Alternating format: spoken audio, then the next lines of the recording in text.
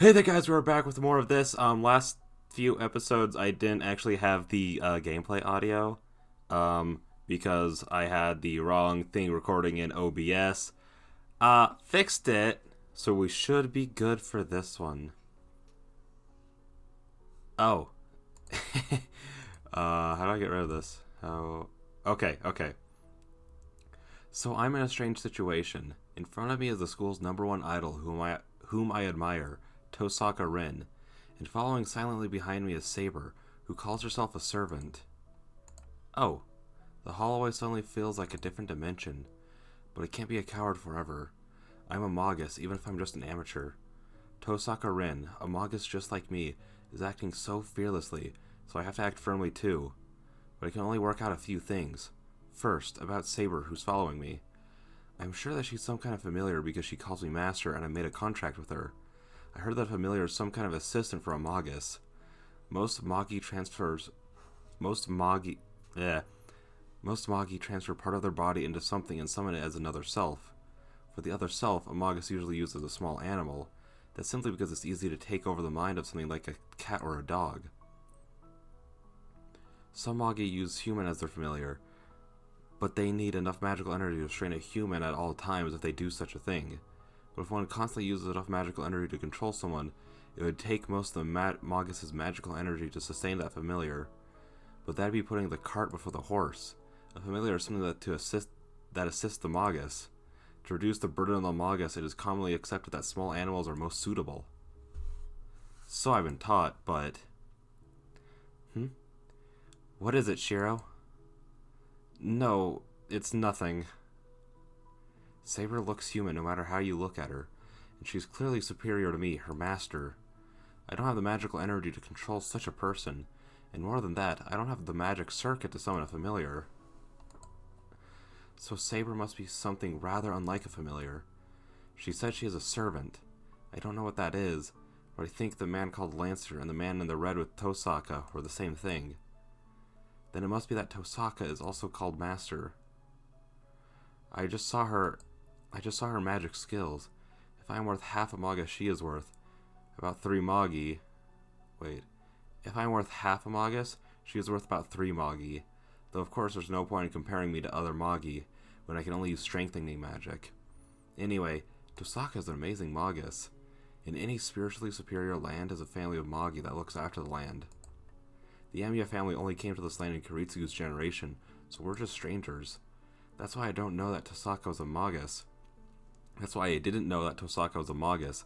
I'm sure Tosaka didn't know that I knew magic. There are several Magi in this town that I don't know about. If Lancer is the familiar of another Magus in this town, then does it mean that I stuck my head into a conflict between Magi? Wow, it's pretty big, It's pretty big. Japanese style is unusual for me. Oh, is that the living room, Amiya-kun? Saying so, Tosaka goes into the living room. Let's stop thinking for now. Let's just listen to Tosaka's story. I turned the lights on. It's already past 1 in the morning. Oh, it's so cold!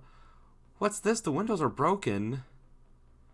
I couldn't help it. I was attacked by this Lancer guy. I was just desperate. Oh, I see. Then you were fighting him alone until you summoned Saber. I didn't fight him. He just beat me up. Oh, so you don't try to show off, huh? I see. You're really just as you appear, Amiya-kun. Tosaka walks over to the broken window. Tosaka takes a piece of the shattered glass, takes a look at it, and... I'm not going to try to say that.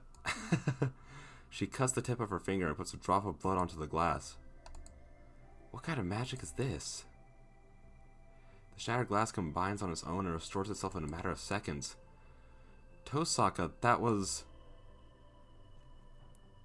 It's just a small demonstration. It won't be enough to repay you for saving me, but I have to at least do this much. Well, I'm sure you would have fixed it even if I hadn't. But that's just a waste of magical energy, right? All you really have to do is replace the window. But we don't want to talk in this cold, do we? She said so as if She says so as if it's something natural. But needless to say, her skills are beyond my understanding. No, that's amazing, Tosaka. I can't do that sort of thing, so I'm glad you fixed it. Huh? There's no way you can't fix it. Handling glass is so elementary. Destroying glass that broke a few minutes ago is only like an admission test for any school, right? So that's how it is. I was only taught by my father, so I don't even know the basics or the elementary stuff. Huh? Tosaka freezes. Damn it. It seems like I said something I shouldn't have. Wait. Then you're saying you're just an amateur who can't even run your own workshop? I don't have a workshop. Well, I do have that shed as my training area, but I think Tosaka would get mad if I called that my workshop. I think it's impossible, but I'll ask anyway. Could it be that you don't know how to handle the 5 main elements, or how to make a pass? I honestly admit that I don't know. Wow, that's scary. She's so beautiful usually, so she looks pretty. So she looks pretty scary now. I'm doing such a terrible job of reading today. I apologize. Then what are you? Just an amateur? That's not true. I can at least use strengthening magic. Strengthening? That's an awfully odd magic. So you can't do anything other than that? Tosaka glares at me. Well, to be honest, probably not. Her glare makes my answer vague. Jeez, why did Saber get summoned to a guy like this? She sighs. It makes me mad. I haven't been playing around. I know I'm an amateur, but I don't think it matters right now. Well, I don't care. There's no point in complaining about what's already happened. More importantly, I have to pay back my debt right now. Tosaka takes a breath. Well, I'll begin. Amiya-kun, don't you know what kind of situation... You don't know what kind of situation you're in right now, correct? I nod. I thought so. Well, I could tell easily, but I have to confirm, right? It's only putting flab on my mind if I tell someone that already knows about it. I think that was a weird phrase, but I stay quiet, as I think she'll beat me up if I make fun of her now. To put it bluntly, you have been chosen as a master. You have a holy sign on one of your hands, right? On your hand or on your arm. There are personal differences, but there should be 3 command spells engraved that is the sign of a master. On my hand? Oh, this. Yes, that is also a spell that rules the servant, so take care of it. It's called a command spell. You can retain control over your servant as long as you have it. What do you mean, as long as I have it? The command spell is an item of unconditional obedience. I think you've already realized that servants have their own will, but that mark overrules their will and makes them obey your command. There's no spell needed to activate it, and it will be activated when you put your mind to using it. But you'll lose one every time you use it, so make sure you only use it twice. If you lose all your command spells, you'll be killed, so be careful. What? I'll be killed? That's right. It's fundamental in the Holy Grail War for masters to kill each other. For masters to kill other masters. The master that kills the other 6 masters is awarded with the Holy Grail. What? Hold on. I don't understand what Tosaka's talking about at all. Like the part about masters killing other masters, the part where the winner gets a Holy Grail. Wait, does she mean that Holy Grail? You still don't understand? To put it simply, you've been dragged into a game. A survival game between the 7 masters. A game called the Holy Grail War. A battle royale between the masters that won't end until you kill all other masters. Tosaka Rin states so as if it's the most natural thing in the world. The phrase swirls in my head. I have been chosen as a master? Tosaka says she is a master. Familiars called servants, and a battle to the death between other Magi called the Holy Grail War. What? What is that? What are you talking about all of a sudden? I understand how you feel, but I'm just telling you the truth. Besides, you should understand deep down. You should know you're in a situation you can't run away from, having been almost killed by that servant twice now. That's... Certainly I was almost killed by that Lancer guy, but... Oh no, that's wrong. In fact, you weren't almost killed. You were actually killed. I'm surprised you're alive again. Tosaka's comment finishes me off. That's right. That guy killed me and I certainly died. No excuse or negotiation was possible. I was just someone who had to be killed.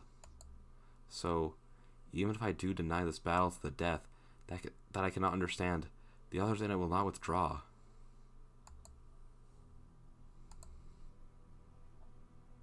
Do you get it now? Then I'll go on. I don't exactly know what the Holy Grail War is, but I know that every few decades 7 masters are chosen and given servants. I'm chosen as the master. That's why I made a contract with a servant, and you made a contract with Saber. Think of the servant as a familiar, given to you by the Holy Grail to win the Holy Grail War. Okay, so... none of that footage got recorded, but you still have my voice. That's all that matters, since it's just like me reading stuff. And then as soon as I started recording footage and my audio again, because my audio also got shut down, but that I was able to recover that, my dog had to go outside, so we're just restarting this again. Yeah. Let's just get back into it. Tosaka's description is just too brief for me to understand. But there's one thing I wonder about. Hold on. You say Saber is a familiar, but I'm not convinced. Familiars are things like cats and birds, right? Well, I do hear that some use human ghosts, but Saber has a body. Besides, she doesn't look like a familiar. I glance at Saber. Saber is quietly listening to our conversation. She looks just like a human being. I don't know her identity, but she's a girl about my age. Just having a girl like that near me is more than enough, so I don't... Oh my gosh, my dog's ready to come back into... Okay.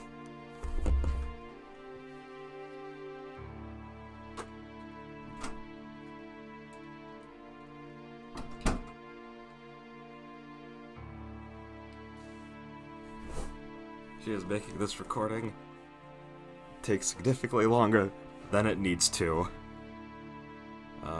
Just having her near me is more than enough, so I don't get when she tells me that Saber is a familiar. Besides, my heart is pounding right now. Familiar, huh? Well, servants are in that category, but they're on a different level.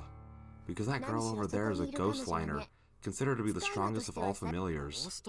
Ghostliner is a phrase I have never heard before. Ghostliner? Then do you mean she really is a ghost? A human ghost that stopped living a long time ago. The remaining minds of those with strong abilities who remain in this world even after they die. That doesn't make any sense. A ghost doesn't have a body. A ghost can be only hurt by ghosts? What? Why does Shiro know so much about ghosts? So as I have a body, a ghost shouldn't be able to kill me. A ghost, huh? She's similar, but Saber would kill you if you compared her to one. Servants are heroes of the past given bodies, beings surpassing humans, more like spirits. Huh? Heroes of the past given bodies?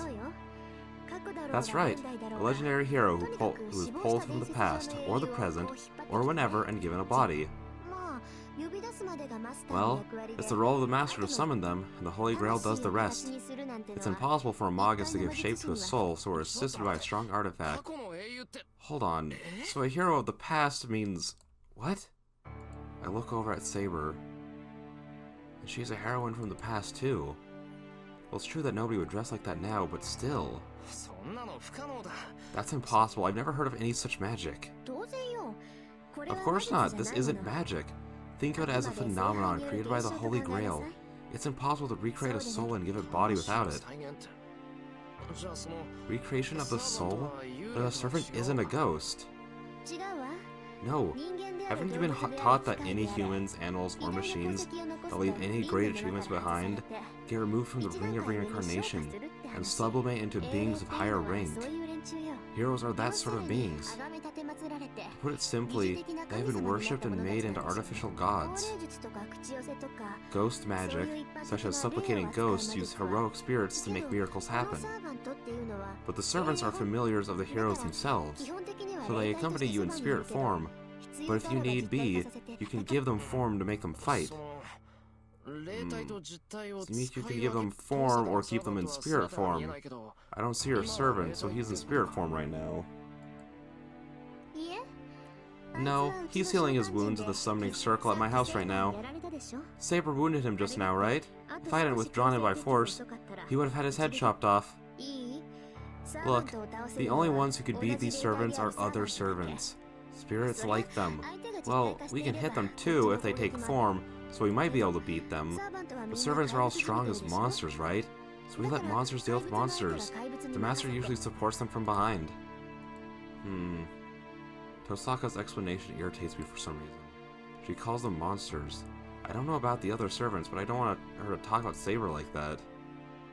Anyway, someone who becomes a master must kill all the other masters using a servant. Do you understand it so far? In other words, in words, yes, but I'm not convinced. To begin with, who started such a thing and why? That's not something I know about, nor should I answer. You should put that kind of question to the one overseeing the Holy Grail War. The only thing I can tell you is that all you can do now is to fight. And servants are powerful familiars, so you should use them wisely. Tosaka says so, and now turns to Saber. So from what I hear from Emiya-kun, you must not be in full form, Saber. You were summoned by an apprentice Magus who has no idea how to be a master. Yes, I'm not in full form as you say. Since Shiro does not have the magical energy to give me form, it'll be difficult for me to turn into a spirit or to replenish my magical energy. I thought one of the reasons I turned into spirits was to conserve magical energy, so I don't know why Shiro not having a lot would restrict her from turning into a spirit. I'm surprised that you were in that bad of a state. But I didn't think you'd tell me honestly. I was wondering how I ought to find out your weakness. I do not wish to let others know of my weakness, but I do not think I can fool you. It would be meaningless to hide our situation from you. So it will be better for us to tell you of our situation and have Shiro better understand the situation he is in right now. Correct. And you do have a good personality too. Jeez, I'm regretting it even more. If I was your master, I would have certainly won this war. Tosaka clenches her fist with anger. Tosaka, do you mean I'm not fit to be her master? Of course not, idiot! Wow, she just said something that any normal person would have trouble saying. What? Do you have any more questions? And she doesn't realize it. Her honor student image from school crumbles inside of me. Good going, Issei. Tosaka certainly shows no openings, just like a devil. Well, we're done talking, so let's get going. Tosaka suddenly says something strange. Huh? Go where? We're going to see the guy who knows all about the game you're involved in. The Holy Grail War. You want to know the reasons behind the Holy Grail War, right? Of course, but where is it? It's already so late. It'll be fine. It's in the neighboring town, so we should be back by dawn. If we hurry. And besides, it's Sunday tomorrow, so it should be fine to stay up late. No, that's not the problem. It's just that a lot of things happen today, so I want to have rest and think about them. What? You're not going? Well, if you say so, but what about you, Saber? Tosaka asks Saber. Hold on, this has nothing to do with Saber. Don't push her. Oh, you're already feeling like a master. You don't want me talking to Saber? That's not it. It's just that if what you said is true, then Saber was a heroine from the past, right? So she wouldn't know about this time since she was just summoned. So... Shiro, that is wrong. Servants can adapt to any time, so I know a lot about this age as well. Really? Yes, this is not the first time that I've been summoned in this age. What? No way. What are the chances of that? Hey, Tosaka's surprised too. So that must mean Saber has said something incredible. Shiro, I agree with her. You lack experience as a master. As a servant making a contract with you, I want you to be stronger. Saber stares at me silently. It's a gentle stare that's worried not for herself, but for me. Alright, I'll go. So where is this place, Tosaka? It's a place we can come back from, right? Of course, we're heading to Kotomine Church. Is it named after him? In the neighboring town. That's where the false priest, the one who oversees this battle, is living. Tosaka makes an evil smile. It looks like she's having fun dragging me around while I don't know anything. It might be prejudice, but I'm beginning to feel like there's a problem with her personality. I don't know if that's prejudice. I mean, she's a mage. They all tend to be pretty messed up in this series. We walk through the nighttime town. It's past 1 in the morning, and there's no one out at this time. The lights in the house are out, and only the street lamps illuminate the street town. Hey, Tosaka, are you planning to walk to the neighboring town? Yeah? The buses and trains have stopped running. A walk at night is good once in a while, right? I see. And if I may ask, do you know how long it takes to get there? Well, it should take about an hour walking. If it gets late, we can always take a taxi. I won't waste that kind of money. Besides, what I mean is, it might be dangerous for girls to walk around at a time like this. You know it's dangerous, right? I won't be responsible if something happens. Don't worry, nobody's gonna mess with us. You may be forgetting, but Saber is really strong. Oh. She's right. Whoever it is, if someone attacks her, they'll be counterattacked viciously. Rin, what was Shiro saying? I did not quite understand. Huh? Well, he was just making a big misunderstanding or being plain stupid. He's saying he'll help us if some pervert appears. What? Shiro is my master. I should be protecting him instead. I don't think he's thinking about that sort of thing. He seems unconcerned about Magi and servants and all. I kind of wonder what's going on in his head. Tosaka and Saber now know each other well enough to talk to each other. Saber has been silent ever since I stopped her from going out dressed like she was. She said she wouldn't take off her armor, so I made her wear a raincoat. She's been quiet ever since. Now she follows me and only speaks to Tosaka. Wait, where are you going, Emiya-kun? Isn't that the wrong way? You need to get to the bridge, right? Then this will be a shortcut. I don't want to walk alongside them, so I quickly make my way to the small side road. They follow me without objection.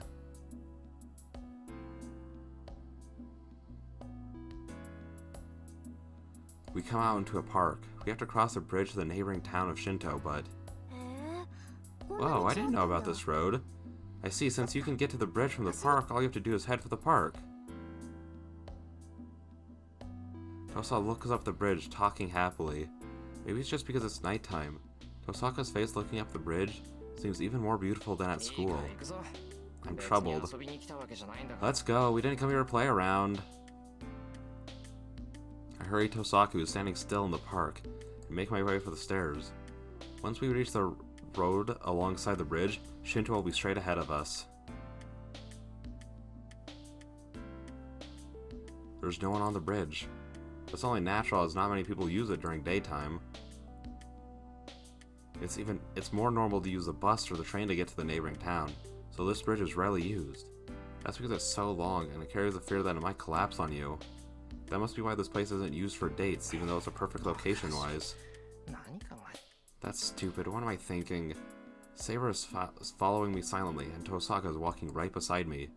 Trying to ignore them, I hurry across the bridge. Beyond the bridge, Tosaka leads us into the suburbs. When I think about Shinto, only the office buildings in front of the station come to mind. There are streets from older times once you get away from the station. The suburbs are the most extreme of those.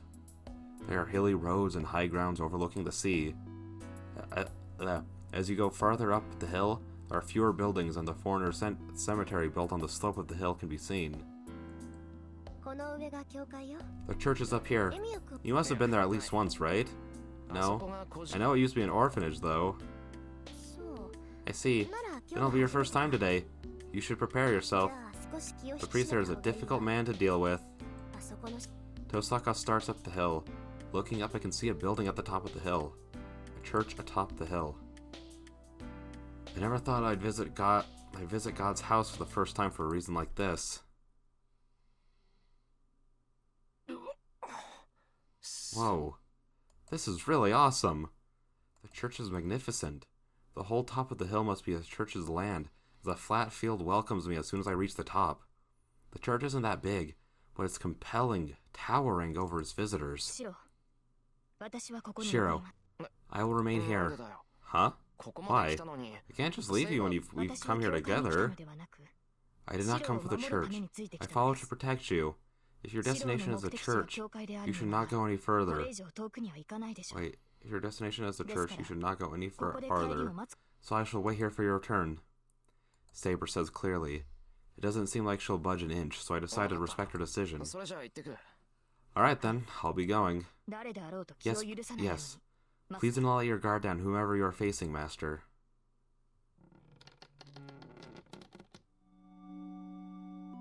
It's a large, impressive chapel. Since it's so large, many people must come here during the day. If he's entrusted with such a church, the priest here must be a man of character. Tosaka, what kind of person is the priest here? It's kind of hard to explain. I've known him for 10 years, but I still can't grasp his character. You've known him for 10 years? That's a pretty long relationship. Is he a relative of yours or something?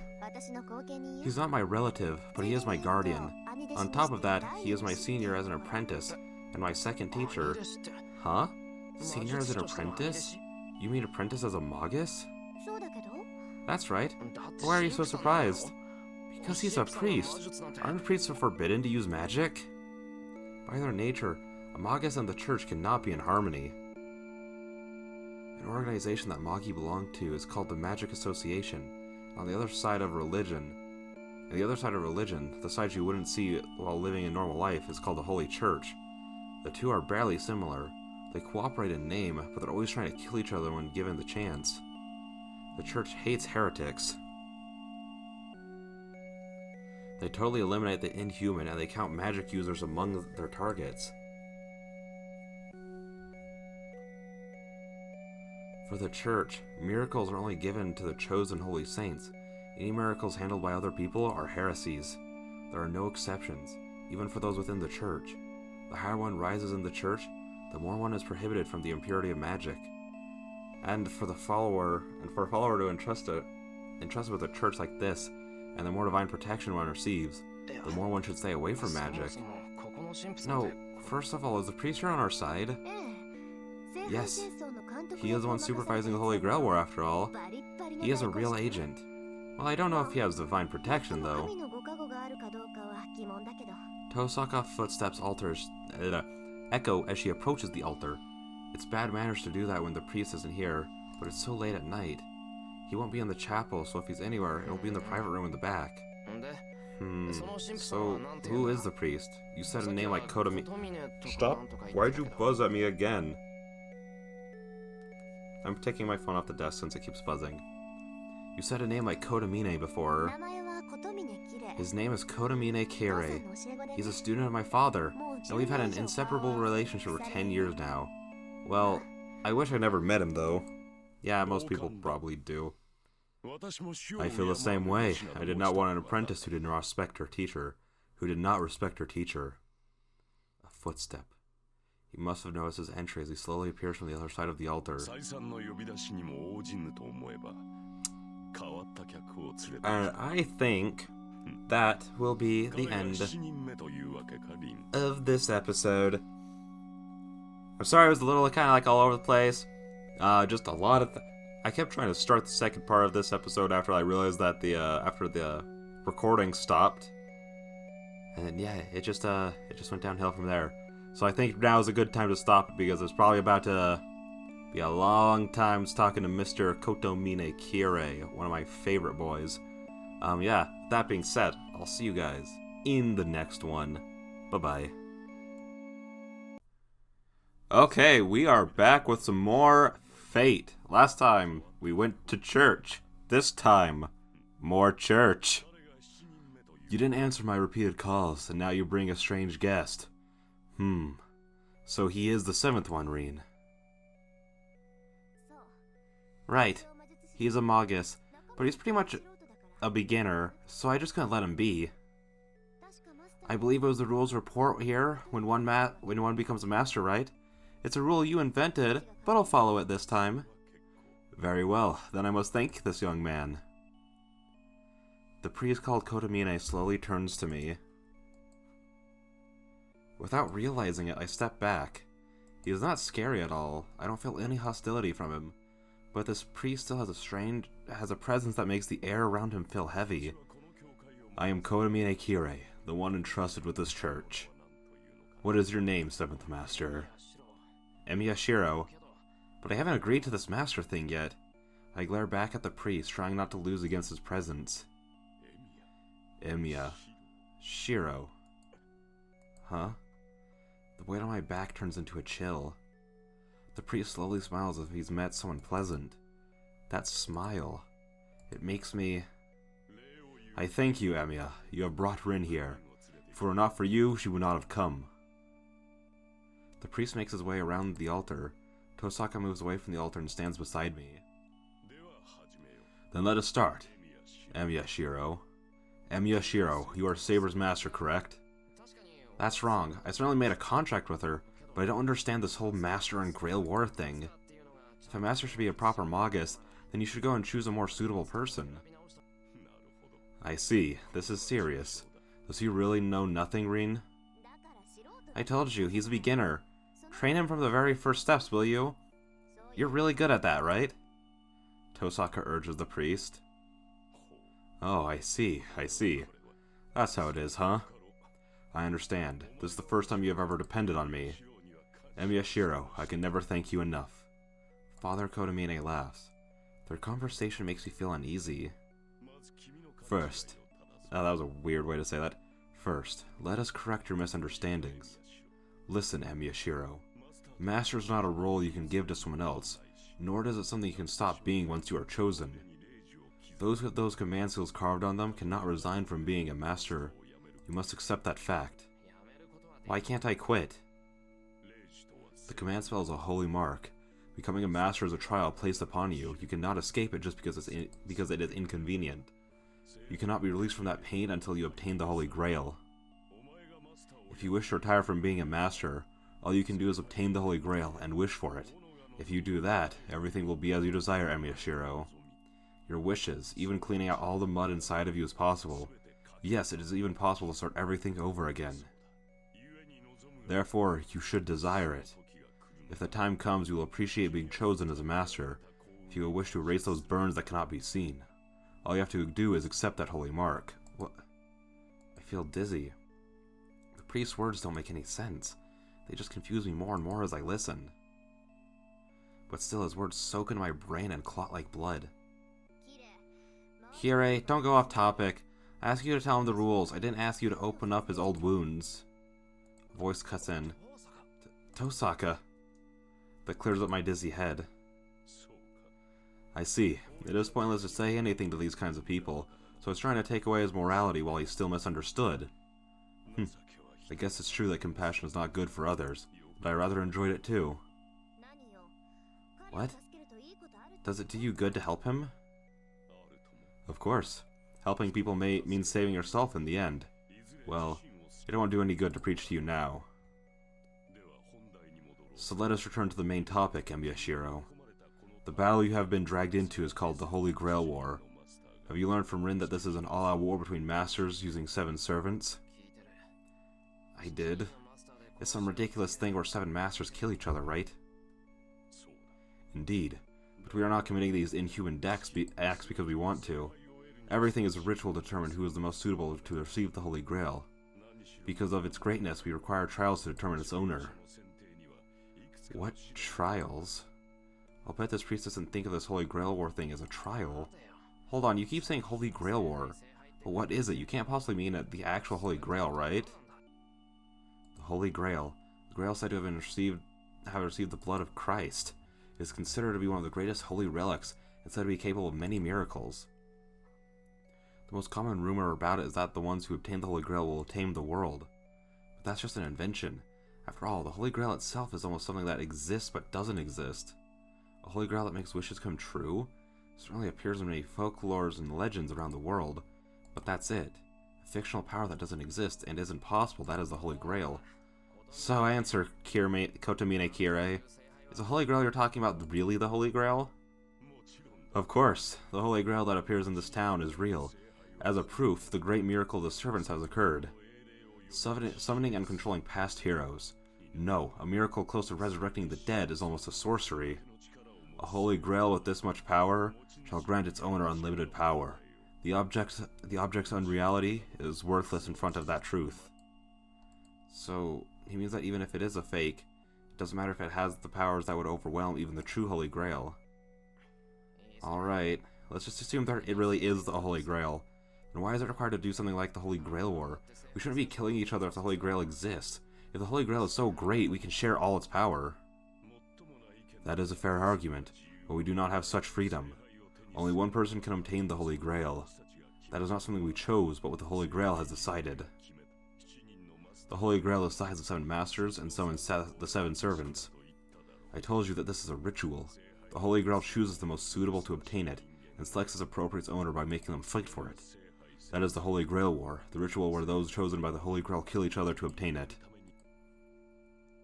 The priest speaks plainly. I have no rebuttal, and I look down at my left hand. There is the mark they call the command spell. It must mean that as long as I have this mark, I cannot quit being a master. I'm not convinced. Even though only one person can be chosen, I don't like the idea that all we can do is kill the other masters. Huh? Hold on, you're misunderstanding if you think that you have to kill...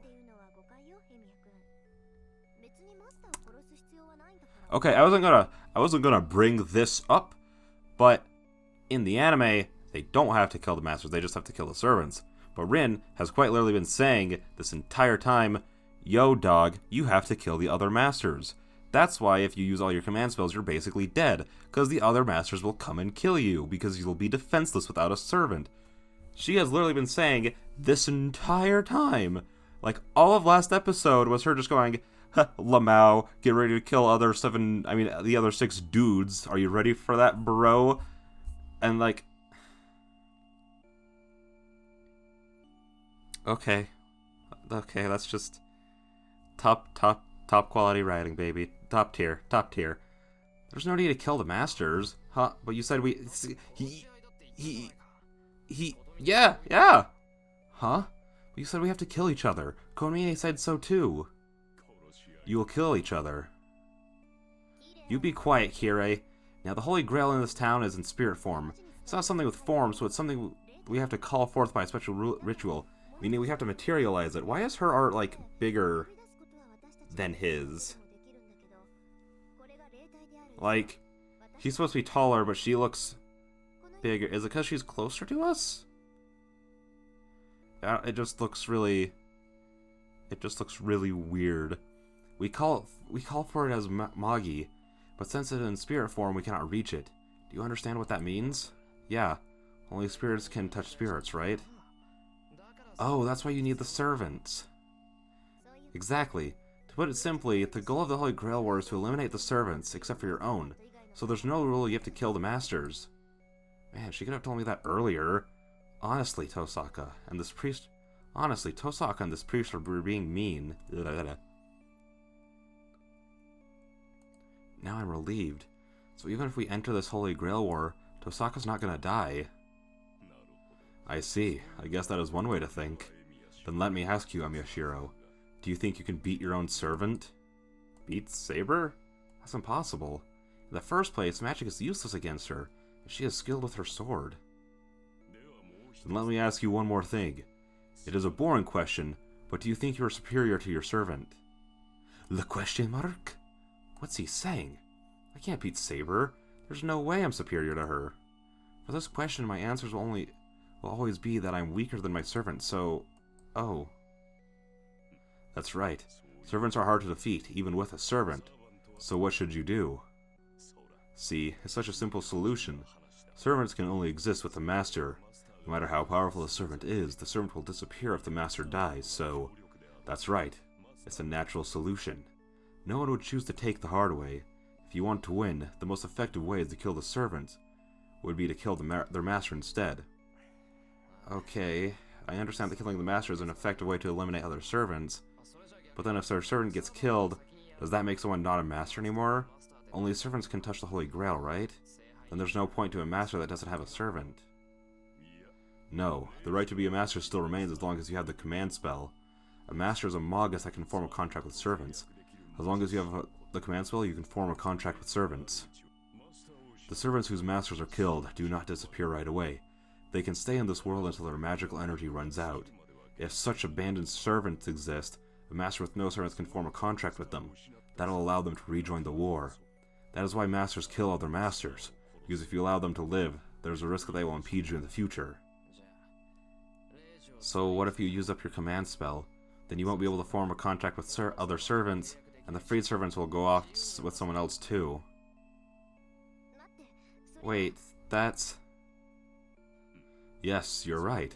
If you use up your command spell, you will be liberated from your duty as a master. However, I do not think a Magus exists that would waste a command spell that allows them to use such powerful magic. If there exists such a Magus, he isn't even an amateur, but just a chicken. The priest laughs as he knows what I'm thinking about. I'm annoyed. That priest is making fun of me. I think he's trying to provoke me. You must understand now, so we'll finish the explanation of the rules. Well then, let's return to the beginning, Yashiro. You said you have no intention of being a master. Do you still feel that way? If you want to abandon your responsibility as master, that is fine too. I want to put this off to the side just in case it gives us, like, a choice. I don't want to accidentally press something.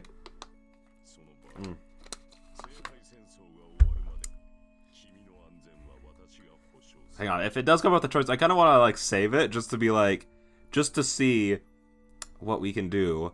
Because I'm just curious, like, will the game just end if we, like, say no to being a master? As you have realized, you may use up your command spell to end your contract with Saber. In that case, I will guarantee your safety until the Holy Grail War ends. Hold on, why do you have to guarantee my safety? I can protect myself. I do not have enough free time to care for you either, but this is one of the rules.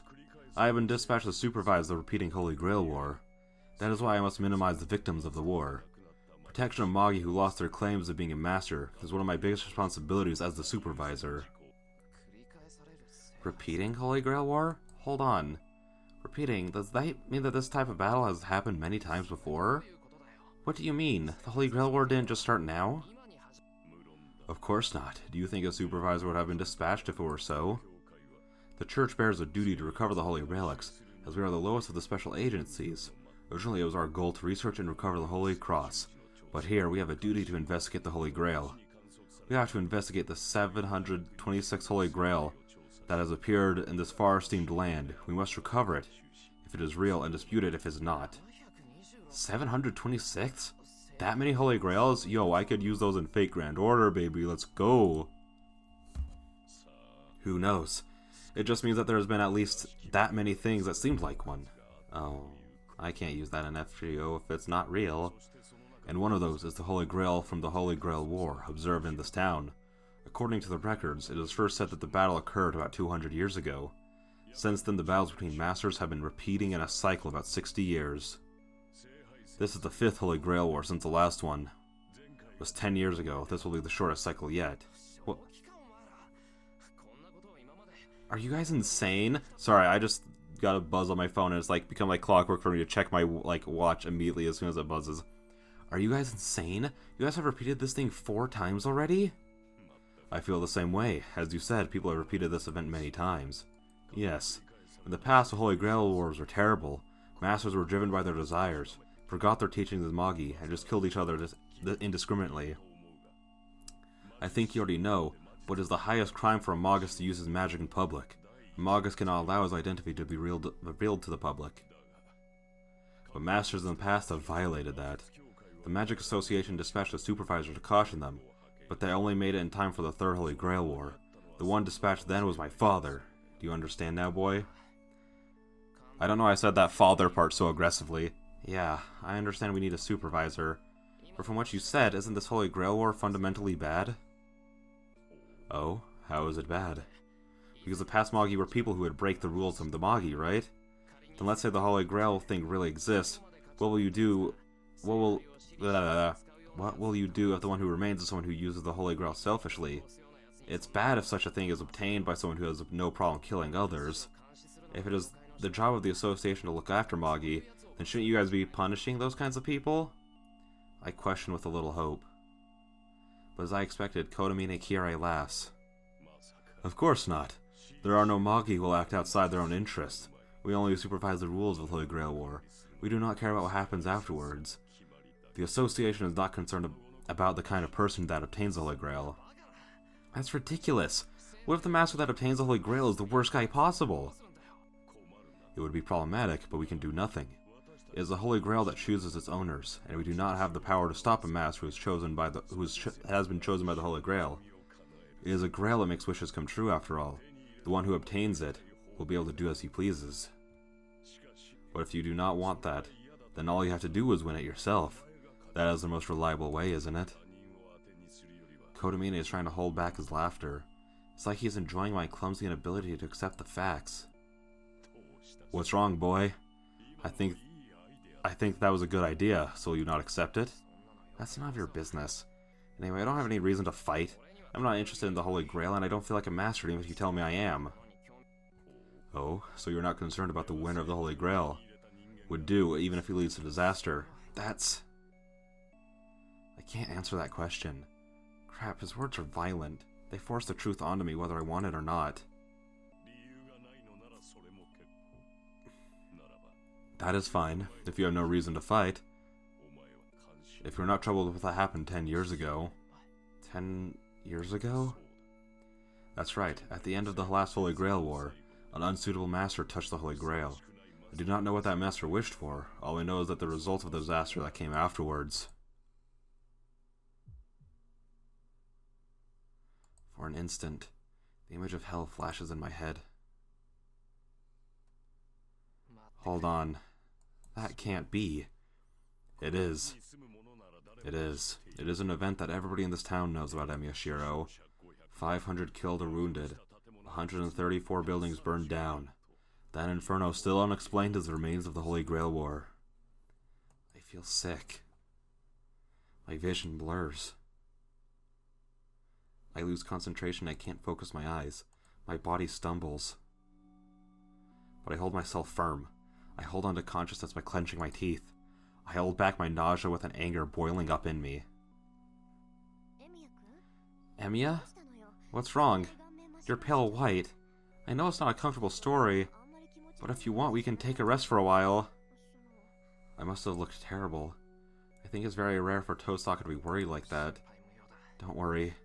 I feel better after seeing your weird face. Hey, just what is that supposed to mean? Oh, I have no hidden intentions. I meant it literally, so don't worry about it. Well, fine. Hey, that's worse, you big oaf.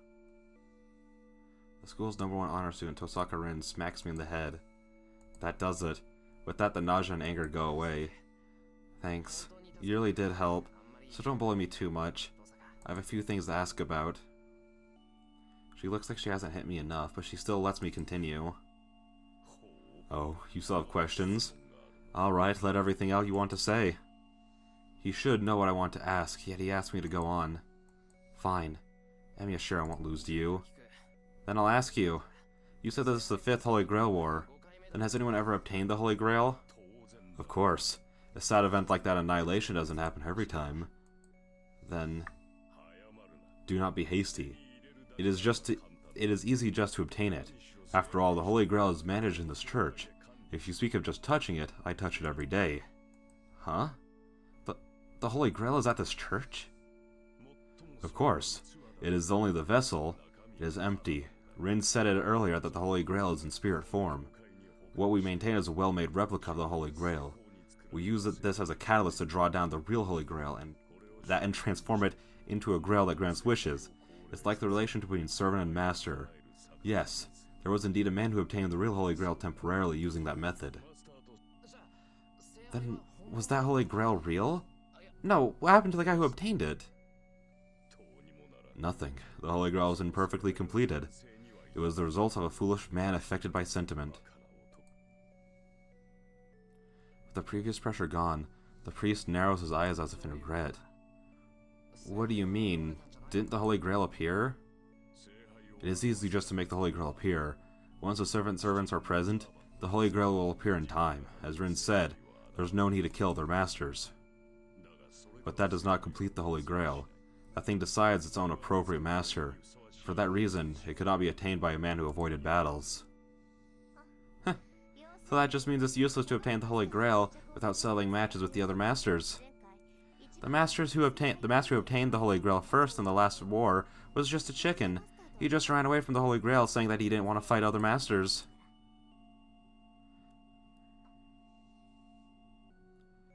So saying Tosaka... So saying Tosaka looks away from Kotomine. No way. Does that mean Kotomine was one of the masters in the last war? And they retired because he refused to fight in spite of attaining the Holy Grail? Kotomine, you didn't fight? I did until halfway, but I made a bad decision. As a result, I only obtained an empty Holy Grail.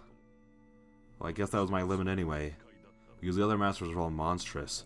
I lost my servant first and was taken under my father's protection. Come to think of it, it is inappropriate for a son of the supervisor to be chosen as a master. Father died at that time. Since then, I have succeeded the role of the supervisor, and I protect the Holy Grail at this church. Saying that, the priest called Kotomine Kirei turns around. Before him stands a symbol of worship. That is the end of our conversation. The only ones qualified to obtain the Holy Grails are those who have servants. When there's only one of you left, the Holy Grail should naturally appear in front of you.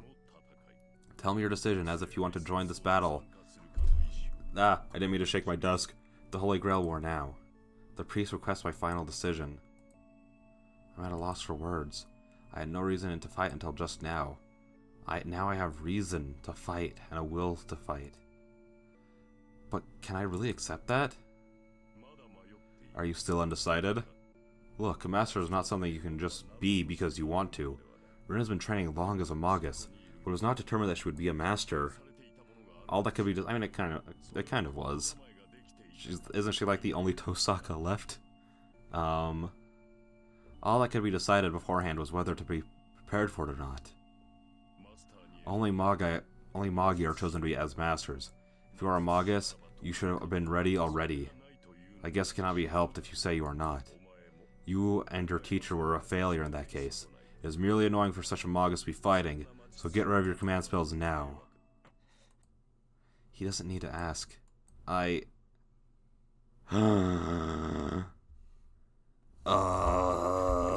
is revoke the command spell the first option?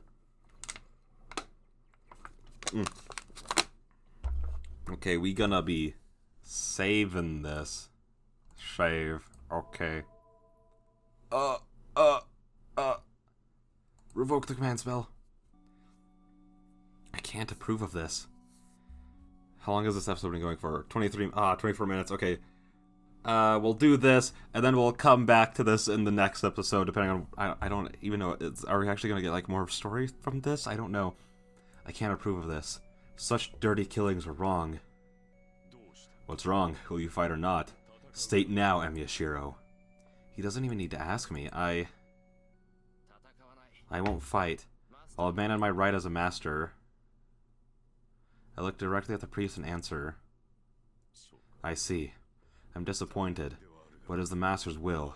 Emiyashiro has abandoned his rights as the master and withdrawn from the Holy Grail War. Is that acceptable, Rin? The priest addresses Tosaka, not me. Tosaka answers. I don't care. If that's Emiya's choice, I can't say anything about it. I'll take that sense of guilt as a yield. Then let us begin right away, Emiyashiro. Put out your left arm. Fine, what are you gonna do? It should be quick. I am merely erasing the command spell on your arm. There are two factors causing masters to be masters. One is the contract with their servant, and the other is the command spell on your arm. I should not have picked this voice for Kirei. It is killing me. You'll be freed from the Holy Grail War if you lose both of these. The priest takes my left arm and... This will hurt. Try to relax. With a plunge, grips...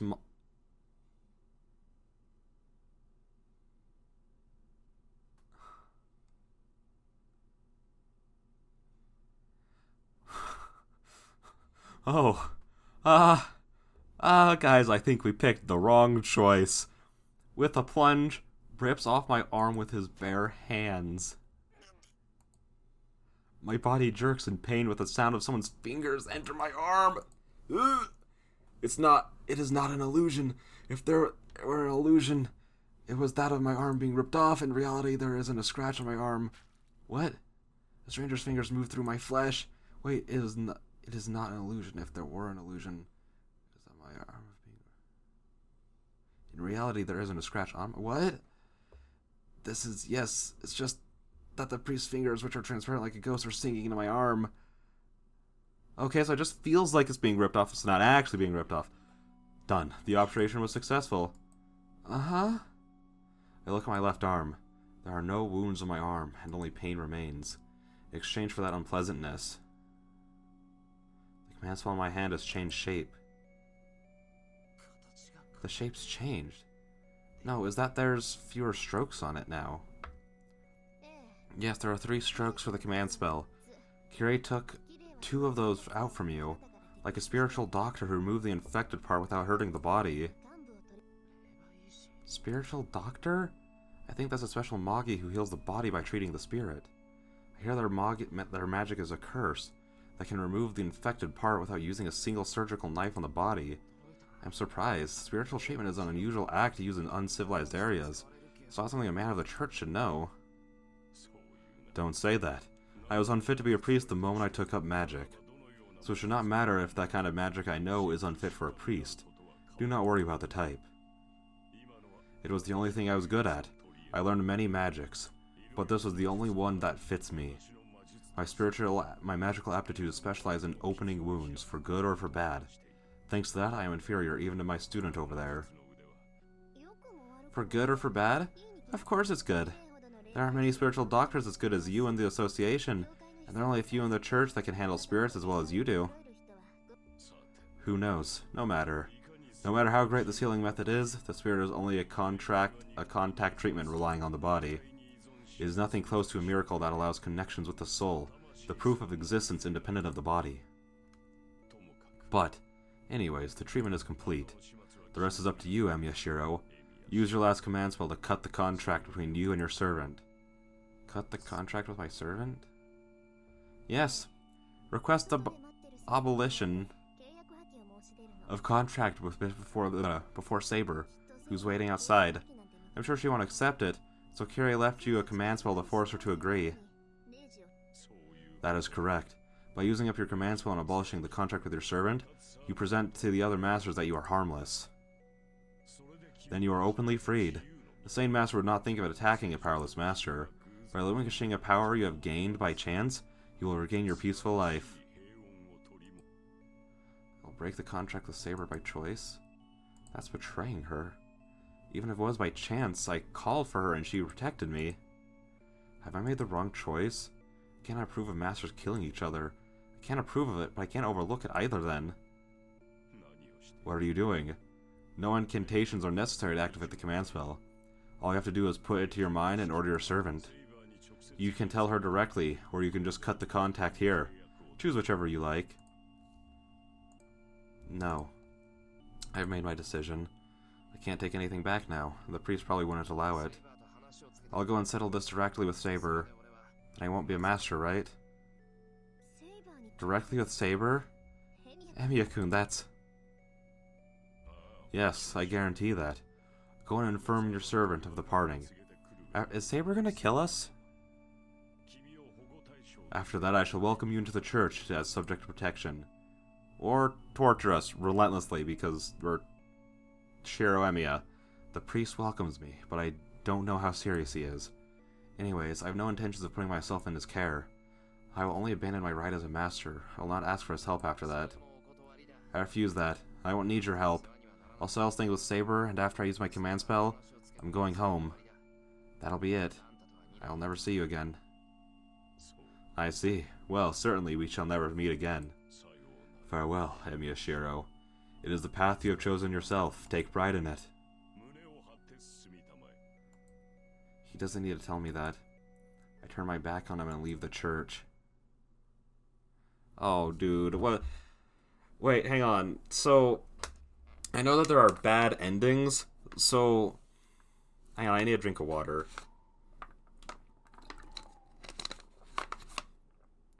Since we're not going to stay here for protection, one of two things is going to happen.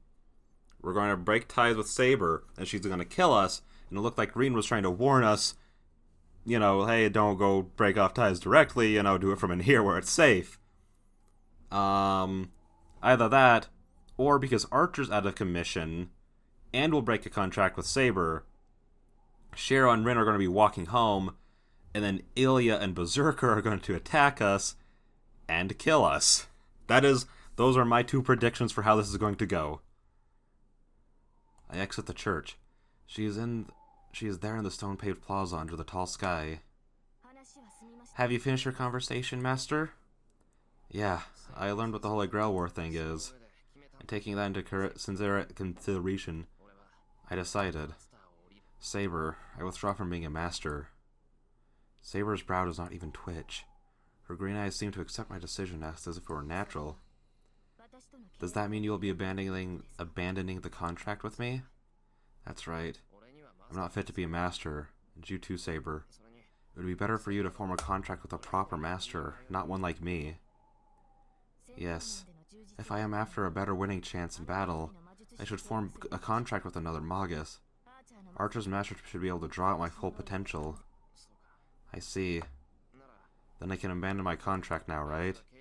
I'll use the command spell to cancel the contract so you'll be free. Shiro, I will ask you only once. Will you not change your mind about your intention not to be a master?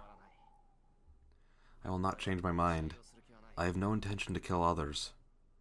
I say so looking directly at Saber, and at that time,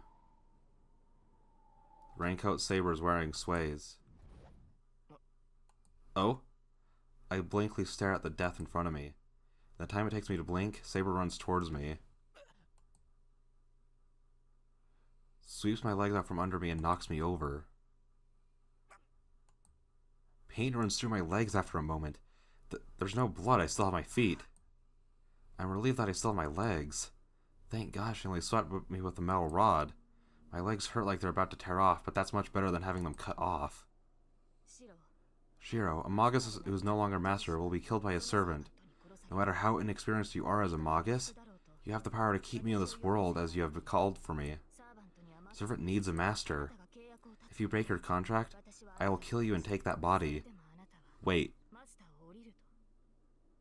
What? I will kill you and take your body? She's going to use his body for Does that even work? I mean, I don't see why it wouldn't. But if... No, well, no, that shouldn't work, because the whole thing is like, you kill a servant, you kill a master to take away a servant's magical energy supply. So if a servant could just continue to use their master's body, then killing a master would honestly be almost better for a servant, because they wouldn't have to follow their master's orders, and they could just do whatever they want without being impeded. Granted, they lose access to the command spells, which are used to can buff a servant, at least as far as I'm pretty sure it can. Based on everything I've consumed of Fate, it should be able to.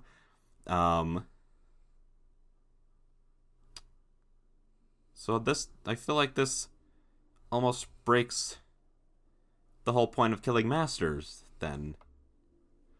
Do you still say that you will abandon your rights as a master? I look at Saber, concentrating my fading consciousness. There's no enmity or murderous intent in Saber's expression. As natural as it is to breathe. Saber would kill me without emotion to stay in this world. But still. That's right. Even if I were to change my mind, I can't do it. Not because I only have one command spell left. I refuse to fight. I refuse to become a master. Having such a person as your master would only result in defeat. No matter how it came about, my mind gave up. If I have refused to battle once, the second time must be the same. I would lament every time I faced danger that I should not have entered battle. It would be bad for both you and me to make such a person your master. Then you do not mind being killed by me here? I cannot be a spirit. If I cannot absorb your soul, your body will face a painful death. You are going to accept that? If I cannot absorb your soul, your body will face a painful death. Of course not.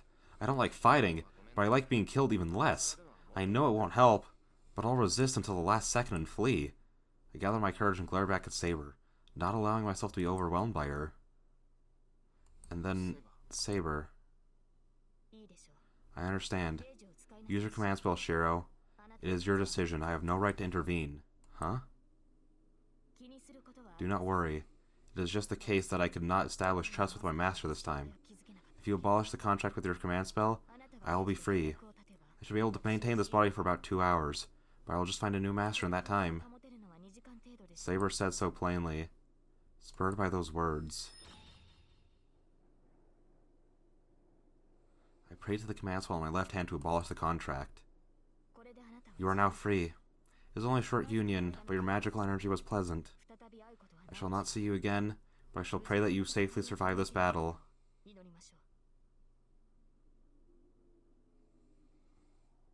The silver armor recedes. Without realizing it, I almost tried to call after her, but I stopped myself before I could do such a stupid thing. I'm not permitted to call out her name. She did not blame me for selfishly abandoning the contract, and she cared for my safety to the end. Since I have rejected her and backed out of the Holy Grail War, I cannot call out to her and stop her. So, Ilya and Berserker are just going to kill Shiro and Ren now. That's cool.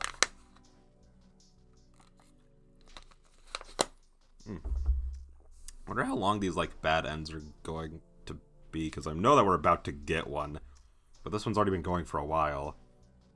It is a silent night. Even though it's past midnight, the town is too silent. To be honest, it's eerie. I don't think I'm exaggerating. I think that word is very suitable for this atmosphere. Man, I wonder when it started to be like this. It's obvious. The Holy Grail War. The secret battle between the 6 Magi is settling the life out of this town. Stealing the life out of the town. My chest starts to hurt. The chest that was stabbed by Lancer only a few hours ago is aching. Let's go home. What good will it do to go back to the church now? Enduring the pain in my chest, I head home. I think about what I should do once I'm home. I should be able to calm down if I go home, take a bath, and relax a bit. But I'll think about what I should do when I get home. That thought itself was a mistake. Huh? Like a bad dream. It tells me that there's no road ahead of me. I see. You're alone now, brother. I'm not gonna do Oni-chan. You guys don't get that. I raise my head at the girl's voice. Under the blue moon? Oh. On top of the hill that should lead me back home are a girl and a strange figure. And they burst. I didn't even have a chance to see it. Scream nor turn and run. The black giant standing there swings his weapon upwards, and just the sheer force of the weapon moving causes my arm to... Oh, now he really has his arm ripped off. Oh. Oh, I don't like that sound. It flew off. It flew off. One of my arms flew off. It flew off from the shoulder and blood is spilling out like crazy, and the road behind me is red, like red paint smeared on it. And bones are sticking out of my shoulder. Berserker, I don't feel like playing chess, so just squash him. I mean chase, not chess. I roll. Both my legs are bent as if sitting Japanese style, but they are bending the wrong way with my feet bending forward and my knees down. My thoughts cannot catch up to the events. My thoughts cannot catch up to the events due to the pain. Berserker? I definitely heard that. Then the monster in front of me. You're well-mannered, Oni-chan. Oh, fuck! You're well-mannered, brother. I know that I know that it's that thing called assisted suicide, right? I know that. It's that thing called assisted suicide, right? My grandfather said that Japanese people are a neck-cutting tribe who die by having their necks cut off while sitting Japanese style. I begin to pass out. The girl's innocent voice doesn't match the situation. I look up. I can't breathe. One of my lungs has been blown about 50 meters behind me. Ugh. I fall onto the ground on my back. Both of my legs have become like a caterpillar's, and they're broken so they can't move. So I use my remaining left arm to drag myself away. Oh, you can still move? But I'm so sorry. You can't run away now. Besides, it's useless even if you do get away. Because even if you do, that body of yours will die in a matter of seconds. My body feels light. I've lost over half my blood already. It's amazing I'm still conscious. My brain is starved of oxygen and should have stopped already. But you can be relieved. It's no fun if you die that easily, right? So I gave you a small hand. Brother, Brother will stay conscious no matter how much it hurts, or how much you get destroyed until I crush your head. So, even if I do this, you'll be able to writhe like a living thing.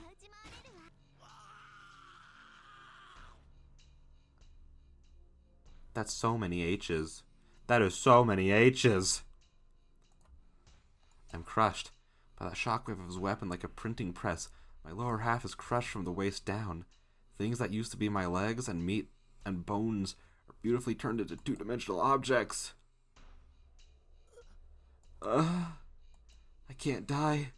There's only blood left in my head and my body does not function.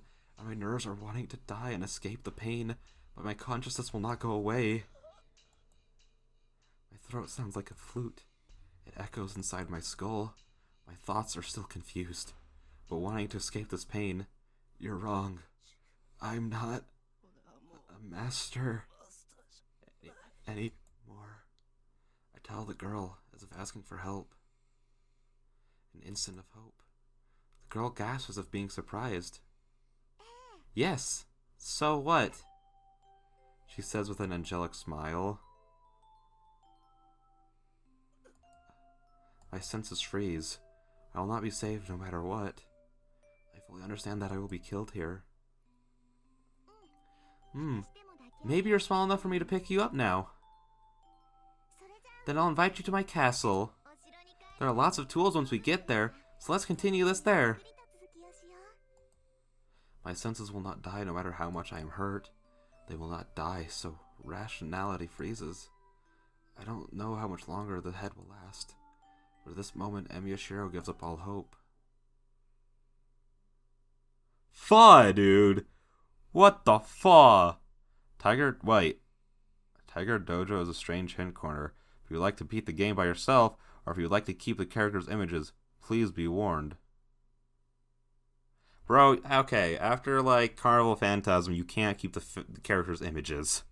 I do like that it says that, though, like, hey, if you don't want, like, the characters' images to be, like, lost, then don't do this. But I've heard about this. I don't know what it is, though. This is Tiger Dojo. Take the advice. It's just going to be like, hey, don't be a little pansy and fight, loser. Something like that. What? This is not... It completely changed format. What is this? Hello, is everyone doing fine? An hour of gaming a day. For all of you who died so easily, this is the assistance corner that solves all your problems in a flash. The Tiger Dojo. So, first of all, I would like to ask you what the meaning of this corner is. It totally destroys the mood of the actual story. Answer, senior student. This dojo is the backstage that always saves the dull and stupid. The dull and stupid Shiro. It can be said that this is the central foundation that supports Fate itself. It would not be an exaggeration to call this the main storyline of Fate. Marvelous! Bravo! Oh, marvelous. Oh, bravo. Yes, well done. I think everyone's starting to realize now, but this dojo is an important part of Fate. Everyone, please don't be tricked by those fake heroines that have large parts in the story. If you see a dangerous choice, please choose it. Well, as for this Shiro... Oh man, squashed lower body and only head left. Someone who wouldn't do such a thing must be brutal and cruel. What do you think about that, student? No problem. This is a cute and pop genocide of love. Unsatisfactory. Oh, I made a mistake. This is the result of a weak brother making this particular heroine angry. This is exactly right. In other words, broken samurai code, seppuku, if you turn your back. From now on, please choose cowardly choices like this, as you'll die a lot. Wait, choose cowardly choices? I thought that abandoning the war would be the cowardly choice. But since this is supposed to be a Q&A corner, I shall help you with your problem. Senior student, what is the countermeasure this time? Osu, go back to the choice and choose the other one. Alright, well done. Unexpected deaths like these are set up all over the place, so it's standard to save at choices. Well then, that's it for this time. I shall wait for you at the next practice. See you! Oh, and then we can just load back in. Okay. That was twice as long as most episodes I do now for fate. So let's just not do it. Let's just not continue right now. So yeah, with that being said, next episode we're gonna go back, do that choice again, and probably fight Berserker and Ilya. I don't know how fights are gonna work in this. The way I've always imagined Fate, up until I started playing the visual novel, was that like once it gets to like the fights, it turns into like turn-based combat. I realize now that this is a visual novel, and that's not how this. I always kind of do it as a visual novel anyways, but I heard that like fights were done really well in this, so that's just kind of what I assumed. But that's not the case, as far as I'm aware. So yeah, I am excited to see how that works. And that was really brutal. Gilgamesh did nothing wrong. Anyways, I will see you guys in the next one. Bye-bye. Hey guys, last time we did this was a few minutes ago. I realized at the end of the last episode I said, I'm probably not gonna do another one tonight. Well, I am. I'm doing another one, the same night. Look at me go. Last time, we got tortured. It was very unpleasant. No fun was had, except for from Ilya. And yeah, that's pretty much it. This time, we're going to go with fight. I won't run away. Honestly, this Holy Grail War and Master stuff doesn't seem real to me. But still, if there are only two choices, fighting or running away, I will never run away. The priest said it too. If I am a Magus, I should be ready. That is why I must decide. Even though I am an amateur, Emiya Shiro is a Magus.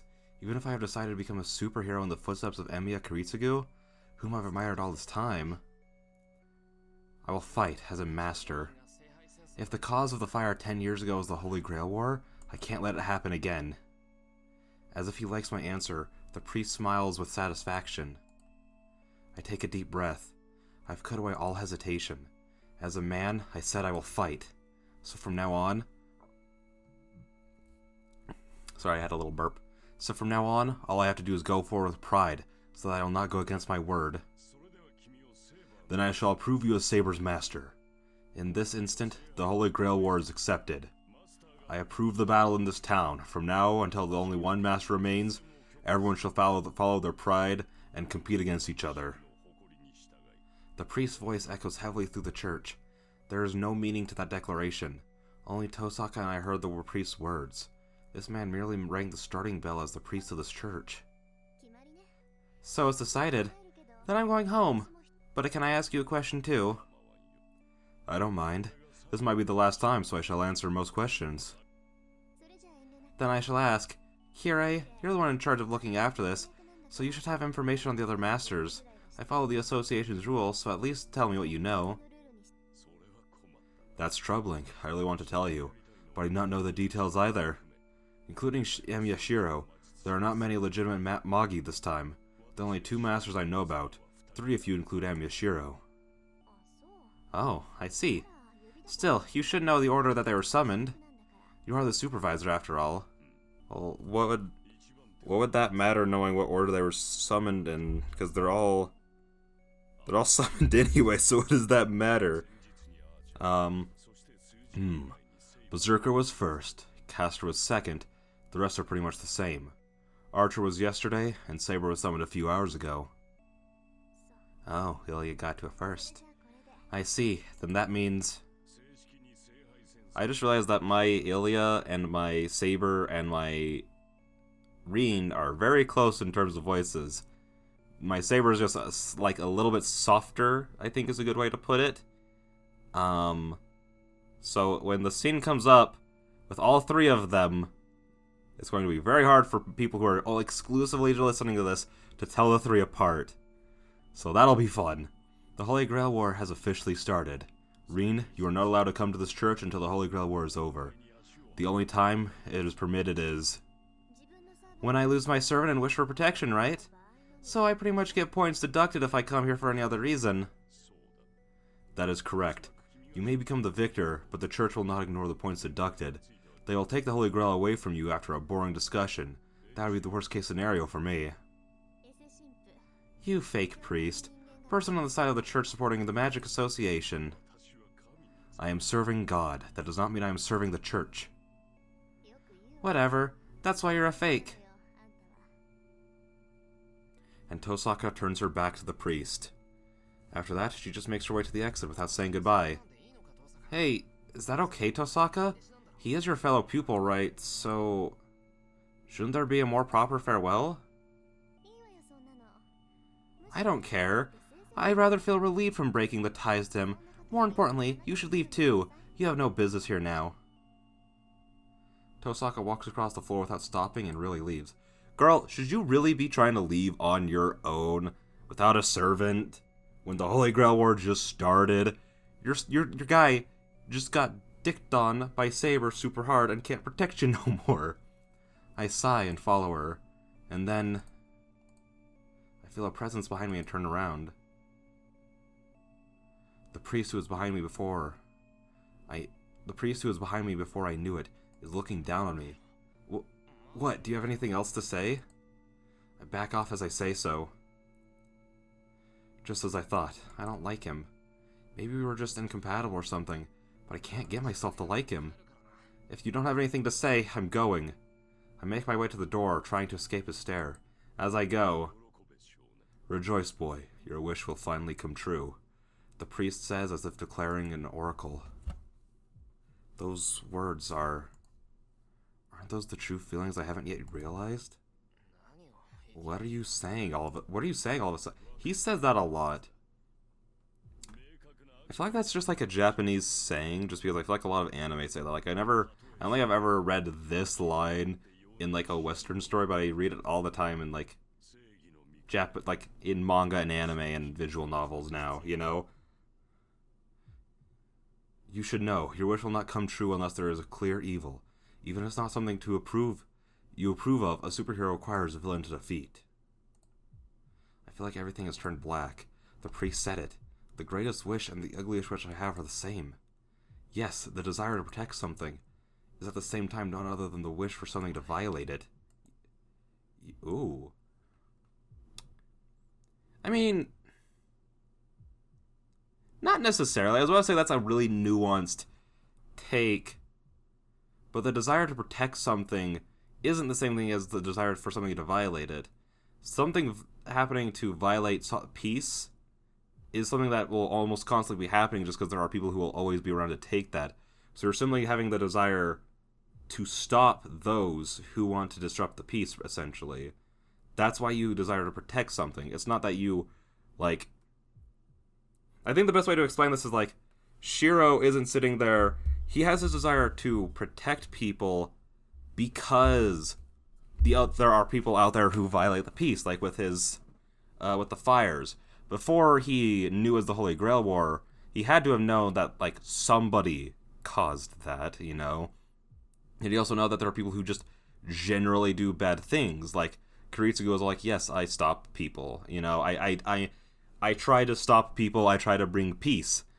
Kiritsugu doesn't have the same desire of, I need there to be villains to stop. He simply wants to stop villains. So it's the same for Shiro. He got that ideal from Kiritsugu.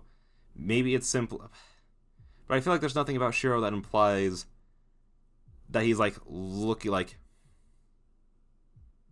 It's hard. I feel like it's hard to explain. I did not mean to bump my thing, but I feel like that take is inherently flawed.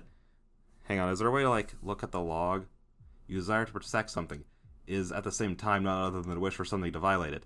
That is inherently flawed because you don't wish for something to violate the peace. As someone who wants to protect people, you don't wish for there to be a problem to solve, but you will choose to solve it. Just like in this situation, like literally in this conversation, I feel, you have Shiro trying to reason, like, hey, like, we don't have to kill the other masters, like, he's trying to, like, it was almost like he was, like, trying to solve a way, if I find a way for this to be resolved without anything bad happening, like, hey, like, if someone, like, really bad gets involved and wins the Grail, you'll stop them, right? Like, that's against the rules, obviously. Like, he's trying to understand the situation better, so then, like, to know how, like, the people who, like, will do bad things are being taken care of. It's not like if, like, let's say he, like, immediately, like, jumped into the Holy Grail where, like, yes, there are people who will, like, disturb the peace, ergo, I must stop them. Then I would absolutely agree with this take that this is how Shiro sees it, but everything based off of how Shiro talks and his internal monologue, which I think is the more important part, is just inherently saying contradiction to that. If anything I just made any sense, I'm sorry if it didn't, but I'm just trying to give this philosophical talk without any prep time at all. I inherently disagree with this claim. I think that they are completely, arbitrarily different things, you know? Not arbitrarily. They're completely and entirely different things. Like, there is a case to be made that some people will be that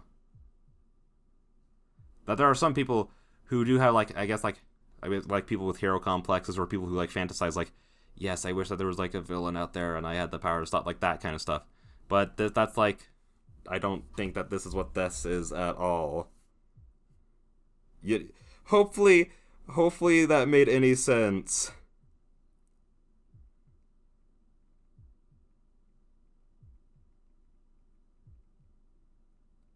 I'm trying to think of a better way to word it. I feel like that's the best I could do.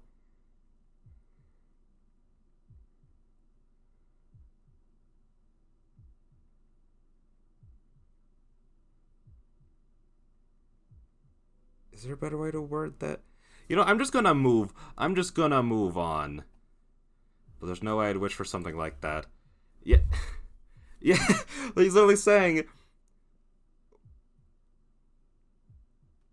He's literally saying what I was just saying.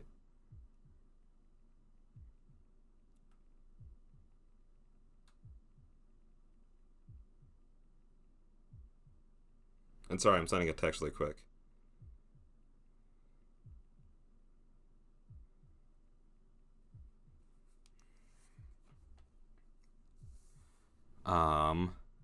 There's no way I would wish for something like that. I don't even remember a moment when I wished for that. Such an insecure wish. Just means the target ideals are inconsistent. But the priest says as if to pierce my heart. Good thing you have an enemy now. No, you don't have to gloss over it. Your worries are right for a human being. I shake off the priest's words and walk to the door. Farewell, Emiya Shiro. This will be my last warning, but take care of on your way home. Your world will change completely from now on.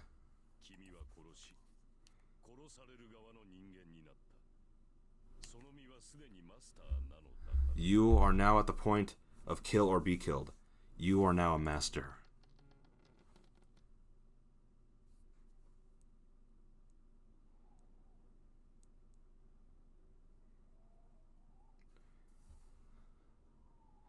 As soon as I leave, the pressure on my shoulder lifts. Certainly you could say that getting away from that priest helped, but Tosaka standing out in her uniform, and the blonde-haired girl in a raincoat standing near her, make a strangely well-matched sight that somehow takes the pressure off me. Saber is silent as always. She's looking at me, so it seems she is interested in the decision I made. Let's go! We're going the same way until we get back to the town. Saying that, Tosaka starts walking. Following after her, we leave the church as well. The three of us descend the hill together. We didn't talk much on our way here, but there's even less talk now. Even dull as I am, I know why.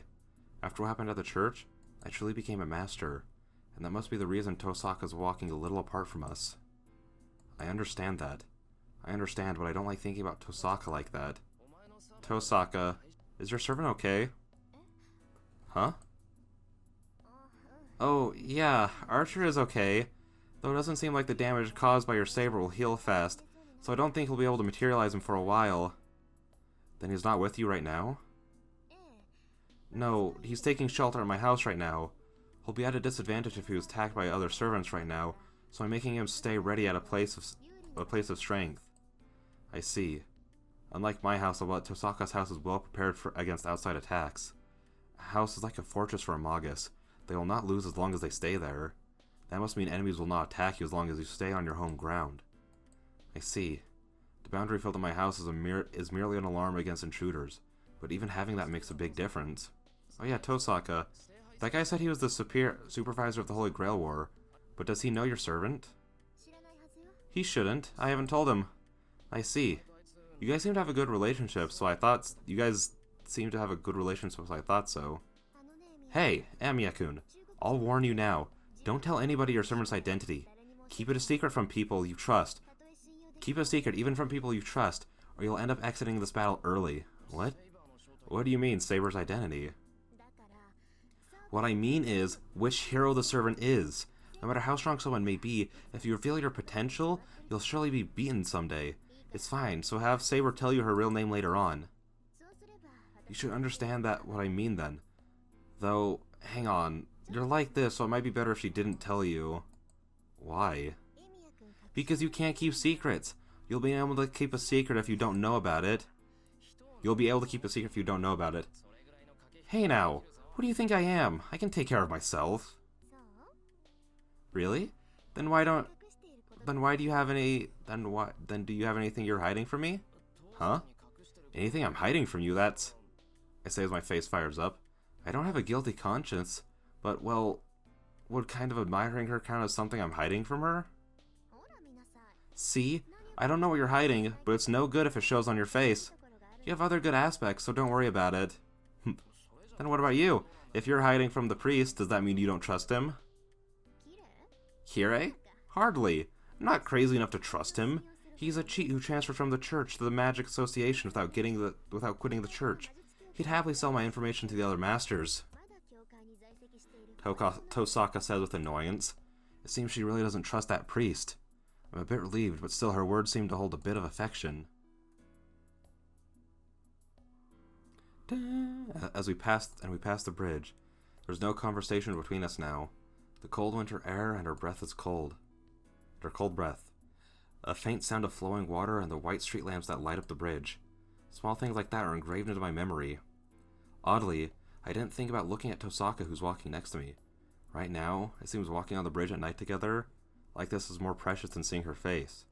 Me, Tosaka, and the girl called Saber I know nothing about. We three walk together without doing much. We reach the intersection that leads to our house. The place where we must part with Tosaka. We'll part here. I've repaid my debt, and it would be troublesome if we stayed together any longer. We should part and become enemies from tomorrow on. It must be at the end of the ambiguous position that we are in right now. Tosaka starts talking and cuts off suddenly. From that, I realize she did not explain the rules to me out of any sense of obligation. She just supported me, understanding the situation I'm in, and acted fairly. So things are back to normal once the explanations are over. I'll just be her target as a master now. But if so, what she said was strange. Tosaka must have meant that it would be difficult to fight if she feels empathy for me. For Tosaka, everything that happened tonight must have been unnecessary. It would be troublesome if we stayed together any longer. Is she going to say something like that? If she was going to say something like that, she should have left us alone from the beginning. Tosaka's smart, so she should know that all too well. But still, she set aside the thought of loss or gain and helped me out. So what happened tonight was totally out of good faith. The Tosaka in front of me is too different from how she is at school. Even when I put it nicely, she's sour, cranky, unapproachable, and she's so different that I want to scream out. Man, it almost feels like a fraud. Yet still, Tosaka Rin is just how everyone thought she was. I see, Tosaka. You really are a good person. Huh? What are you saying all of a sudden? See? Everywhere. What are you saying all of a sudden? I won't go easy on you even if you flatter me. I know that. She won't go easy on me. And that's why she said it'll be a bother if she feels empathy for me. I know, but I don't want to be enemies with you, if I can help it. I like people like you. What? Tosaka falls silent for some reason. I hear Tosaka's house is in the western district. Is in the western style district in the opposite direction of my place. Since she's taken care of me until now, I would like to walk her home, but... Anyway, just run to the church if your servant ever gets killed. If you do, at least your life will be safe. I won't like it, but still, I'll take that advice.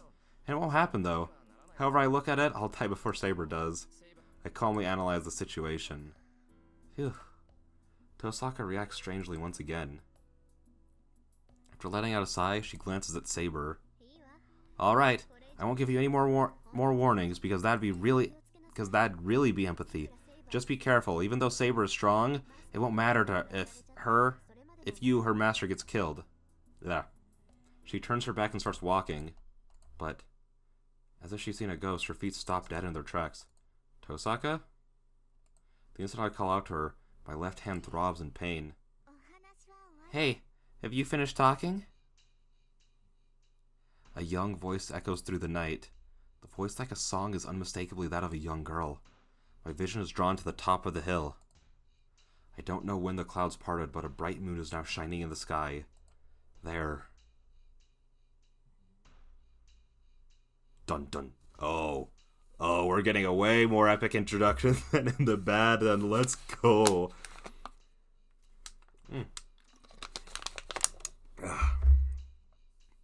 A long shadow. There's a strange shape that shouldn't be here in this pale town of the shadow pictures. What?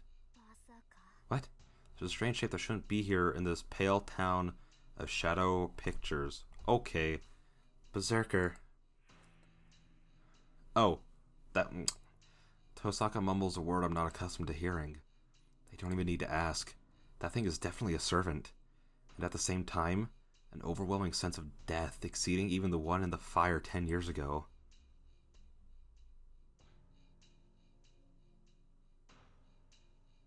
Yo! Okay, well I was about to say, I don't know if I should use that image for this thumbnail or for last episode's thumbnail. But this is definitely this episode's thumbnail. The last image is the last episode's. Good evening, brother. It's the second time we've met like this. The girl smiles as she says so. That innocence sends a chill down my spine. No, spine is an understatement. Not just my body, but my mind is frozen as well. That thing is a monster. I'm not staring at it, but just its presence makes me unable to move. I understand naturally that I will die in the instant I move even a muscle. It feels like a knife is pushed right against my naked chest. Still, I feel nothing. Probably because there's too little hope of me getting out of this alive. All fears and impatience are drowned by hopelessness, so I don't feel a thing. Oh. They're like, no, we're gonna put all the extra CGs in here. I think that's what they're called, CGs. I don't know why they're called that. I would just call them like unique arts, so like UAs. But like, I don't know. Oh crap. He's totally on a completely different level. Unlike me who's paralyzed, Tosaka has the composure to stand ready. But it'll come to nothing. Even though I can only see her back, I can sense the despair she's feeling. Huh? Oh, your servant is taking a rest? That's no fun. I thought I'd kill you both at once. The girl says unhappily as she looks down at us from the top of the hill. We're in an even worse situation now. That girl knows Tosaka's servant is not here.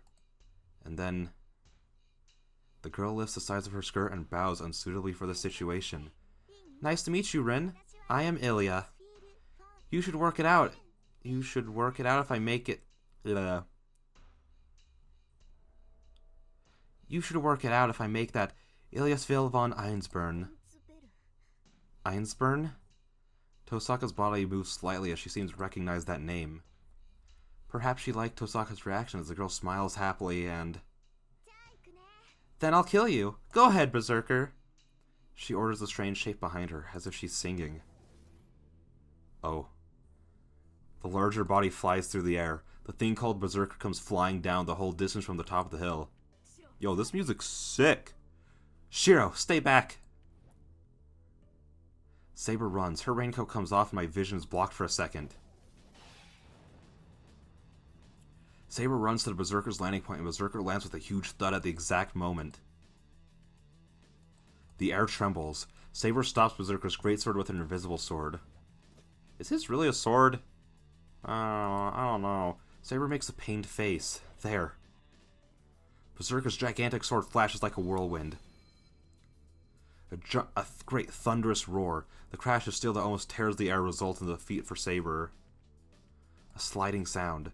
Even though she blocked Berserker's giant sword, she is driven back along with the sword she used to block it. Saber's posture collapses. The lead-colored servant chases after her. Oh, the lead. Wait, no, lead. That lead is LED, right? Yeah. The gray figure swings this giant sword as if it's the only thing it knows how to do. Saber doesn't have time to dodge it and blocks it with her sword. It does not matter if Saber's sword is invisible or not. Each of Berserker's attacks is a fatal one that must be blocked with all her might. Therefore, Saber has to stay on the defense. For her, the only chance of victory is to find the means of attack in between Berserker's attacks. But that's only if Berserker leaves an opening. The Black Rock sword is just like a storm. With such a large body, with such a large sword, and yet Berserker is moving faster than Saber. The attacks he sends out are just smashing swings with no technique to them. But that's enough. If there is an overwhelming power and speed, there's no room for technique. Techniques are something humans invented to compete for their weaknesses. Weaknesses are things that Giant doesn't have. Run. Run. I murmur with my frozen body. That thing cannot be defeated. Saber will be killed if we go on like this. So she should run away. It would be easier for her to get away if it were just her here. She should know that already. Oh. That's bad. My body is numb, but maybe that's why my mind is so calm. The storm of death that strikes without a pause. Unable to take all the attacks, Saber retreats, and this time, the final blow that cannot be blocked is swung. Oh. Nice street. Saber's body rises. She manages to defend against Berserker's giant sword, even in a bad posture. But that's only to avoid a fatal wound. She couldn't brace herself to totally block the giant sword, and the impact blows her away. She falls, her body drawing in a big arc. Before she falls on her back, Saber turns in midair and lands on her feet. She manages to recover, but red blood is running down her chest. That's... how stupid of me. I was forgetting something important. I don't know how much of a servant can fight in one day, but this is already her third battle. And on top of that, Saber has a wound in her chest inflicted by Lancer. Saber moves as to protect her chest. Berserker moves and slashes like a raging wind at the wounded Saber and receives many attacks on its back.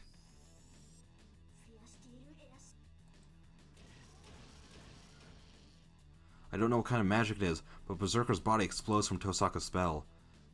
Judging from the magical energy given out, the magic directly hitting Berserker must be an impact close to that of a high-caliber pistol. But even that is meaningless. It doesn't even scratch Berserker's body. He isn't nullifying magic like Saber. It's just that the magic is not doing any damage. What kind of ridiculous body does he have? But Tosaka does not stop casting. But Berserker ignores Tosaka's spell and charges at Saber. Saber raises her head in pain. She holds her sword up and to still fight. That gets my body to move again. No! Run, Saber! I yell with all my might. Hearing that, she faces the enemy she cannot compare to. There's no end to Berserker's attacks. Saber's body sinks every time she blocks a blow and she slowly approaches her final moment. But still, where in that small frame does she have all that power? Saber doesn't retreat. Saber blocks the surging wave of the giant sword and drives Berserker back with her own willpower. There's no chance of victory. The way she's holding her ground looks bizarre, as she should know that she will be defeated if she keeps fighting.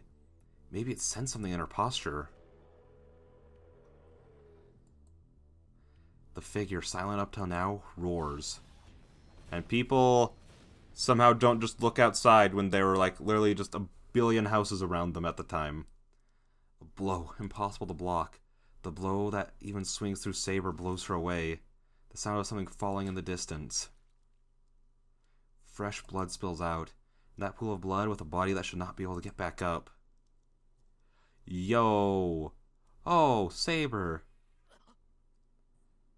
Without freaking Archer here, I mean, well, I was about to say, without Archer here backing her up, she just gets her trash kicked in this fight. But then again, I was like, well, say, I mean, Archer doesn't really do anything. Like, his arrows can't hurt Berserker very much. So I don't know how much he actually helps. She stands up unconsciously. It's as if she is saying I would be killed if she didn't do so. That makes me realize how foolish my choice was. And that's when I get another bad end. Saber stops after defeating Saber. Without paying attention to me or Tosaka, it waits for its master's order at the top of the hill. There's no way you would be able to beat him. My Berserker is the greatest hero of Greece. Greatest hero of Greece? You must mean... Yes, the one standing there is the devil called Hercules. Well, it's Heracles, but whatever. He is the worst monster there is, on a different level from the heroes you guys can summon. The girl who called herself Elia narrows her eyes cheerfully. Those are eyes of joy about to finish off her enemies. I don't even need to say who the ones getting killed are. Saber will be killed right here. Then what am I going to do? Am I going to fight that monster in her place? That's some sick art. I love that. Am I going to fight that monster in her place? I can't do that. Just approaching that thing without being prepared would stop my heart.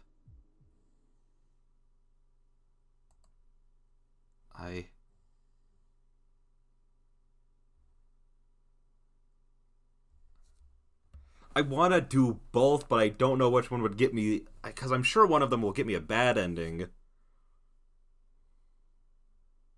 I'm sure one of them will give me the bad ending. But I don't know which one will. Wait, I want to hit save.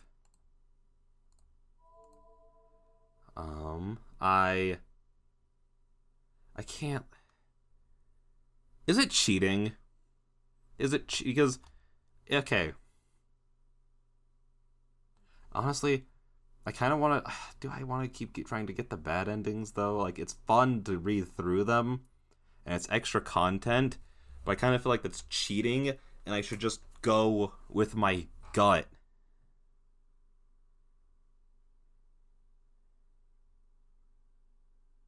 I kind of want to go with my gut. I don't know, dude. I don't know. Wait, but they... So in the Tiger Dojo, they said I should start taking the cowardly options. That sounds like I would need to run away with Tosaka. This one implies that I should try to save Saber. You know what I mean? Oh, dude, I don't know. I'm so conflicted right now about... Maybe I should just do an episode where we go back and try to get the bad endings. Like, let me just go ahead and open up my notepad.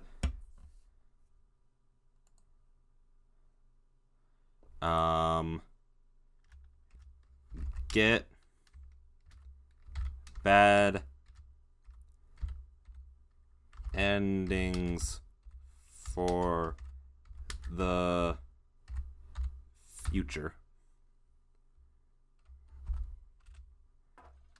Save slot 1. Wait, no, I'm wait, so save slot colon saved in slot 4.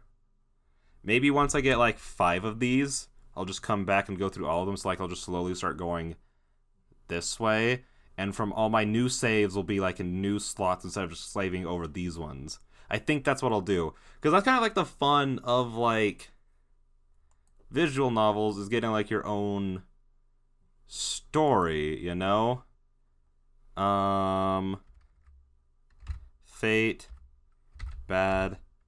I can really only do this when like they're obvious that'll get a bad ending, because like I'm pretty sure if me and Tosaka try to run, Saber will just be killed, and then Berserker will just kill us. So I'm gonna save Saber. I can't abandon someone who needs help. Ami Yashiro has chosen to live like that. And most importantly, I can't leave the girl who fought to protect me. Alright, Berserker. She will regenerate, so violate her after you chop off her head. What the fuck? I know she said that in the Heavensfeel movie, but I don't remember her saying chop off her head and then... Like, that is her, like, that's just a different breed of messed up. I was expecting the violate her part, but I don't remember. Oh gosh, Ilya is the worst. Gilgamesh did nothing wrong. Berserker resumes his actions. You! I run with all my strength. There's no way I can do anything against that monster, so the least I can do is push Saber away and save her from Berserker's attack. Huh? I fall. Why? I was going to push Saber away, get Saber away from Berserker, and think about what to do after that, so why? Why? Why am I on the ground unable to move? What happened? I hear shocked voices. First is from Saber, who's right in front of me. Tosaka's astonished at a distance. And for some reason, Ilya, who's looking down at me dumbfounded, is also surprised. I'm missing my stomach. I'm on the ground. On the asphalt are small amounts of blood compared to the wound. Soft-looking organs, bones, and many things like that. I see. How stupid of me. In short, I didn't make it in time. Yes, it was impossible to push Saber out of the way, so I just shielded her. And my stomach was blown out by that sword. I feel like it would have done more than... I feel like it would have just gone straight through Shiro, and then straight into Saber, but okay. Ugh. Jeez, I'm ashamed of myself for failing even in a situation like this. I've been working hard to become a superhero, but I keep making mistakes when it really counts. Why? The Silver Girl asks in a daze, after standing there dumbfounded for a while. That's enough. This is boring. Without finishing off Saber, she calls Berserker back. Rin? I'll kill you. I'll kill you if I see you again. The girl leaves. After watching her leave, my vision cuts out.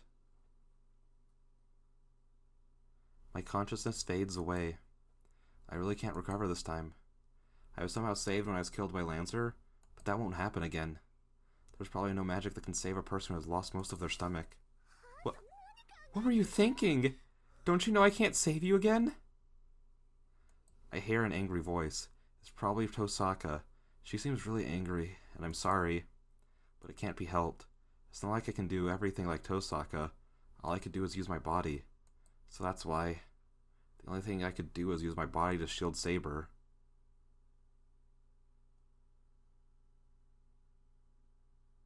And with that... Oh, I forgot that there were like little chapters. And with that, this episode is done. I will see you guys... Yeah, going back to like what I was saying, I think I will do like 5 bad and obvious bad endings, and then I'll go back and get those. That's what we'll do. So yeah, with that being said, I will see you guys in the next one. Bye-bye. Let me save. Bye-bye.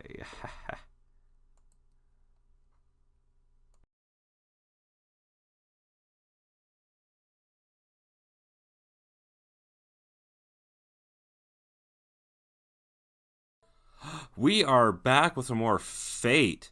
In the last one, we got our butts kicked by Berserker and Ilya. And died. This is a story from a winter 5 years ago. It was a night with a beautiful moon. I wasn't doing anything, just watching the moon with Kiritsugu. Even though it was winter, the weather wasn't cold. The corridor was only a little chilly, and it was a good night to enjoy the moon. Back then, Kiritsugu didn't leave the house much. Not going outside, he would just laze carelessly around the house. I regret it even now, thinking back to it. Why didn't I notice that it was like the actions of an animal that knows its time of death? When I was a child, I wanted to be a superhero. Suddenly, that man, himself a superhero in my child's eyes, said that as if yearning for it. What? What do you mean wanted? Did you give up? I became angry and asked him. Kiritsugu laughed apologetically and looked up at the sky. Yes, unfortunately. Being a hero is a time-limited thing. It becomes hard to call yourself a hero. Hard to call yourself that when you grow up. I wish I'd found that out earlier. I agreed with that. I don't know why. I didn't know why. But I thought it couldn't be wrong. Because Kiritsugu said so. I see. Then I guess it can't be helped. Yeah, it really couldn't be helped. Kiritsugu answered. So of course my response was determined. Yeah, it can't be helped, so I'll take your place. It's impossible since you're an adult, but it'd be alright for me. Let me take on your dream. I'll make it come true. Before I could finish, my father laughed. He made a face like he didn't even need to hear the rest. After breathing in, Amiya Kiritsugu said, Yeah, I'm relieved. He quietly closed his eyes and his life ended. Since he looked so peaceful, I thought he would wake up again in the morning, so I didn't disturb him. Perhaps being used to see death factored in too. Without doing anything, I just looked up at the man who was my father as he entered a long sleep. There were no sounds of insects in the garden as it was silent. In the bright night, I remember only my eyes being hot. I did not cry out, nor did I feel sad, but I could not my tears until the moon sunk. That is a story from winter of 5 years ago. Perhaps I cried 10 years worth of tears since after that, there was nothing. Fujini's father planned the funeral, and I started living in this house by myself. Nothing changed even though Kiritsugu was gone. Amiya Shiro would become a superhero like Amiya Kiritsugu, so there's no time to be playing around. That's right. I didn't mention it, but I remembered it perfectly. The figure of the man who saved me, who was left to the fire 10 years ago. He held in his arms an unconscious child about to die from burns. He became so happy that tears welled up in his eyes and took the child outside. From that time he was the subject of my admiration. No one saved me. I couldn't save anyone. In it all, I was saved, and a person was there to save me. That's why I decided to become like him. Become a superhero that I could save people and let no one be killed, just like him. Kiritsugu died peacefully, leaving me his dreams of becoming a superhero himself. It's only natural for a child to succeed their father. Amiya Shiro must become a superhero and save someone just like the old me. I swore as a child, to fulfill the dream of the man I admired the most. But honestly, I don't get it. What this superhero thing is supposed to be? How to become one? How to make everyone happy like Kiritsugu always said. And I became this thing called a master. And things like the blonde-haired girl following me around is confusing my head and really...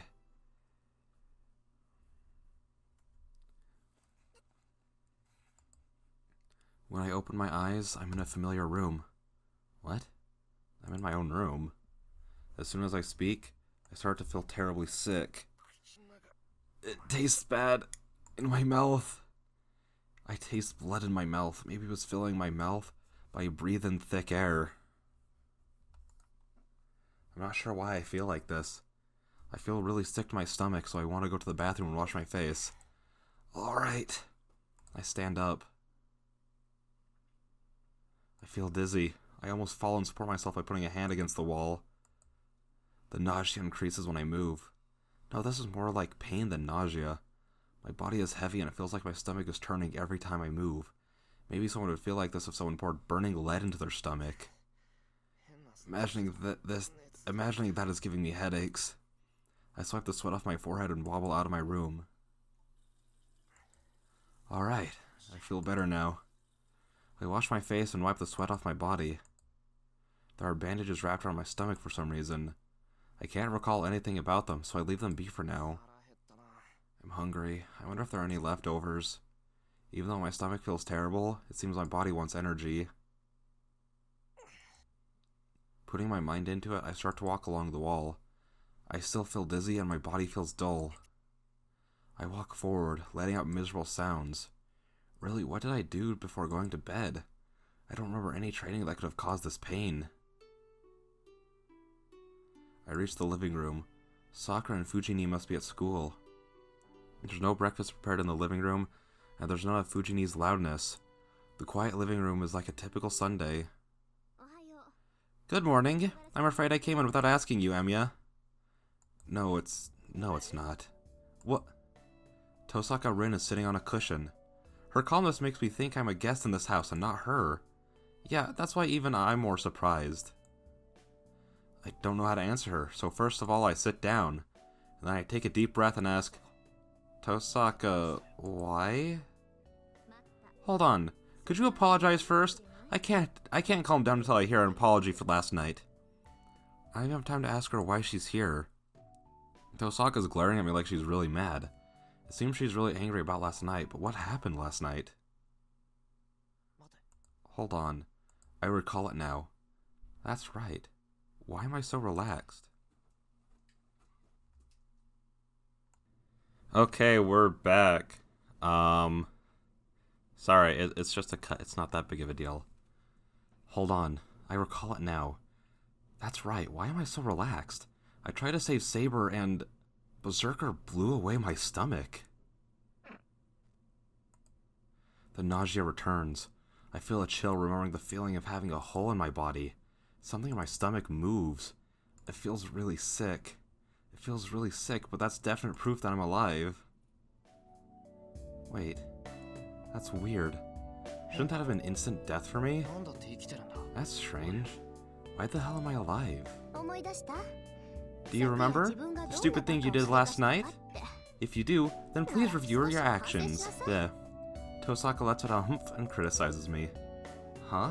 That's really annoying. My head, which was frozen by the fact that Tosaka's here, finally resumes activity again. What are you saying? There was nothing else to do at that time. Oh. Well, it does look stupid if you just look at the results, but I was going to do it better. So it wasn't a mistake. I protest, glaring at her. What? Why is she sighing? Didn't I tell you that servants will disappear if their master's killed? So it's crazy to try to protect your servant. Look, Saber will disappear if you're killed. If you want to save Saber, think of a way to do so from a safe place. Jeez, don't you understand that protecting your servant with your life is just meaningless? It's not that I protected her with my life, I tried to save her and I just so happened to work out like that. I didn't think things would end up like that either. I did think I would be killed if I went near that monster, but that's a different matter. I see. You seem to be misunderstanding. And if she reads my mind, she sulks. As if she reads my mind, she sulks even more. Look, Emiya, I'll come out and say it, but I didn't take you to the church to help you win. I was trying to help you stay alive, even if you were left on your own. It seems you didn't understand that part of it. Help me stay alive? That's right. You shouldn't take risks if you realize that a loss equals your death. You seem to be someone who would walk out at night by yourself, even in a situation like this. If I threatened you, I thought you would take risks and you might get through this. I see. I didn't notice that. So that's why she's complaining to me about not realizing that and running up Berserker? So why are you mad, Tosaka? It shouldn't bother you if I'm the one that made a mistake. Of course it bothers me. You made me worry for a whole night. Tosaka throws out a temper. But I see. I'm honestly happy she's worrying about me. Looking at the situation, it seems Tosaka was the one who treated my wound. I see. I guess you helped me out. Thank you. I bow my head to show my thanks and apologize.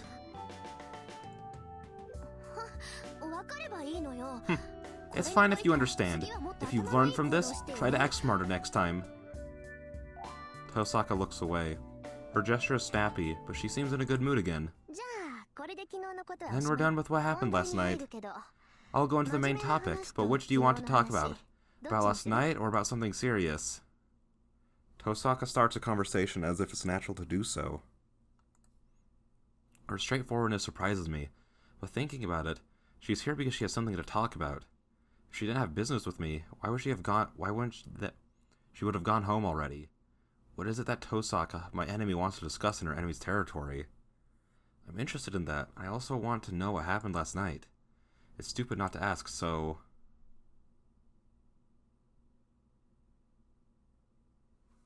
Hang on. Let's just click this.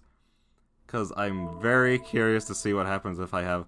Say, I have a bad feeling about this. I don't want to hear either. I don't think either of the stories can be good. Why are you silent? It shouldn't take that much thought. Shouldn't it? I feel like you'd get mad if I asked you about either one, so I don't want to hear either. I cross my arm and offer my honest feelings. Oh. Crap, I feel like I've just poked a sleeping dragon awake. Tosaka, you look really dreadful. Something like a terrible wraith. Oh, what do you mean by a dreadful face? I'll ask you just in case. But did I look angry to you? It felt more like dangerous. Well, I think I saw a vein in your forehead for a second, though. Though maybe it was my imagination. I answered the intense smile in bits and pieces. Oh, so that's how I looked to you. So you must think I'm angry. Are you angry, Tosaka? Of course I am! Out of all the things you don't want to hear either, do you have any idea of the situation you're in, you idiot? Tosaka roars like a beast. I want to escape from that coercion, but... Don't run, just sit there Japanese style. I automatically straighten my back and sit down. Tosaka, why Japanese style? It's obvious, right? So I can dictate to you. It seems your head's still asleep, so stay like that until you wake up. Tosaka is seriously angry. I feel like she's gonna bite my head off if I disobey, so I nod. I'm facing a beast. I think it's best to play dead in front of the raging beast or something like that.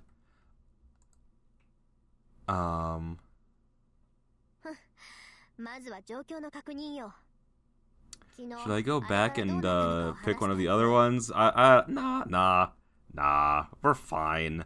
I don't know if that little thing that makes her angry will get us killed in any way, so I think we'll be good. I hope, at least.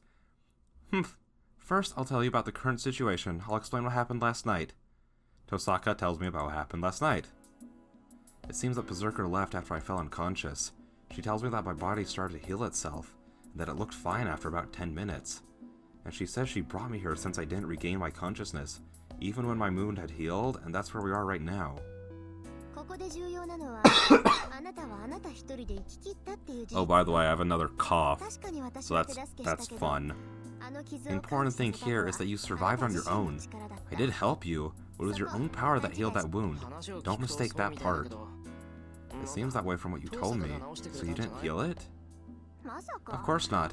I can't do anything like reviving a dying person anymore. Amyashiro healed his own wounds. What can I do? Now that she said that, my stomach is certainly healed, but I have doubts about Tosaka's story. I can't use healing magic, let alone revival magic. And the cause must be the servant. Your servant must be really powerful or something went wrong during the summoning. Well, I think it's both. But I think some kind of line formed between you two. A line? You mean like the karmic line connecting a familiar and a magus? Oh, so you have a working knowledge of familiars. Then this should be easy to explain. In other words, Amiya and Saber's relationships is not a normal relationship like the one between a normal master and their familiar. It looks like Saber has natural healing powers, so some of that may be flowing into you. Normally the Magus' power flows into the familiar, but in your case, the familiar's power is flowing into you and helping you out. So putting it simply, it's like a river flowing upstream. That's a good way to put it. It's not only it is not naturally possible, but I bet Saber's magical energy is so great that it can even change the flow of a river. That's the only reason she is able to go against Berserker with her small size. Not naturally possible. Then is relationship between you and Archer that of a normal Magus and familiar? Yes, he doesn't listen to much of what I had to say, but we do still have such a relationship. The connection between a servant and a master is like that of gasoline and an engine. You provide the magical energy, and the servant just uses it. Well, I guess there have been some masters who share their physical bodies with their servants to obtain fake immortality, not dying until their servants are dead. Something like that. Hey, are you listening? Huh? Yeah, I'm listening. Then are you saying that most of the wounds on my body will heal even if I don't do anything? Using your servant's magical energy. I don't know how, but I'm sure the cause is in Saber's materialization. I know you haven't learned the curse of self-healing. Of course not. My father never taught me anything that difficult. No, I mean that if it's that... No, I mean that if that's the case, I've got nothing to worry about. Don't worry about it. It has nothing to do with you. What is it? Tosaka words are indirect and hard to follow. Oh well, just don't do anything too reckless. It's good that you survived this time, but you won't survive if you take that kind of wound again. You shouldn't get any optimistic hopes that you'll survive any major wounds. I understand. I feel bad about taking damage and having Saber help me. Idiot, that's not the reason. I'm sure you're not just using Saber's magical energy to heal your wounds. You're definitely using something. I don't know what it is, your lifespan, your luck, or your savings account, but you're definitely using something up. Tosaka gives a humph once again. I feel the same way, but... Tosaka... Doesn't my savings account have nothing to do with this? Of course it does! Magic uses up your money, so it's something that drains your money the more you use it. I won't allow myself to be wrong. Tosaka Rin erupts with a fire of personal grudges. It's strange. The more I talk with her, the more I understand this is the real Tosaka Rin, and the Tosaka at school is just a mask she puts on. No, it's something I had realized already yesterday. Well, putting the part of money aside, I'll be serious. Is that alright, Emiya? That's why you stayed here, right? Alright, I'll listen. Then I'll be direct about it. What are you planning to do from now on? She asks directly, the one question I don't want to be asked. No, that's not it. It's not that I don't want her to ask me, but I haven't made up my mind yet. I'm the one who wants to ask, what do I do now? Honestly, I don't know. You say I should fight for the Holy Grail, but I've never been in a fight between Magi. First of all, I want to try avoid killing people, and most of all, I'm not interested in something mysterious like the Holy Grail. I'm not too sure about risking my life for something I don't want. I knew you'd say that. You'll be killed by your servant if you say something like that. What? Why would I? Because the servant's goal is also the Holy Grail. They can be summoned by the Master because the condition of their summoning is that they obtain the Holy Grail. The most important thing for a servant is to attain the Holy Grail. They obey their Master and risk their life for their Master because they have a chance of obtaining the Holy Grail. So just try saying that you don't want the Holy Grail. You can't complain even if they kill you and call you a betrayer. What is that? That's because the servants are what the Master summons, right? So, you think a servant would obey a human for no reward? The Holy Grail grants the wish of whoever obtains it. The servant of the Master obtains it is no exception. Even the servants have their own wishes. That is why they respond to the otherwise impossible summoning. It's not that the Masters are summoning the servants to obtain the Holy Grail. The servants are answering the Master's call because they can obtain the Holy Grail.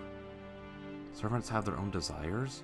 Does that mean Saber has a wish she wants the Holy Grail to grant?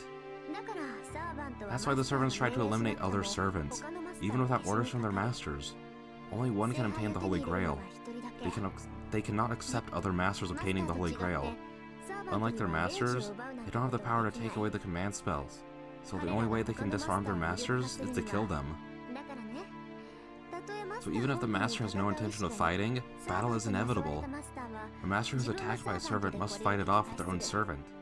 You heard enough from Kirei to know that this is the nature of the Holy Grail War, right? Yeah, he told me last night. But that means allowing your servant to try to kill other servants. I thought it would be over if I reached a compromise with other masters, but the servants are ones summoned to obtain the Holy Grail, and if it is true that they will not give it up, then a battle between the servants is inevitable.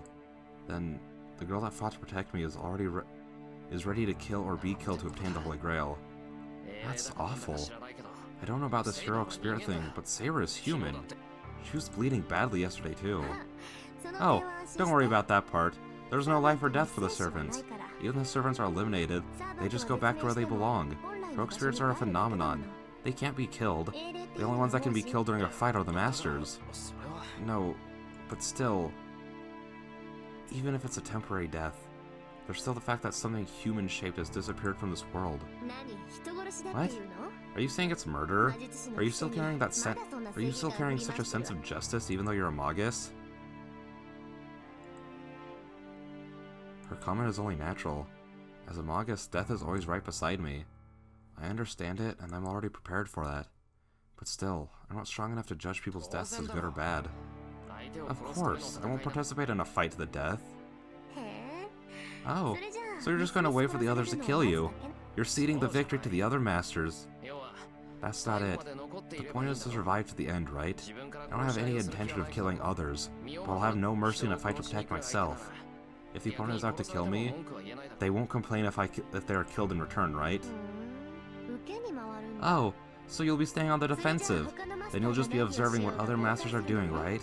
So even if someone like yesterday goes around killing everyone, you're going to ignore it?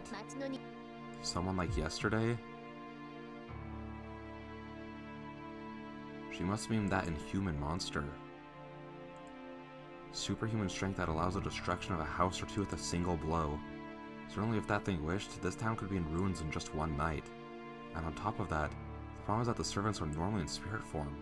Humans can't see those in spirit form. Since the servants can affect the real world as spirits, you could call them the most powerful weapon. With the technology we have now, there are no weapons that can affect a spiritual being. Our attacks are useless against them, and their attacks can damage us.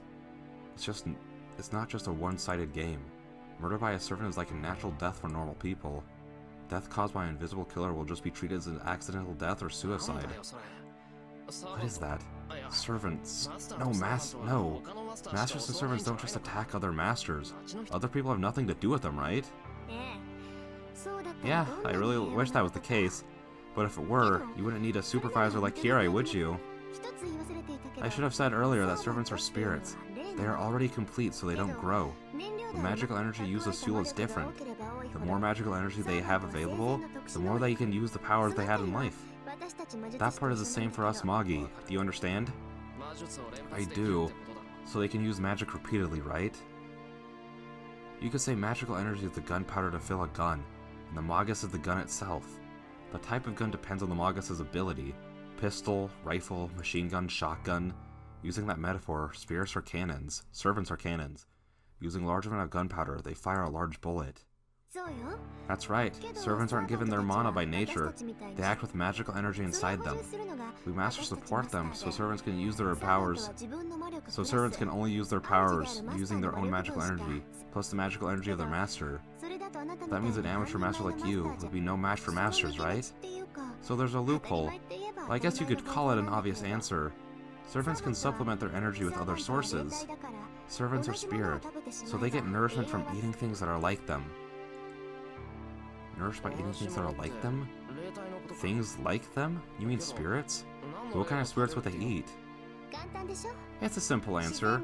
Nature spirits obtained from nature itself. So where do you think servants, human spirits, get their power from? Oh. It is a simple answer. As we humans must eat meat, the human spirits. Exactly. Usually they replenish enough magical energy from their master. But it's obvious that one gets more magical energy from many people rather than just one person, right? To put it bluntly, a weak master makes a servant eat humans. Servants transform human emotions and souls into magical energy. That is the most efficient way to make your servant more powerful. There are many masters who kill humans and sacrifice with their servants. As sacrifices? So you're saying that if a master didn't care about his methods, he would kill humans to make his servant stronger? Yes, but I don't think a smart master would do such a thing. You see, even if servants are powerful, there is a limit to their magical energy capacity. They can't store more magical energy over their capacity, so there is a limit to how much they can kill and collect magical energy.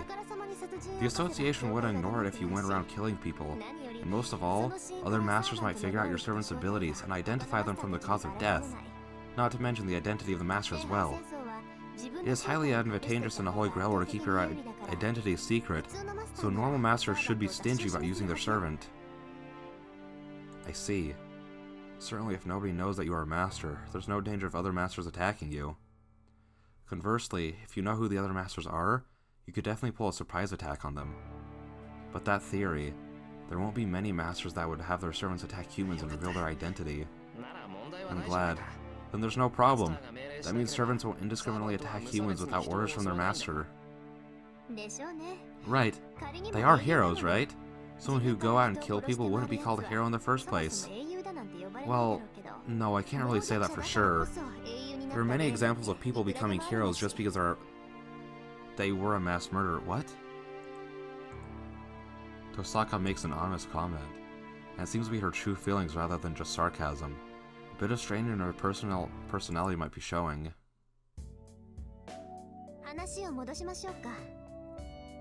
Let's get back to the conversation. So what are you going to do? Since you don't want to kill people, you're just going to watch, is that right? I take back what I said. She really has a bad personality.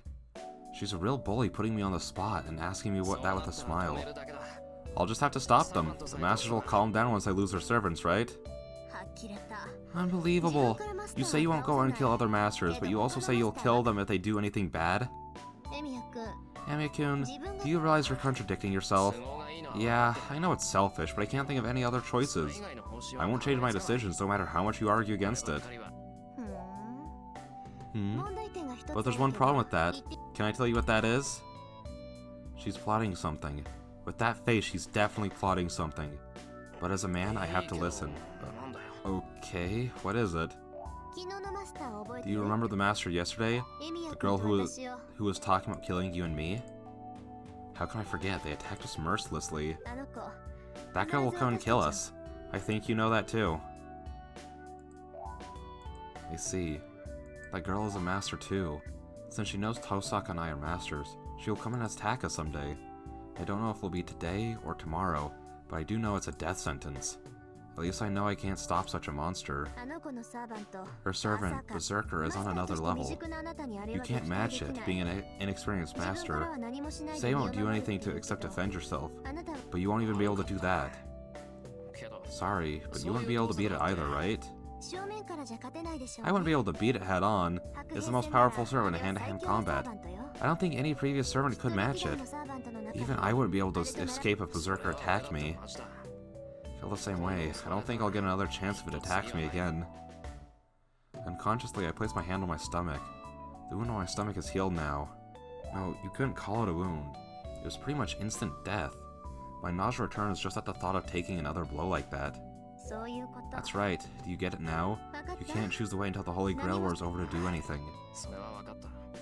Yeah, I get it. What are you trying to say? I don't quite understand. You're not having fun watching me being condemned to death, right? Or are you? I don't have such bad taste. Jeez, don't you get it after what I've said so much? In short, I'm asking if you want to join up with me.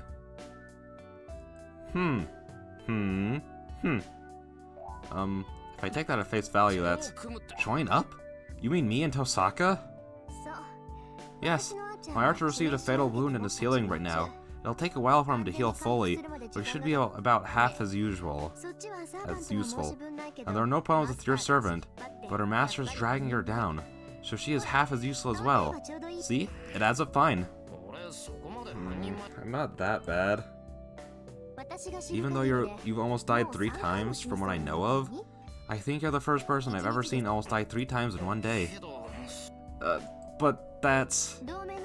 I'll compensate you for the alliance. I'll forgive you for beating Archer, and I'll teach you about being a master. Oh, and if we have time, I can look at the skills as a Magus. Look at your skills as a Magus. How about it? That is certainly an attractive proposal. As I don't know anything, Tosaka would be a reliable teacher. And if I can help it, I don't want to fight against Tosaka. Not because she's a girl I admire her at school. In fact, I didn't know her like this. In fact, if I didn't know her like this, I wouldn't have felt this much resistance. The Tosaka written in front of me is so different from how people describe her as an honor student. But talking to her, she is just Tosaka, and it seems she's just as she appears. Well, in other words, I'm saying I find her so much more attractive this way, that I wonder why I even have to tell myself this. Emiya? I want to hear your answer. She urges my response.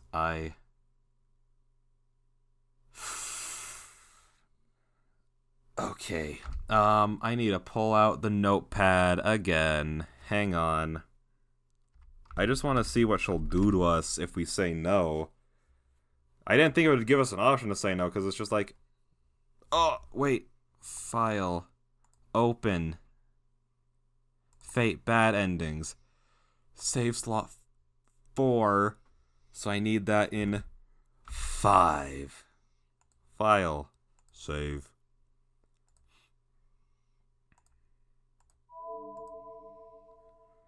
Alright, let's cooperate. There's no choice from the start. There are too many things I don't know, and I'm unskilled as a Magus. Even if it's temporary, if Tosaka is going to give me a hand, I don't think there's any better option. Alright, I'll take that offer, Tosaka. Honestly, it'll really help me out if you do so. Then it's decided. Let's shake hands. For now, let's stay allies until we beat Berserker. Oh, I see. That's how it'll be, huh? I guess it can't be helped. That's easier to understand. I shake your hand. I'm a bit perplexed. The inside I felt Tosaka's soft hand. I realize she is a girl. In comparison, my hand is covered in scratches from messing around with stuff is ill-suited. The instant I think so, I pull back embarrassed. What? You don't want to cooperate with me after all? No, it's not that. It's a real help to be able to have to be able to ally with you. It's not that, so don't worry about it. After making a puzzled face. Oh! She makes a malicious expression. What? I'll take back the agreement if you say something stupid. I will. I really will.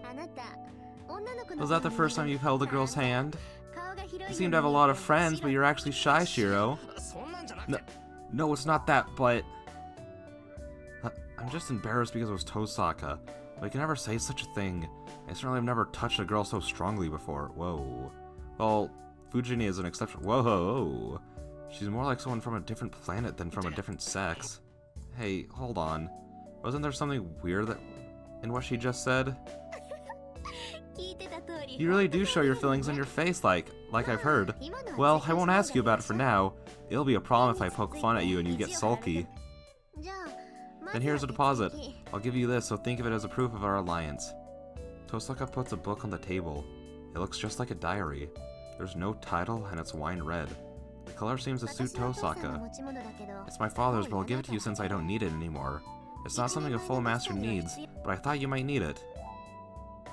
Tosaka eyes tell me to take a look. Then, excuse me. I open it to a random page. Then... There's nothing written in the book, but a strange image pops into my head. Can I go back to that image? Tosaka, what is this? It's the status of each of the servants. You already know the Holy Grail War has its set of rules, right? It's the same for the servants. First of all, only 7 heroic spirits are summoned. Those 7 can be summoned only after they become one of the predetermined classes that the Holy Grail has prepared and advanced. Instead of bringing the actual heroic spirit, they made a class similar to the spirit and called it that. Spiritual spells which call forth spirits put the spirit in the caster's body, right? It's like that. To call forth a spirit from a different time frame, it's easier to prepare a case for them in advance. Class? Oh, that's why Saber is Saber. That's right. I told you heroic spirits need to hide their identity, right? That's why they will never say their real names. Naturally, their summoned class becomes their name. So the 7 classes prepared are Saber, Lancer, Archer, Rider, Caster, Assassin, Berserker. We already know that. There is a change in 1 or 2 of the classes every Holy Grail War. We have a basic lineup this time. The standard... There is a change in 1 or 2... I know that there was an Avenger summoned in a previous Holy Grail War, but I don't know about any of the other ones. The standard opinion is that Saber is the best servant. Each class has their own special characteristics, but the abilities of the servant differ according to the rank of the heroic spirit summoned. Rank of the heroic spirits? You mean how strong they were when they were alive? That also, but what strengthened their ability is their popularity. What they did and what weapons they had do not change, but their basic abilities change depending on how famous they are in this time. Heroic spirits are like gods, they grow stronger the more people worship them. I guess you can say it solidifies their presence. It's the same as divine spirits falling into the rank of spirits when they lose their faith. Heroes that are forgotten by the people do not have as much power. But then, even if they are forgotten or unknown, if he was originally a powerful hero, then I think he can keep his powers to some extent. Then if it's a hero everyone knows, and if their story was extraordinary, they would undoubtedly be a rank A servant. Berserker might be the strongest in that regard too. After all, he is the most famous hero in Greek mythology. The heroes from the Age of Gods have special noble phantasms just because of that. And if the hero itself is strong to add to that, there's nothing much we can do. Tosaka, what is this noble phantasm?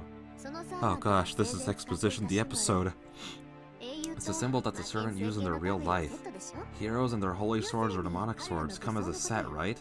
So in other words, they're weapons. Weapons, you mean like Saber's invisible sword? Yeah, I don't know what history it has, but it certainly is a noble phantasm. I don't think I even need to say, but heroes cannot stay in a legend with just their names. They each have a weapon that became their trademark. That is the most powerful weapon, called a noble phantasm, the crystallization of people's desire for a miracle. So in short, a powerful magical item. Right. To be blunt, heroes themselves cannot match powerful spells or divine mysteries. But it's a different story when the noble phantasm comes in. Heroes wielding noble phantasms can defeat spirits of several ranks higher. It's because most holy and demonic swords appearing in legends are close to the level of sorcery. Swords that kill dragons, which are the most powerful Fantasia race. Shoes that run far and wide, and even god-killing demonic swords. Anyways, the weapons heroes have are so extraordinary, it makes you wonder how they cannot be almighty. I'm not overstating saying that the battles between servants is concentrated in the battle between the noble phantasms. So, servants that are heroic spirits have at least one noble phantasm. Yes, as a general rule, one hero can only hold one noble phantasm. Usually something like a sword or a spear. There's this weapon called the Mountain Destroying Sword in China, right? You can only swing it once, but it's a magical sword, so one swing will destroy a mountain and such. I think it's kind of like that. However, noble phantasms are miracles that need to be activated by stating their true name, so it's not something they can use easily. It's activated just by saying the weapon's name, right? Why would that mean it can't be used easily? Hey now, if you know the name of the weapon, you can also tell which hero the servant is. The hero and his weapon come as a set, so once you know the name of the weapon, you naturally know the name of their owner. If that happens, you know every strength and weakness of that servant. I see, certainly that's true. Saber did work out Lancer's identity after he used his noble phantasm. Something like being Ireland's child of light. So if I summarize this, servants are separated in classes, historic spirits hide their identity, and the weapons are blah blah blah. That concludes the lecture on servants. You should learn the details if you read that book, so take a look at it when you have time. If you get used to it, you should be able to identify the servants from intuition without the book. Saying that, Tosaka stands up. Well then, I'm heading home. Huh? Yeah, thanks. I look up at Tosaka, who's about to leave. Don't take this the wrong way. Even though we're cooperating right now, in our position we will eventually have to fight. Once all the other masters are dead, or even if they are alive, this fact will not change. So it'll be easier if you don't think of me as a human, Emiya. Clearly stating our position, Tosaka goes home. Oh! Okay, but that was a lot very fast with nothing to really even, like, break up what I was saying. So, like, there were no, like, pause would be like, let's talk about this. It was just a lot of yada yada yada. And I constantly felt the Tosaka voice, like, slipping away. Gosh darn it, why is it showing up? Why is the mouse here? Wait, can I change? I don't want to risk rooting the recording. But yeah. I think from here, we're pretty much in uncharted territory for me and the Fate route. Everything up till now has been the same as, like, Unlimited Blade Works or Heaven's Feel with, like, tiny little alterations. But from here, I'm sure it's going to be, like, completely different. And it only took 17 episodes, which range from anywhere from 20 minutes to an hour to get past what they consider the tutorial. Like, I have the Fate... What is it? How buried is it? Can I just pull it out easily? This should be it right here. Hang on. Let me read this book's name. I put it up. I put an image of it up in a previous episode. It is the Fate Complete Material, Character Material, number 2. I guess number 1 wasn't good enough to be translated. And he talks about, like, I think he talks about, like, Hercules being, like, basically, like a tutorial boss to be like, oh yeah, this is how hard it's all gonna be. So if you take that at face value, we just got done with the tutorial after all that expositioning. So hopefully things will start to pick up. I feel like they've already been picking up these last few episodes. Like, there's a little part of me that was like, oh gosh, this is... Sorry, I'm putting the book back, that's why my eyes sound farther away.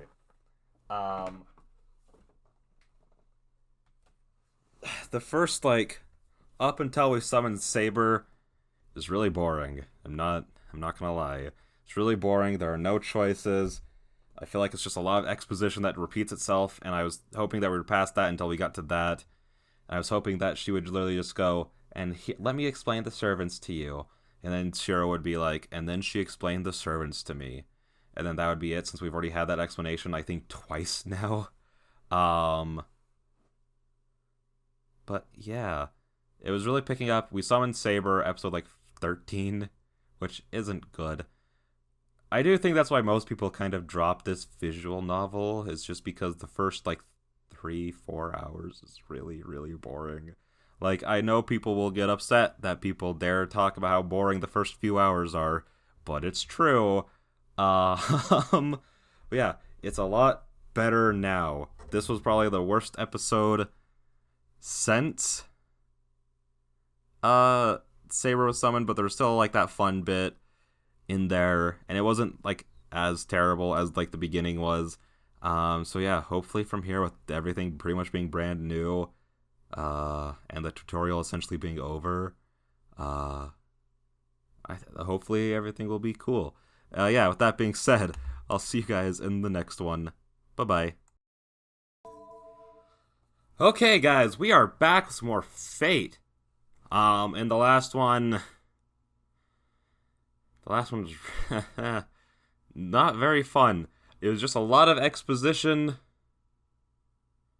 Mostly of stuff that we knew already, I'm pretty sure. Like, it's a little hard for me to be like, is this information I already have because I've watched so much Fate already?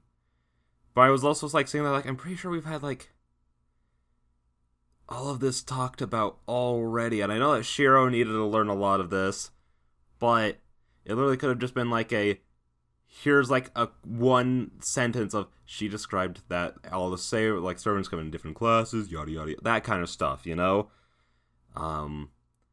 Yeah, I was really hoping it would pick up after we got Saber, and it did there for a little bit.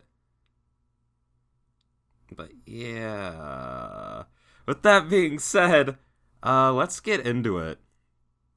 Is it because Tosaka went home and my tension disappeared? Is it because Tosaka went home and my tension disappeared? My body feels dull, so I lay down in the living room. I stave off the returning nausea by laying on my side. The clock ticks in the silent living room. A fight between masters, huh? I still don't understand what it is. The only thing I'm sure of is that it's beyond me. It would feel more real if I had more interest in the Holy Grail. Why, I wonder. All I feel towards the Holy Grail is disgust. The Grail's said to make wishes come true. I don't know what kind of thing it is, but it's an artifact that can even summon these things called servants. It might not go as far as granting any wish, but it should have more than enough value for any Magus to want it. But still, I'm not interested in it. It's true that I'm dubious about its reality, but accepting that easy way to reach the goal feels like cheating myself. And the worst aspect of this thing is that the selection method is a battle. But this is a fight for a single chair. No matter what your expectations are, as long as you enter, if you can't survive unless you defeat your enemies. And depending on your methods, defeating other masters might result in harm to innocent people. That's why, rejoice, Emiyashiro. My reason for fighting is not to win the Holy Grail. Your wish will finally come true. It is to stop those that would try to win by any means possible. I feel dizzy again. Okay, so, like, that kind of, like, goes back to, like, what happened a few episodes ago when, like, Kirei was telling him, like, haha, isn't to wish to be a hero, isn't wishing to have something to protect, meaning that you're also wishing for people to do bad things that you can stop. And I still heavily disagree with that. I am getting a phone call. Alright, terribly sorry about that cut. I just cannot ever record a Fate video without being interrupted anymore. Which isn't really a problem for you guys, it's more just a problem for me of actually, like, lining up the audio at that point, which is just a nightmare. It makes these videos, like, I don't put a whole lot of time into editing videos just because I don't have that time to edit into videos because I don't get, like, paid for any of this. This is just my free time because I enjoy doing this. I've been a YouTuber for, like, since almost 10 years now. And haven't made a single penny out of it. That's just because I enjoy doing it. Otherwise, I wouldn't still be doing it, kind of thing. So yeah, it just takes longer, like, editing to, like, line up the audio. But what I was saying is, like, I'm curious to see where it goes to, like, justify this, because, like, it just had that, like, going back to, like, the whole Kirei saying, like, yada yada yada, your wish, whatever. I'm wondering how it's going to justify that, because, like, this isn't really justifying it, but it more seems like it's warping Shiro's mentality to think that, which is the way I think the story is going. I don't think it's going to try to justify what Kirei says. I think it's going to more warp the way that Shiro thinks about it, if that makes sense. Which I think is the most important part, because, like, are you truly being, like, a hero because that's his goal if you're doing it for, like, having, like, selfish reasons for it, that kind of thing. I don't know. These are just me spitballing ideas of where, like, the story could be going, but I'm not super duper sure, and I got to cut again. Okay, we're back. And honestly, I think this might be pretty easy to edit just because I haven't moved on from this dialogue, so as soon as I do, I'll know, like, oh, yeah, this is where it is. This is probably gonna have to be a short episode because of all the constant, relentless interruptions. But yeah, I think we could just move on. I think I said everything I needed to before I got interrupted. This is such a disaster. I feel dizzy again. It's only natural. Even if it appears to be back to normal, my body was almost split in half a few hours ago. There's no way the sickness will go away quickly. It seems more likely that I'll continue for the rest of my life, because I was almost killed 3 times in one day. If someone weak joins the battle, it's only natural for him to get hurt. As compensation for my lack of strength, I almost lost my body. She was wounded protecting me. I get up. Oh yeah, her! What am I doing? I totally forgot about her because Tosaka was here. No, I unconsciously avoid thinking about her. Coward. I would avoid recalling the girl who was wounded because of me. The one that was bleeding miserable because of me. Tosaka didn't say the most important thing. I pull my resting body together and stand up. Tosaka didn't say anything about Saber. She said she and Saber brought me here, but she said nothing more. The fact I need to know most, that's a weird way to phrase it, but it makes sense. If she, the one wounded by Berserker, is alright or not.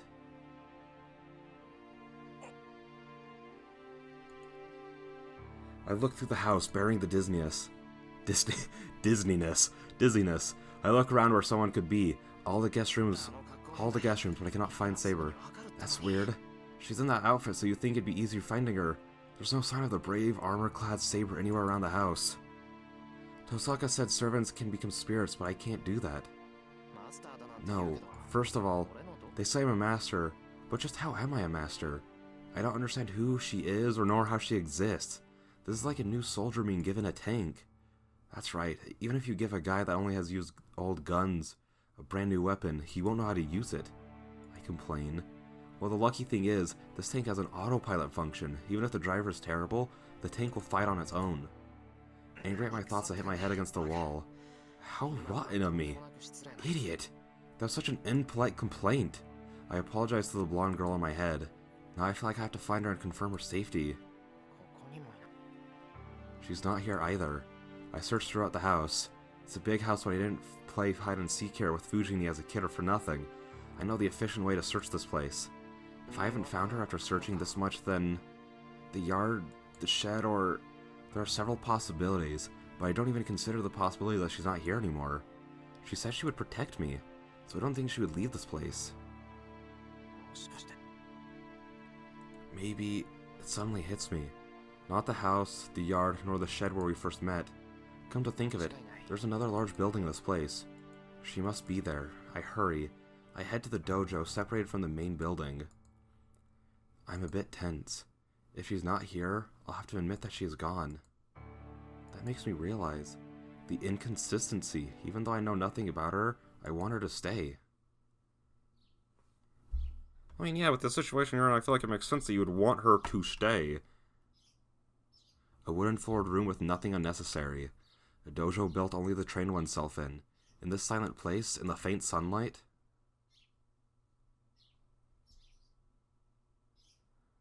This is the one time I wish I had face cam, just because as soon as she popped in, my head, just like without even thinking about it, I just automatically tilted so I was looking at her like straight on, and I'm like, gosh, I'm so stupid. Whatever. It just reminded me of like those TikToks of like, here's like this sexy thing happening in landscape, so that you turn your head or your phone to look at it, and then some dude's face pops up and is like, heh, yeah, me too. She is sitting there unnaturally. Wait, did it say naturally or unnaturally? Naturally. A face filled with tranquility. The sunlight shining in is white, and it makes her and the dojo into one. I can see nothing amiss in her dignified posture. Just by sitting there, she stiffens the air in the dojo, but there's nothing cold about it. It's because her figure is so pure, it makes me forget even about the cold winter air. Even the sound of my breath is a nuisance. The girl, sitting Japanese style in the corner of the room. Dude, I've sat like this before. That is awful. I used to have to sit, like, I used to take Taekwondo, and, like, we had, like, the thinnest mats ever, which meant that when you got, like, flipped, it sucked. But it hurt a lot to sit like this. The girl sitting Japanese style in the corner of the dojo is definitely the girl from last night. The girl who appeared just before I was killed by Lancer, and the girl that mercilessly slashed him with her sword. Her golden hair that was reflecting the blue moonlight is now one with the warm sunlight. That really makes me remember. This is exactly how I felt when I first saw her. The girl clad in armor, slashing her swords to silently overwhelm her opponent. I wasn't surprised by how out of world that scene was. It doesn't matter what she's wearing, it probably wouldn't change even if she was covered in mud. The girl that moved me deeply is still in front of me. That is why I forgot even to breathe and continue to stare at her, forgetting about Masters, the Holy Grail War, and everything. In that instant, I have completely accepted Saber.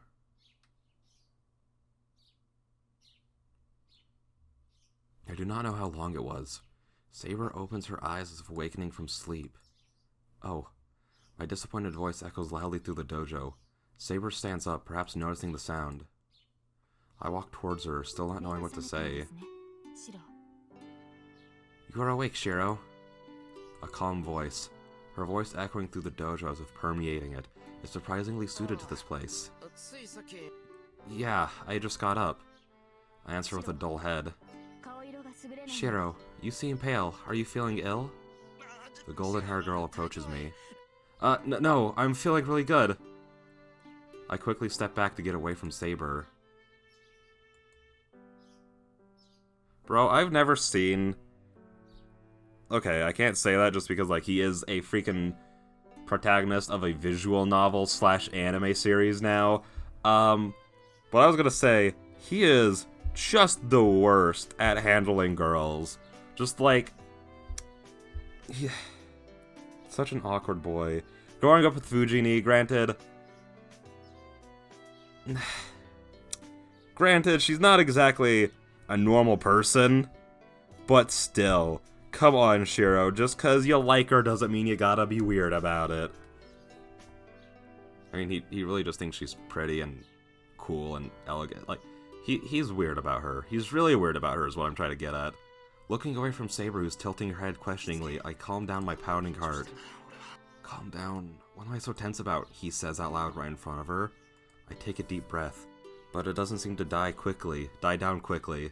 In fact, I don't think it ever will. Jeez, why has she changed? I complained without meaning to.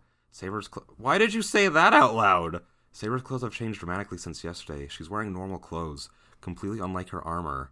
It's rather unexpected, and I'm troubled by it. She is terribly He's so weird about girls. He's so, like, I'm not saying he, like, is, like, bad towards them so far. At least so far, not terrible towards them. He's just weird about them. I thought I figured that out yesterday, but granted, he is a teenager, and teenagers are just weird. It really hits me now. Perhaps her armor looks so surreal that I didn't notice yesterday. But if she dresses like a girl, as a healthy guy, I'm troubled. Okay, kid. Shiro? I tense up the moment our eyes meet. But I don't look for her so as to not talk to her. I'm troubled, but I can't stay quiet forever. It's Saber, right? This will be the first time we sit down and talk, but I make up my mind and talk to her. And then... Shiro, before that, there's something I would like to tell you about last night. She interrupts my words with a sullenness that makes her earlier calmness seem like an illusion. Alright, what is it? It is about last night, as I already said. You are my master. It is troubling if you take such an action. Battle is my work, so you must concentrate on your role. And if you go in and die in vain yourself, there's no way I can protect you. Saber says so clearly. Granted, at the same time, the story is very much so rewarding his actions, because that's what got Ilya and Berserker to go away. Ilya probably saw that and was like, what the fuck is wrong with this kid? Maybe I was wrong to come here and turn him into meat soup and torture his head for the rest of forever. And then they dipped. Without that, they would have completely lost. That makes the tension I was feeling vanish. What do you mean? You would have been slashed if I didn't do that. In that case, I would have just died. It was not something you should have been hurt for. I will repeat myself. Please do not take such an action again. There's no need for my master to protect me, and there's no reason for it either. She speaks plainly. It must be because she's speaking so practically. What? Don't be stupid. You don't need a reason to save a girl. I reply unconsciously. Maybe she was surprised at being yelled at, but she pauses for a moment as if I've done something unexpected, and then she stares at me with indescribable dignity. I back up a bit, being stared at. Her look makes me realize that I've said something really out of place, and it embarrasses me. Anyway, I'm grateful that you brought me home. I'll thank you for that. You are welcome. It is natural for a servant to protect her master, but I am happy to be thanked. You are very polite. No, I'm not polite. More importantly, there's something I need to clarify right now. It's something I should have asked right after I got home yesterday. Is she really my servant? And if she was really taking part in this war? Going back to our conversation, Saber. Oh, I'll ask you formally, but can I call you Saber? Yes. Since I have formed a contract with you as a servant, I am your sword. I will follow your orders to defeat your enemies and protect you. Saber says so without the slightest hesitation. There's no room for me to question her about it. Become my sword, huh? To win this Holy Grail War? Is that not why you have summoned me? No, I summoned you because... I can't say it was by pure accident. No, first of all, I didn't even summon her. She just appeared when I was in danger and saved me with her own decision. The result is the situation we are in. I became Saber's master and I was dragged into this thing called the Holy Grail War. Not one bit of it was my intention. I'm just an amateur magus that was dragged into this battle beyond my abilities. What of it? He should probably have that conversation with her at some point. I've already convinced myself that I have to fight. I can't complain now. I shake my head lightly and stop whining. That's it. A man has said he will fight, so I cannot even talk about running away. This will be the last time I will think or talk about whining. No matter how the decision came, I have decided to fight. Shiro? Oh, it's nothing. But Saber, there's only a small chance of winning if you stay with me. I don't have the powers or the brains of Tosaka, so tomorrow might end up like today. Are you okay with that? Does that mean that you lack the will to fight? I have the will, I just don't have the chance of victory, so I'm asking if you're alright serving such a master. This is a battle I've decided to take on. So... I think it's wrong for someone to get hurt in my place. Even though I'm weak, making Saber fight, and... I can't stand letting a scene like that happen again. You are my master, Shiro. This fact will not change. A servant doesn't have the freedom to choose its master. That's true. That's why Saber is my servant right now. Then I should try my best not to burden her too much. Alright, so you're content I'm your master. Yes, but Shiro, I will not allow defeat for my master.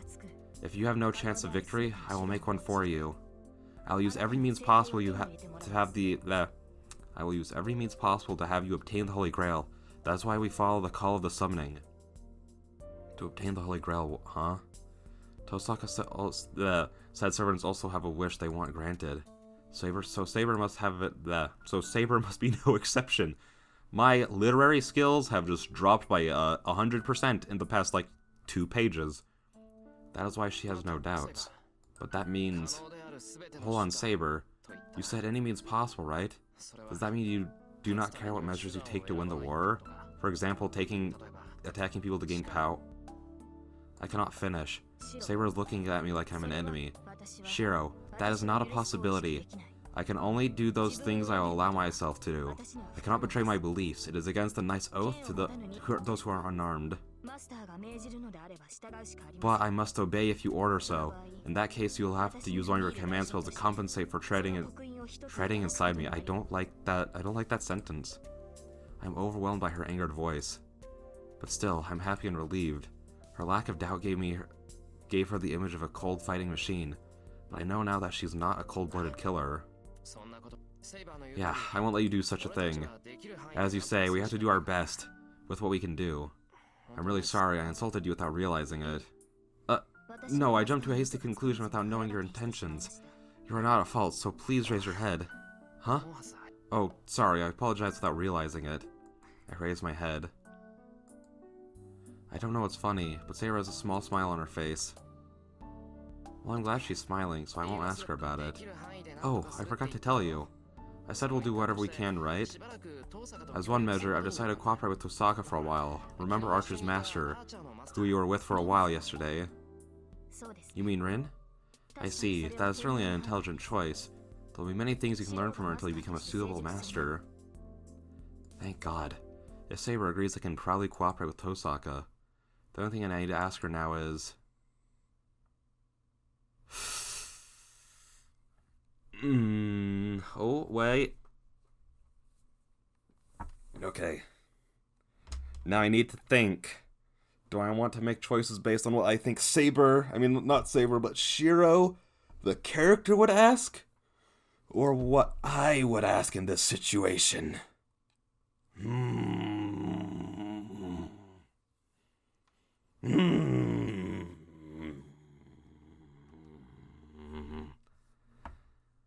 I kind of want to know this, but I also want to ask this. But at the same time, if I didn't already know, would I be asking this? Boop. I'm worried about Saber's body after she was wounded so much. More importantly, Saber, are you alright? The wound you took from Berserker was pretty bad. My body is just as it appears. The wound was certainly one that would have led to my defeat, but it's not fatal. I finished healing it about an hour after Berserker left. Huh? Then you're completely healed now?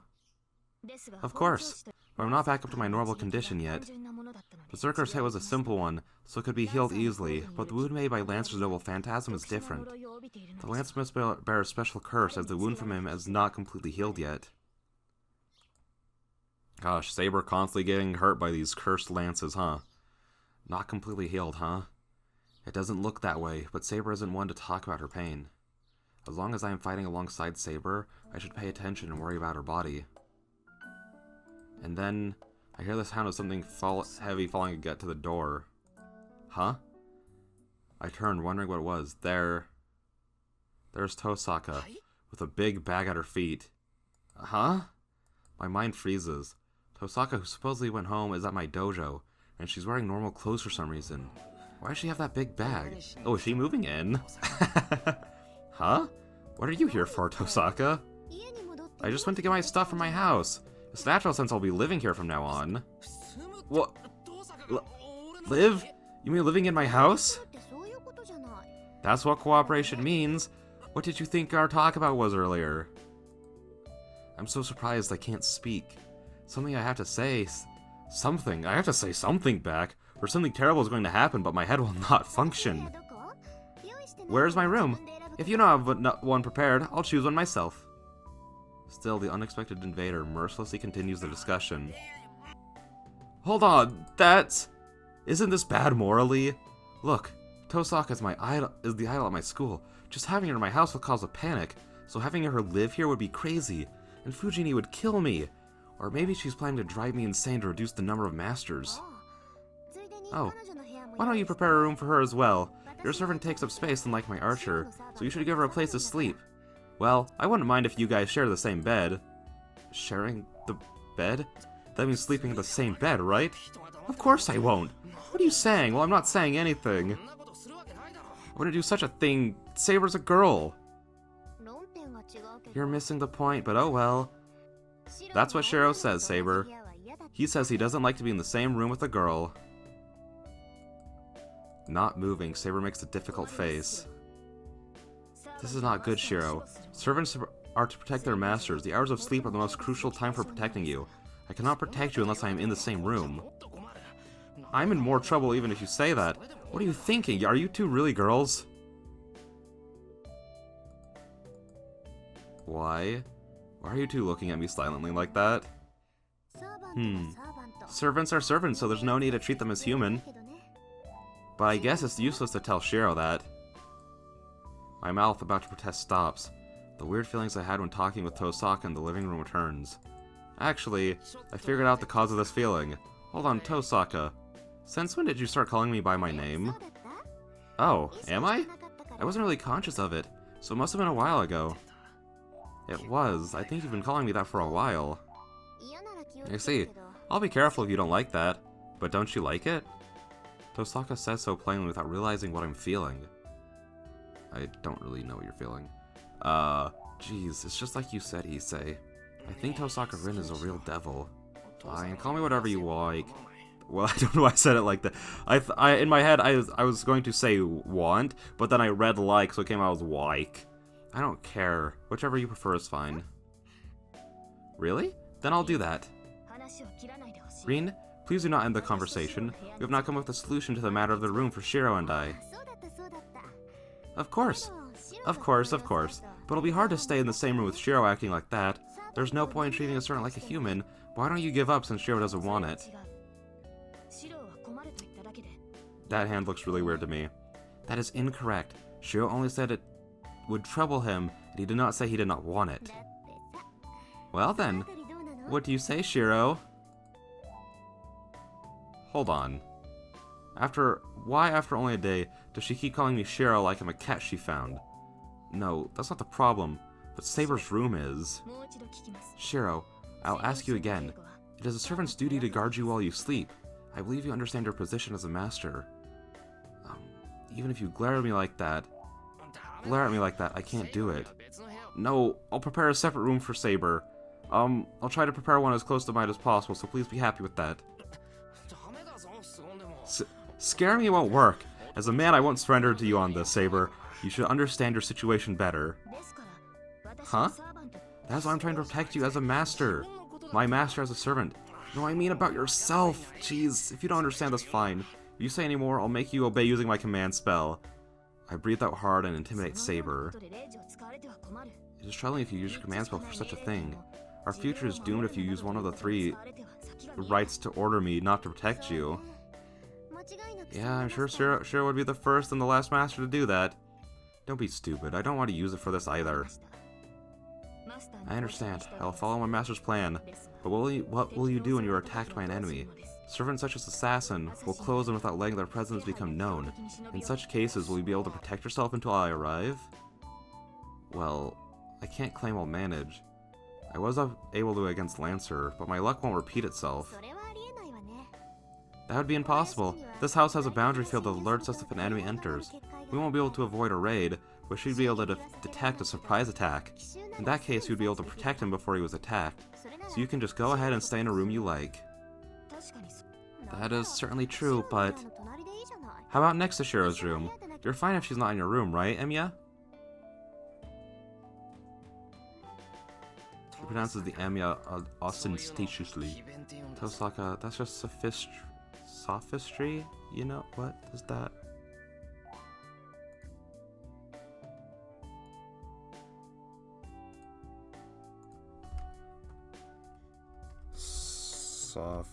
Sophistry. Meaning. The use of fallacious arguments, especially when the intention of... I mean, I don't think it was. She's just being like, hey, you don't want her in the room? Okay, the room right next to it. It's a sound argument because I'm making it for you. For your sake. Well, which room should I choose? Tosa walks the house with her bag, as if she's telling us the conversation is over. She looks cheerful like a student picking her room on a field trip. Perhaps because her actions are so selfish, Saber and I just see her off with blank amazement. Okay. And that... Oh, I just cracked my wrist and I didn't like that.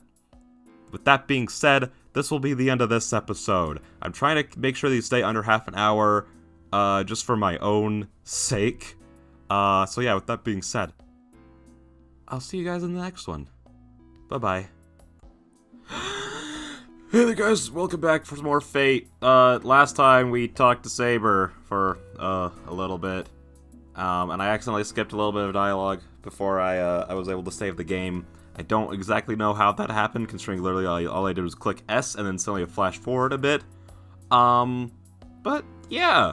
So that being said, let's just jump into it. We return to the main building. First of all, I should show her around the house so she can choose her own room. This is the Japanese style room. The backside has common rooms like the living room and the bathroom. And if you follow the open corridor to the outbuilding, you reach the guest rooms. It looks like Tosaka went that way. I explain as I walk. Saber follows me silently without nodding. I'm not sure if she's listening or not. The map of the house is fine. Where is Shiro's room? Oh, that was her. My room is this way. It's somewhat back there. Then please guide me that way. I must talk to you privately. Talk to me privately? So she doesn't want Tosaka to hear it. Tosaka's in the outbuilding, so I think this place is okay. But she is a master after all. Someone could overhear us. The open corridor is no place to talk secretly. Here, this is my room. What? This is Shiro's room? Saber is surprised the moment she walks in. What? I don't think there's anything here that should be too surprising. No, there is nothing here to surprise me, as there's nothing here. Is this really your room, Shiro? There's no point lying to you. I only come here to sleep, so it's natural there's nothing here. I see. I am surprised. I thought you were a more assorted person. Saber enters the Japanese-style room and touches the wall to check the feel of it. It is a soft gesture, as if she understands the object's memory just by touching it. I'm relieved. This is a desolate room, but does not mean it's treated badly. This is a simple but warm place. Warm? Well, I guess so. I don't know if that's how the house is built, but this place is cool during the summer and warm during the winter. My father always said I took the good room. Yes, the room is a reflection of its owner, so I was worried about your spirit, but this will not change my impression of you now. Saber says this with relief, but I don't understand what she wants to say. So, what did you want to talk about privately? I have two things. Both are something I would like to keep a secret between us. Well, I don't mind if you say so, but tell me. But tell me what it's about. I can't tell if it's something good or bad. They are both bad. At the very least, it is something I do not want the other masters finding out. Judging by expression, the bad thing must be our own weakness. I see. I see what you mean. I'll listen seriously, so go ahead. Yes, first of all, I would like you to forgive me for not being able to accomplish the first obligation of a servant. The first obligation of a servant? To tell you of my identity. Have you not heard about it from Rin? Tell me your identity. Oh, you mean your real name. Servants are heroic spirits. Their identities are heroes, famous in every age. They are yes, I know. We know this. But it's also something the master must know, because if one does not know which hero the servant is, he does not know the servant's potential. Master and servant are one. They won't be able to fight fully if one keeps the secret from the other. Well, that's just how it would be if I were a normal master. Even if I knew Saber's real name, I wouldn't be able to come up with an effective plan. Most of all, I don't care about it. I'm fine with that, but why? This is what I believe is for the best. No matter how hard you try to hide my name, there are many ways to take that information from you. Since your magic resistance is not high, mental intervention would be simple if the enemy was a superior Magus. I would like to prepare for that, and not have my real name within your knowledge. Oh, I see. That's right, I would give it away if they would use suggestion on me. Alright, I'll keep it a secret in that case. It helps me if you say that, but then I am not someone that famous. But then I am not someone that famous? Yeah, okay, kid. I should be a few ranks below Berserker. It would not do too much even if my name were revealed. Saber murmurs in regret. Don't they get, intel from the Holy Grail? And they would, understand how famous they are in this day? Whatever. That's a bit unexpected. Saber has some human characteristics, and she regrets being inferior to Berserker. Isn't that alright? A trump is a trump. Because it's hidden, your master is weak like this, so I understand that you have to try everything. And Berserker, he's unfair. There's nothing to be ashamed of. From my point of view, you aren't inferior. You had that big wound yet you were exchanging blows straight on. You are right. I just suffered a defeat last night, but the result should be different once my wound heals. Right? Right. Okay then, that's the end of the first matter. What's the second one about? Yes, about that. This probably is not something we can solve. We servants maintain our body using the magical energy transferred from our masters. That is why us servants require a master, but I'm an incompetent master, so I don't have enough magical energy for you to maintain your body. No, it is not a problem if I receive even a small amount of magical energy from you, but I'm not receiving any magical energy from you. The spiritual connection we ought to have is not present. So that means, I as the gasoline am not sending any fuel for Saber to work as an engine. Saber, it's not your fault. I believe something happened during my summoning. Some fault occurred, and the line that should have been connected was not connected. Some problem during the summoning? When Saber appeared, it wasn't anything like a summoning. It was just an accident. Since she was summoned like that, it'd be strange if there weren't anything wrong with her. Hold on, then what's going to happen? Since you can't replenish your magical energy, will you disappear? Yes. If I use up the magical energy I have, I will not be able to stay in this world. I have battled 3 times already since my summoning. My healing ability is regeneration magic, so magical energy consumption will increase if I take damage. Let me see, I used about 10 mature Magi's worth of magical energy last night. I'm astonished. Magical energy is reduced every time she fights and there's no way to restore it? She's already used up that much magical energy. How much longer can she stay in this world? You understand, Master? So I must try to use my magical energy as little as possible. If no magical energy is provided, I must sleep and suppress my magical energy usage. Sleep? Will your magical energy replenish if you sleep? I do not know, but at the very least I will not consume any magical energy while I am asleep. So I wish for you to allow me to sleep as much as possible. I will not be able to constantly protect you, but I would like you to understand that this is a measure necessary for us to win. Oh. I sigh with relief. Thank God, if that's all that is, I'll accept all that she wants. Of course that's alright. You can rest when you get tired. If that allows you to stay longer, that's so much better. I don't sleep often from now on, so please do not leave the house while I'm doing so. If you are attacked somewhere far from here, I will not be able to come and protect you immediately. It would be a different story if you could leap through space, but servants with such an ability are rare. Oh, if I could leap through space. To call me from a distant place would require backup from the command spell, so I'd like for you to try to stay near me. As much as I'd like to do that, I can't nod. I can't imagine living with Saber, and most of all, I have my own life as well. I'll try, but are you sure that's all? If you sleep, it should not be a problem. I cannot be certain since this has never happened to me, but I did not fight even 7 times last time. Hang on. I want to go through 0. I know that there's a lot of difference between this, what officially happened in the last war, and 0, since they're different timelines and stuff, but I just want to see. So there was the first fight against Lancer. There was the fight in the woods against Castor. There was the bigger fight against Castor. There was the rematch against Lancer. The fight against Berserker. And then the fight against Gilgamesh. I guess you could count when she used Excalibur on Ishkandar and on Ryder and Waver, but I wouldn't really count that since it was like more of like a tiny like little like hey what up kind of thing instead of an actual fight. So yeah, I guess yeah. You don't have to do not defeat them. Other servants defeat other servants. I see. So not everyone has to fight all the other servants. If all goes well, we can end this war pretty easily. The only people I'm going to fight are those with inhuman attitudes. I'm sure that not all of the 7 masters are like that. Tosaka's ready to fight, but she would follow the rules of the Magi. So the 5 remaining masters, if they all have human attitudes, I won't have to fight. Excuse me. Saber says she didn't even fight 7 times last time, so this time...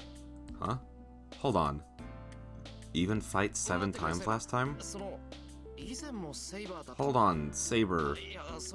Was it Saber 2 last time? No, I mean, were you in the last Holy Grail War as well?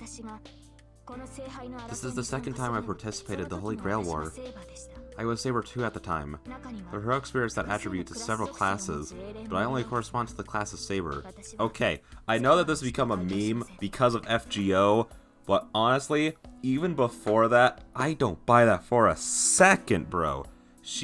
Okay. She has... Okay, I'm not even gonna dance around this. She's Arthur, so she has Excalibur. Everyone knows that. Like, there's not even some people who don't know anything about Fate who don't know that, alright? And if I did just spoil you, then I apologize. I don't know why they're keeping it a secret. It doesn't matter. There's gonna be people who will get mad at me for saying that, but it's just like, knowing her identity I don't think will change much. But, so she has Excalibur, obviously, makes her Saber. But she was also given, I can't pronounce the lance's name, Ringo Miniad, I think is how you pronounce it, which is a holy lance. The lance she used to kill Mordred. So bare minimum, she should have a lancer and a saber. Granted, that then it goes into the whole, well, it's all about how famous they are with that thing, and no one knows about the whole Ringo Miniad thing, but like, still, like, I don't know. Seems a little silly to me that she can only be summoned as a saber.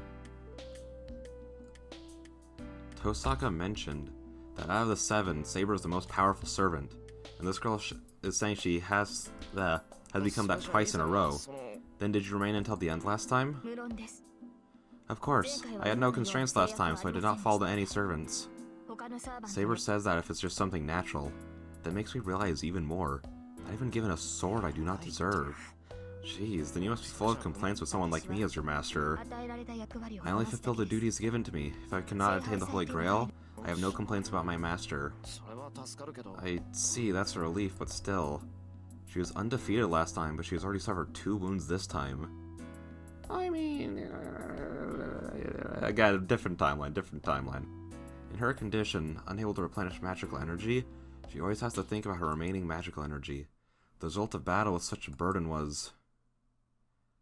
They're really getting, like, as much coverage out of that image. It is a great image, even. But, like, guys, we don't need to constantly see it. That image of her covered in blood. The image is engraved in my mind. The image of the girl smaller than me covered miserably in blood. Shiro, such regret is useless. Huh? Saber voice brings me back. When I raise my head, Saber's expression is serious.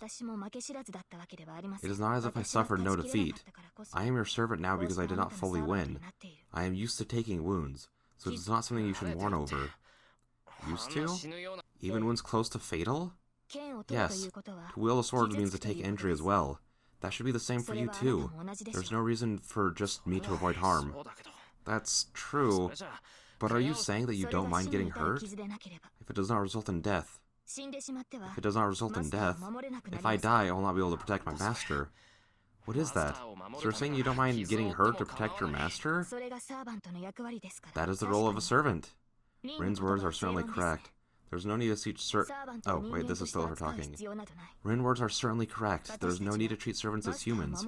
We are a tool to protect our master. You must understand that. Saying so, Saber walks to the sliding screen. Beyond it is the side room. This room was enough for me, so I never used it. I will be getting some sleep. I will wake up at dinner time, so please let me know if you're going outside. She quietly opens and closes the sliding door. We are a tool to protect our master.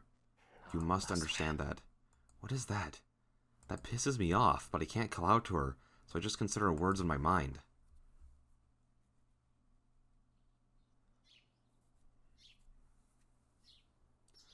I sit on the porch and look up at the blue sky, absent-mindedly. It's not like Saber who went to bed already during the day, but I need to rest too. Even though my nausea has gone away, I still feel terrible.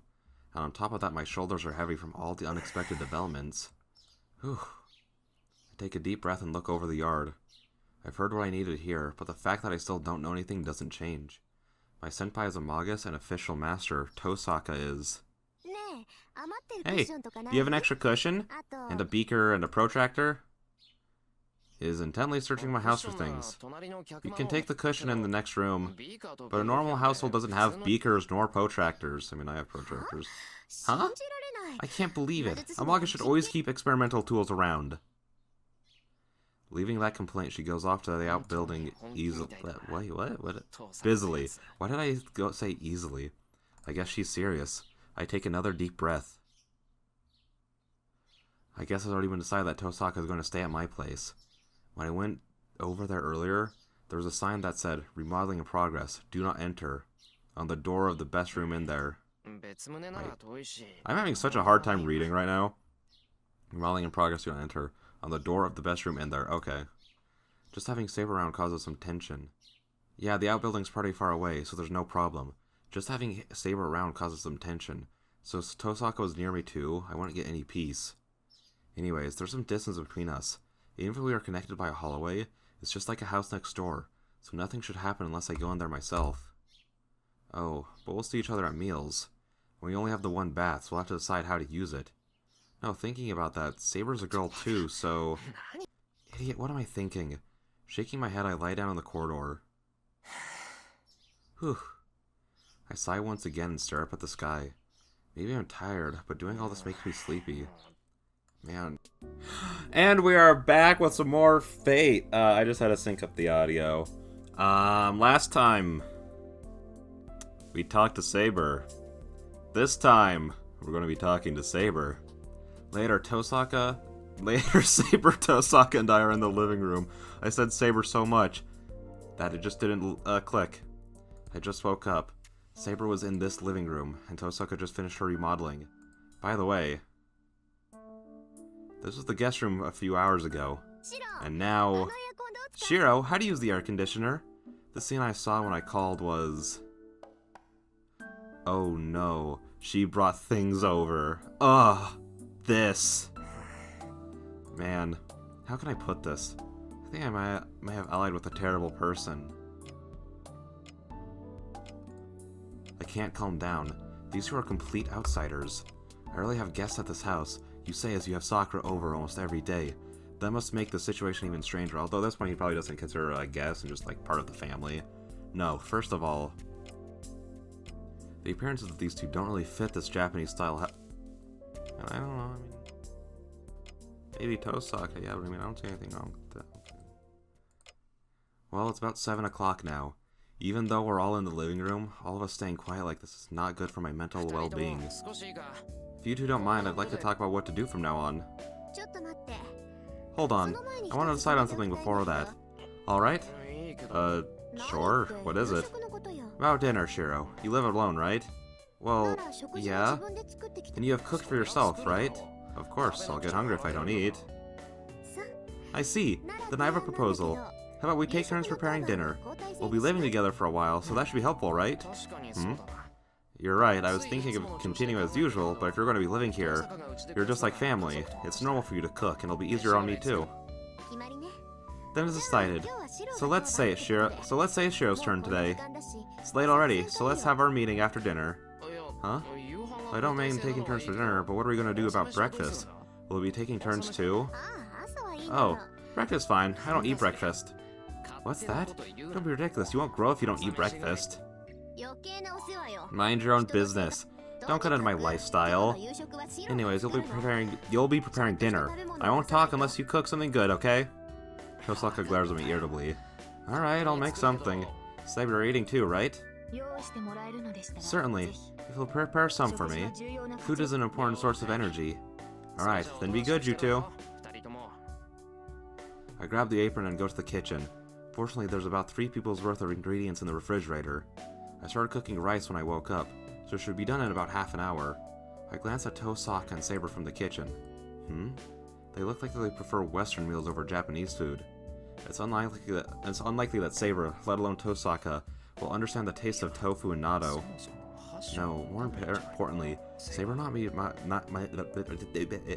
not be used to chopsticks. I just had a stupid thought, but I saw those, like, these. What are those? Are those supposed to be like tongs? I can like figure out like what everything in this kitchen is, except for that. Are they tongs? I just had a funny image of like Saber trying to use those instead of chopsticks, and I was like, huh, that'd just be worse. Saber Okay, Saber might not be able to use chopsticks. I ponder this for a second, but I can't help it. There's only a limited range of dishes, so I can make with what's in the fridge. Anyways, there's some tofu, and thinking for a bit, I decided to make some deep-fried tofu. For soup, I'll make miso soup with seaweed and tofu. I have some chicken, so I'll make some teriyaki, and main dish. Drain the water off the tofu.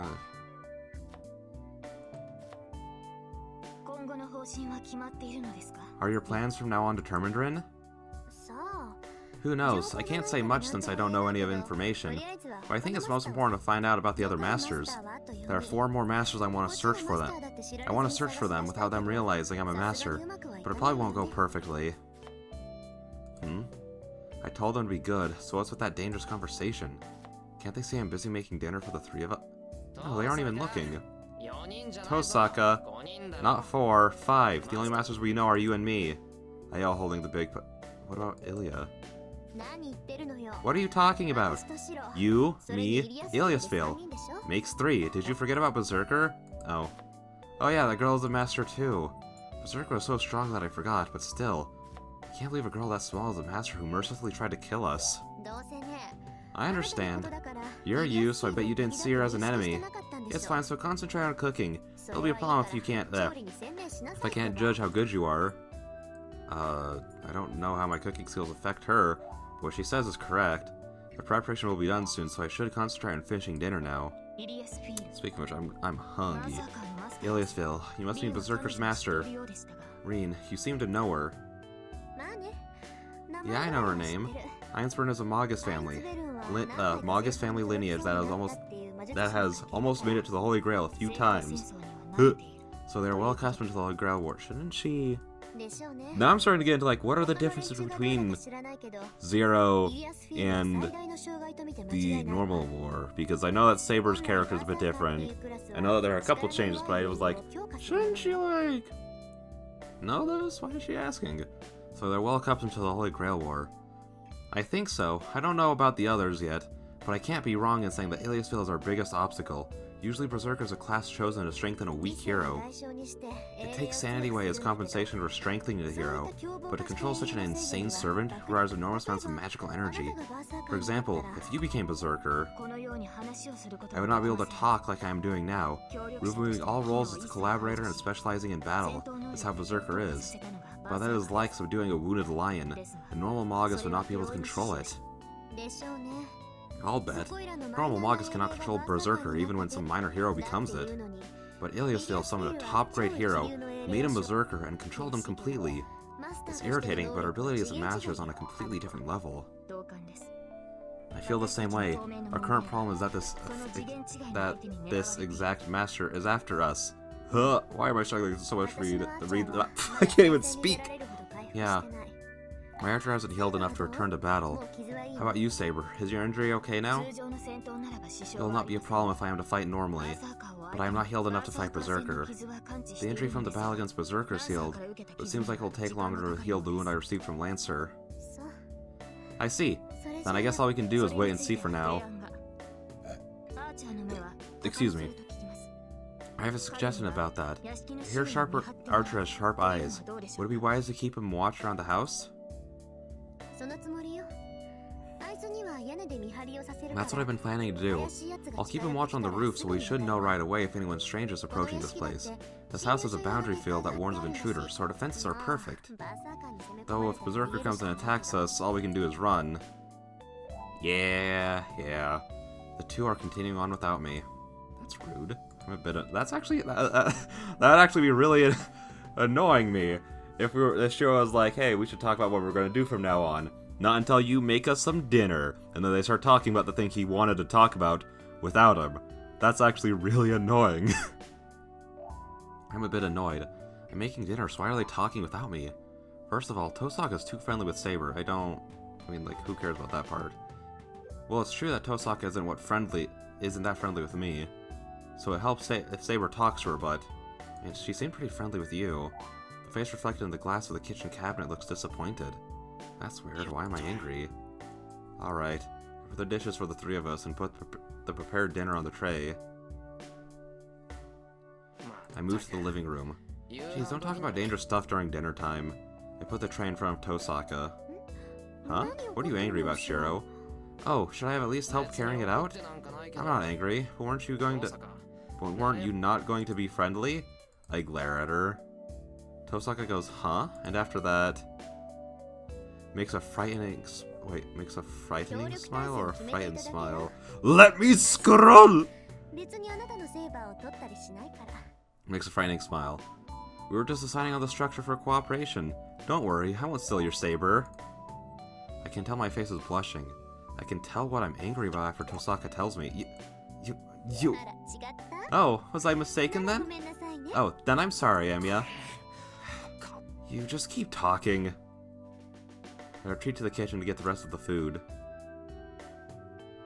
She really got me. Tosaka is still smiling and Saber is expressionless as always. Man, I'm really worried about whether we can continue with this member. In that way, dinner starts. And I'm silent. With what happened earlier, it annoys me to talk to Tosaka. I'm too embarrassed to even look at Saber. Saber eats dinner silently. Her gestures are elegant, and I can't possibly imagine her swinging around a sword. She was swinging around a sword. And well, how should I put this?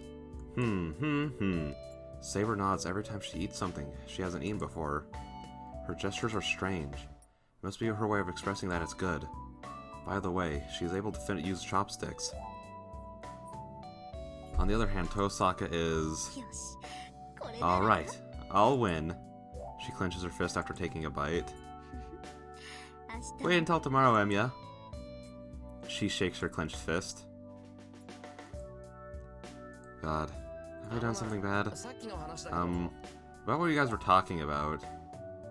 The two both raise their heads. Hold on. Even one of them is enough to tense me up, so they both shouldn't react. What?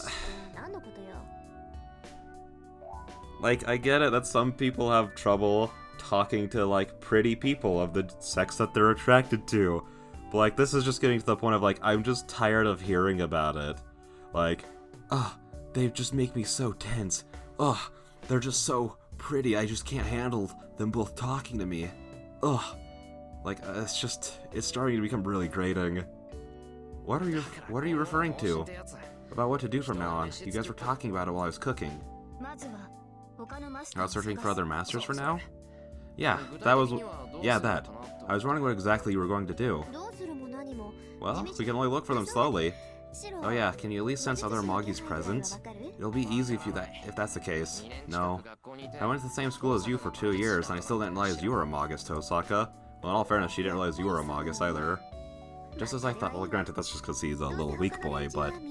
Just as I thought, well, that's fine. The others would be hiding their presence, so it should be impossible to find them from their traces anyways. How about you, Saber? I hear servants can detect other servants.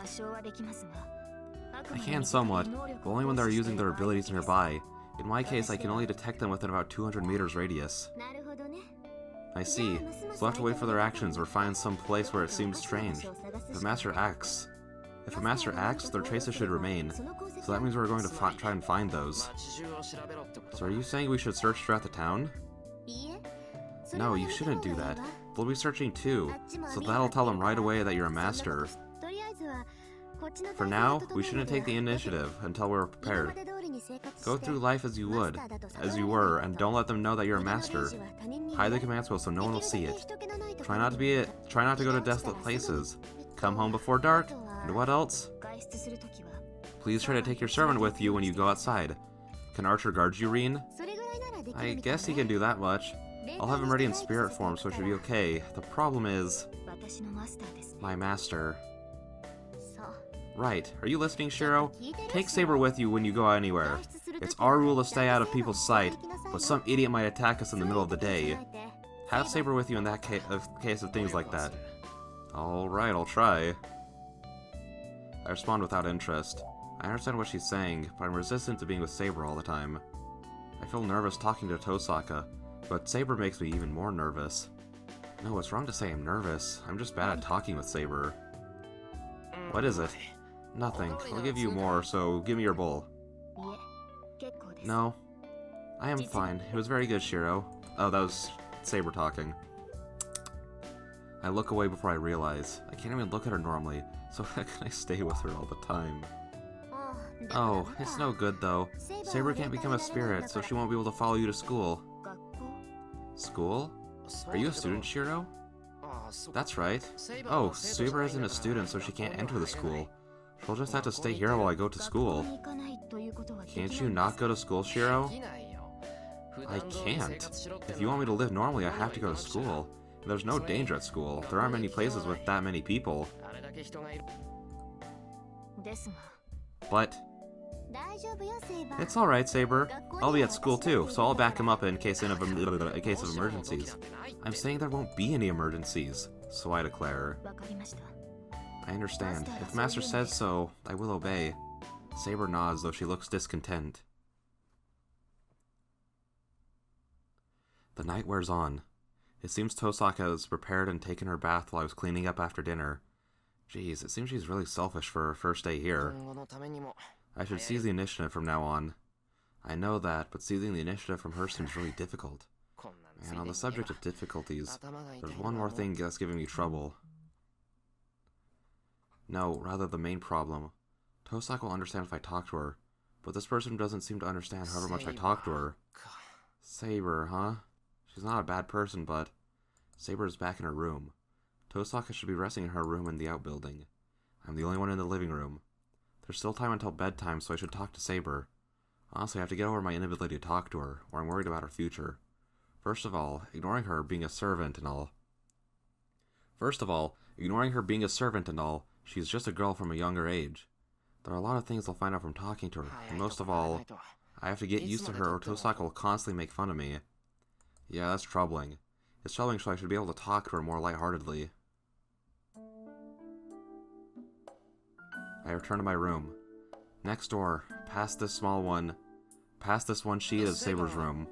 Saber, are you awake? I am awake. Is something wrong, Master? Opening that sliding door silently, Saber enters. I hold on to my heart, pounding from having her actually in front of me. Calm down, I'm just going to talk to her as a master. Shiro, you do not look so well. Have your wounds opened up? No, that's not it. I'm fine already. Are you fine? Yes, there's no problem. With my current condition, it should take some time to fully heal, but I'm still above my average. I should be able to match anyone other than Berserker. Saber declares so. It's not confidence or boasting. She's probably just telling me the truth. I have no response. Saber's statement should be encouraging to a master, but I don't want such a slender girl to fight. I'll ask you something. Don't you have any other objective other than fighting? You're in this time, so don't you have anything else you want to do? Other objectives? I do not have any such things. Servants are only summoned to fight. Any other objectives are useless. Your statements are misdirected. I thought so. Pretty much asking one who is summoned to fight not to fight. It's not that I want to tell her that. Well, how should I put this? Saber is lacking in humanity. It would be fine if she were only going to fight, but she's in front of me as an actual person. So I can't allow her to just fight. If Saber is actually here, I have to have her do something she enjoys. Hey, Saber. Servants are heroes from the past, right, so... I saw her before I asked her what she was like before. I cannot tell you my real name. Saber said that before as a secret between us, so even when I asked her about her past, she wouldn't answer.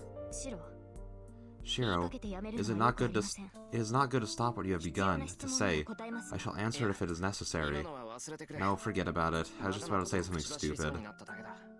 I say that averting my gaze. It really was something stupid. I shouldn't have been interested in Saber's true identity, and she refused because she couldn't tell me. If I bring it up again, it'll only prove that I'm a no-good master, repeating a useless question.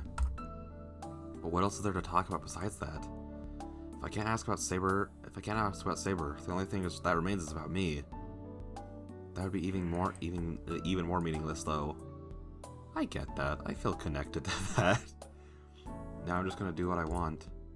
If I can't ask her about her true identity, I'll get ready to have her look at me strangely. I'll ask her such things as what she likes and what she wants for breakfast and... Shiro, if you don't have any questions, may I ask you? Huh? You can, but what? About yesterday, you were cut by a berserker while trying to save me. You remember that, is that correct? I remember what? You want to continue this morning's conversation? I know it was a thoughtless action, so don't remind me about it. It makes me feel sick. I feel the same way, but I feel that I must ask you to understand. Why did you stand up to Berserker? Did you not understand what might happen to you if you tried to approach us? I knew that. I understand that I'd be killed if I approached. But I didn't try to save Saber out of optimism that I'd be safe while doing so. Back then, all I thought about was saving Saber. I didn't care about what happened afterwards. At that time, the most important things for me was saving Saber. Probably it was just that my fear of not being able to save Saber was greater than my fear of getting killed. Sorry, I've forgotten. It happened in an instant, so I don't know what I was thinking. I was probably confused, otherwise I wouldn't have been able to do something so suicidal. Perhaps because Saber's eyes were so serious? I don't tell her the truth, I just say something to get out of the situation. So in other words, you automatically tried to save me. It wasn't automatic, I told you I was confused. Something like that happens again, I'll probably be trembling. I see, that is normal for a human. No human would try to save another while ignoring their own life. Even heroes should be no exception to that. So if someone like that exists, they would be lacking something. If you continue with that missing thing, only tragedy would await. Her deep green eyes are trying to tell me something. She's trying to tell you that you're a big dummy. I take that and... You're persistent, Saber. I told you I was just confused. I'm scared to death too. I can't be a saint. If something like that happens again, I'll save myself before you. I deflected with heartless words. That is good. It should be no problem if it was just a misinterpretation on my part. Yes, you certainly are a coward. If you do not make any mistakes, you will become a proper Magus. Hey, what's with that? Do I look like a coward? Yes, very much so. Mostly the part where you try your best to accept the situation you are in. Such wisdom is sometimes called cowardice. It is the same as saying that a man without fear cannot be wise. She must be relieved. Saber says this smiling a bit. That gesture is so lovely and elegant. Because of it, I cannot think of anything else to say, and we end up staying in the room together for a while. Ooh? And I think, since my plan is around 20 minutes, and that was the end of a good scene, it was just the end of a scene, I think that's a good place to end. I guess I could give a few thoughts, just because I'm thinking some things, and I'm about to have to leave for a little bit, so that before I come back to record more, so I'll give it now before I forget. I really like Saber and Reen's interactions together, which I wasn't expecting, because I feel like in the animes, there's, nothing. Also, I haven't seen the Dean anime. I don't know if I stated that earlier in the series, but I haven't seen any of the Dean anime. But in Unlimited Blade Works and Heaven's Feel, there was, nothing. And then in Unlimited Blade Works, they were, whatever. But I really like them together. But I'm getting really... I don't like Shiro's chemistry with them. It's not necessarily like that I think he should be just an absolute mad lad, a complete Chad out there getting all the ladies, or anything like that. But, like, for me, like, what's important in, like, a story is, like, if the chemistry is enjoyable to read. And this just isn't. It's not because it's, like, he's awkward around them. I've read plenty of stories that have, like, oh, the main character who you're seeing for, like, the lens, like, from the eyes of is really awkward around just everybody. But, like, there's still ways to make that enjoyable to read for the audience, and this just really isn't doing that. Like, I said it earlier, it's just kind of becoming a little grating. Like, Shiro's character is becoming a little grating on me, honestly. And that's probably just because he spent so much time with Saber and Rin the past, like, how long? Like, 5 or 6 episodes? So it's just like, and that's weird, because I never felt that at all in the anime. Which, I'm one of those weird people who I actually really like Shiro's character in the anime. Like, he's, like, one of my favorite characters. And, like, people would talk about, like, he's like this from the visual novel, he's like this from the visual novel. I'm like, but I kind of got that, not through, like, a lot of dialogue or anything, or, like, internal monologue, but just from, like, from his actions, I, like, got that from his character, you know? I thought it was a little bit more subtle about it. And I can understand, like, why people, like, wouldn't, like that as much, because, you know, that leaves it up for a lot of interpretation instead of being more, like, this is what he is sort of thing. So I can get why people wouldn't like it. But that's just me. Like, this is the first time I'm sitting here, like, I kind of am not enjoying Shiro as a character right now, and I've never thought that before, so this is weird. So hopefully, like, as the story goes on, either the way their interactions are written becomes more enjoyable to read, or should we just start getting a lot more characters around? Honestly, it is just kind of Shiro with, like, the ladies, huh? Like, when he's around Sakura, he kind of talks to, like, his, at least an inner monologue is similar to, like, how it is around these two. And it's just not fun to read. It's really not. Like, I'm not just saying that because he's, like, being like, oh, these girls are so pretty, and I'm thinking about them weird, and then not liking that. Like, that's fine, you know? But it's just, like, getting to the point of being too repetitive. And that's something I've noticed a lot in this writing in general, is it's just very repetitive. So repetitive, dude. Like, what was it? It was the last episode where I just had to, like, skip through a bunch of stuff. Like, yeah, they were re-explaining the servant class thing again. And it's like, that would have been a moment, like, it was like Saber being like, yeah, I can only be summoned as a Saber. And then Shiro goes in being like, oh yes, that's right, Saber servants can be summoned as yada yada yada, like this, and this, based on what they were like. And it's like, no, duh, we've had that explained 3 or 4 times already. You could have just left it as Saber saying, I can only be summoned as a Saber, and then Shiro being like, huh, neat. You know, something like that. Not obviously those exact words, but, like, you know, just moving on. But, yeah, I don't know, dude. I'm kind of getting to the point where I'm, like, starting to fall back into not enjoying it almost exclusively because, like, Shiro's a protagonist. Again, I'm really liking Rin, and I'm really liking Saber, even though Saber hasn't, like, done much. But, like, I think she has, like, again, like, a good chemistry with Rin, and she's trying hard with Shiro, it feels like. So that's already making me like her. She obviously has, like, some character flaws already, but, like, they're not, like, bad. They're not things that make me dislike her. They're just flaws in her personality that I'm sure will get, like, worked out through the story, you know? But, with that, like, all being said, I'll go with it a little bit longer. If it does, I don't want, like, the problem is, I've already dropped, like, a series that I'm doing, just because I stopped enjoying the game, and I don't want to, like, consistently drop series, so I'm like, I'll give this a few more episodes.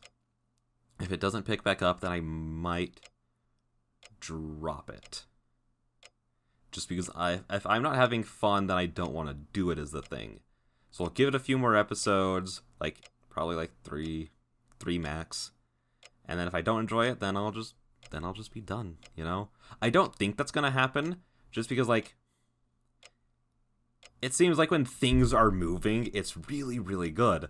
Like, I was loving, like, everything that happened, like, with Berserker and Ilya. Like, those 2 episodes were great, I felt. And, I actually really enjoyed, like, just Lancer in general has been great so far. So, like, his interactions with everybody, like, those have all been great. So it just depends on, like, what is happening. It depends on, like, how much I'm going to be enjoying it, which, no, duh. But, like, you should be able to make your whole thing enjoyable, not just certain aspects of it, you know what I mean? So, yeah. I doubt I'll cancel this just because I am such a huge Fate fan. I'm sure I'll find something enjoyable in this, you know? But I just wanted to put that out there just in case, like episode, like, 23 might be labeled, like, the last episode or something. I doubt it will be. Again, I don't want to make anyone scared just because... Here's what I'm saying, I don't want to make anyone scared just because, like, my Fate videos, are, like, for my channel at least, are relatively popular, so I'm glad that people are watching and enjoying. I've seen the analytics, people actually do watch these, and that's cool. So, which isn't why I want to continue doing them. I only want to continue series that I'm enjoying, hence why, again, I had to explain, like, there is a chance that I won't. But again, I'm sure I will find stuff to enjoy regardless of what is happening, or at least stuff to talk about. Like, I do enjoy, like, kind of ending, like, these episodes or having, like, discussions in the episodes, not just completely reading it, that kind of stuff. But, yeah, with that being said, I'll see you guys in the next one. Bye-bye. Okay, guys, we are back with some more Fate. And the last one, we talked with Saber. Also, I realized what happened, because I accidentally skipped ahead. I realized it's because I accidentally hit Control-S when I went to save it. And I think I'm used to doing that because whenever I, like, do, like, audio editing stuff before I export it, I always have to hit Control-A so I can actually highlight and stuff like that. Like, that's just some behind-the-scenes stuff that you guys just gotta hear about. It's always fun. So, yeah, I accidentally did that again. So, yeah. Excuse me. With that being said, let's just jump into it. I want to say that every single time. And night falls. It's not like I need to talk to Saber or Tosaka, so bedtime comes as usual. It's 11 o'clock. The lights in the house are turned off, and the people in it sleep to prepare for tomorrow. I can't sleep. I open my eyes, still on my side. It's the room I've grown accustomed to sleeping in, but it's different today. Jeez, why can't I... It's so quiet. Why can't I hear Saber's breathing in the next room? No, I know. If it's so quiet, it's only natural for me to be able to hear what's going on in the next room. Oh, why can't I? I thought you said why can't I. What's going on in the next room, and being able to hear her sleeping makes me imagine her sleeping. Ugh, damn it, I can't sleep like this. I'm tired of this hell. I climb out of the futon, trying not to wake Saber, and I retreat to my usual place. I feel like we're about to get kidnapped. Thank God. I thought Saber would notice, but she must be pretty dull. Or maybe she just sleeps deeply. I wonder for a moment whether she can really protect her master like that, but there's no danger now. The servants are connected to their masters. She should wake up when her master is in danger. Tosaka seems to be asleep. The lights there are off. She must be defiant or just adaptable. Tosaka must have gotten used to this place in just a day. Well, it really does help having her around and all. Yeah, it helps, even if it's troubling sometimes. For example, the bandage wrapped around my hand. Hide the command spell, huh? I didn't realize until she told me. The command spell of Master Bears appears somewhere on their arm. In my case, it was set on the back of my left hand. I can't hide it with my clothes, so I'm hiding it with a bandage, even though it looks unnatural. It's winter, so I'll wear something long over it. Tosaka has hers around the middle of her right hand, or somewhere like that. They say the command spell is different for each master, but I don't think I'll ever see Tosaka's command spell. The shed is silent. This is the place where Lancer cornered me yesterday, and where Saber appeared. The door is still open and inside is dark as if defying anyone's entry. But this darkness is familiar to me. The old building that I used to play in, the place you could call my real room, stands silently in the cold winter night. I enter. I close the door to shut out the outside air and turn on the old stove. Yeah, I consider skipping it just for today, but I shouldn't. Father would get mad if I skipped it 2 days in a row. I sit in the middle of the shed and take a deep breath. Training should be continued without rest. That's not healthy. Magic is mental training for me, so I shouldn't neglect it for minor reasons. Granted, there's really nothing healthy about Shiro as a person. Phew, huh? I adjust my breathing and begin my training. Inside my head is the usual image. The image of the sword that appears in my empty head. I ignore it and clear my mind. Once I let magical energy flow through me, it's the usual practice of strengthening. The strengthening magic which I succeeded at for the first time in a few years after being attacked by Lancer. I have to repeat it before I forget it, and make sure I master it or it'll be a waste. Trace on. I half close my eyes and release the contents of my lungs. Right now, this is all. Everything goes away once I'm concentrating on this. The Holy Grail War, Saber, Tosaka. If I empty my mind and forget all the doubts I have, I should be able to sleep tonight.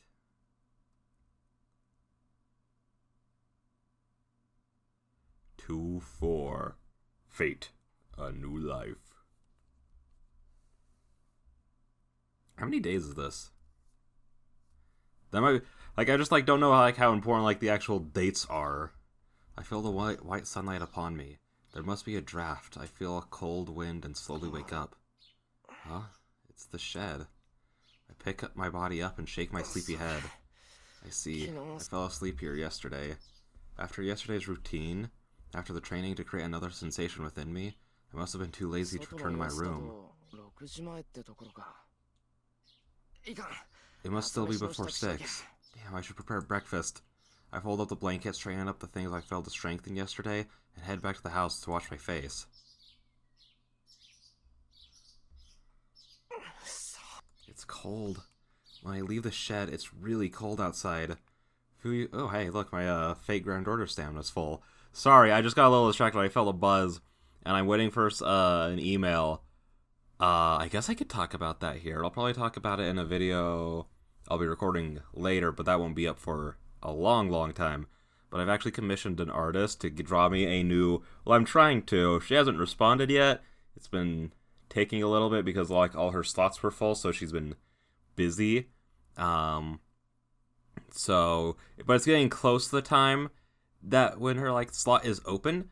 So I'm hoping to hear a response soon-ish. I've never commissioned art before, so when I saw commissioned slots, yada yada date, I don't really know how any of this works. I just assumed that she won't respond to me till then, but I was I should probably keep a watch on my email just in case it is that. And I just get too curious to not check because I'm I don't want to leave her hanging too long when if she responds to me, that kind of thing. But yeah, with that being said, wait, what did I even mention what she was drawing? If she takes it, then she'll be drawing a new banner for the channel, because mine is just something I whipped together in my video editing program way before I started using Premiere Pro, and some art to use for thumbnails, that kind of thing. But yeah, with that being said, let's just get back to it. It's cold. When I leave the shed, it's really cold outside. Fuyuki City is warm during the winter, but the top of the mountain on this side has a chill of normal winter. Oh, there's some frost. I should do something about the lawn soon. The sound of breaking ice. There's frost on the ground and footprints are formed as I walk. So, I wash my face with freezing water and pull myself together. Alright, I'm wide awake now. Now that I'm awake, all the things I don't want to think about, like the situation I'm in. Holy crap, I don't know if that picked up on the mic, but I live not too far away from an interstate. It's some guy's engine on that just flared up so loud. These headphones I'm wearing cancel out a lot of sound, and I heard that clear as day. Oh my gosh. And now there's another one. Now that I'm awake, all the things I don't want to think about, like the situation I'm in, come straight to mind. Oh yeah, I shouldn't be washing my face so calmly. I have to wash my face more aggressively. It's 5 to 6. There are a ton of things I have to do. I should return to my room and check on Saber first. Yeah, I guess I left the room without saying anything, so I should explain things to her. I'll be troubled if Saber misunderstands things. It's my daily routine to go to the shed at night, so she should understand if I explain. After explaining things to Saber, I should make breakfast. It seems Tosaka won't be eating, so I should just add Saber share. Oh, In that case, I should go and buy more ingredients for the additional people. I should note that before I forget. I'm sure I'm forgetting something. What could it be? Feels like I'm forgetting something really important. God, 6! I have to hurry or I won't make it. Is it gonna be Sakura? Or Fujini? Well, if I can't remember, it can't be anything important. Oh, it's gonna be really sad if it's Sakura. I quietly opened the door. The room is just like it was yesterday. There's no sign of Saber waking up in the middle of the night and searching this room. I guess she didn't realize that I escaped the room last night. That's kind of a letdown. I thought Saber might notice. Or did she need sleep so much that she couldn't notice? I see. That must be what she means when she said she needs to sleep frequently. It must be why she's sleeping as close to me as she can, so she can come to me in case something does happen. Either way, it won't make much difference where I go if it's within the house. I can detect intruders from the boundary field. I should be able to protect myself for about a minute with that. And Saber should be able to come save me in a minute, wherever I may be in this house. That's right, and if it's in the shed, there'll be plenty of places to hide. Anyways, I shouldn't be scolded at for what I did last night. I was considering explaining this to Saber, but it seems there's no need for that. I don't think I should wake her up either if she's asleep. Saber, I'm going to prepare some breakfast. I'll prepare some for you, but you don't have to get up if you're tired. I'll come get you later, so rest until then. I call out to her and quietly leave the room. There's no one in the living room. I open the refrigerator and consider what I should make for breakfast. And then, morning, you're up pretty early.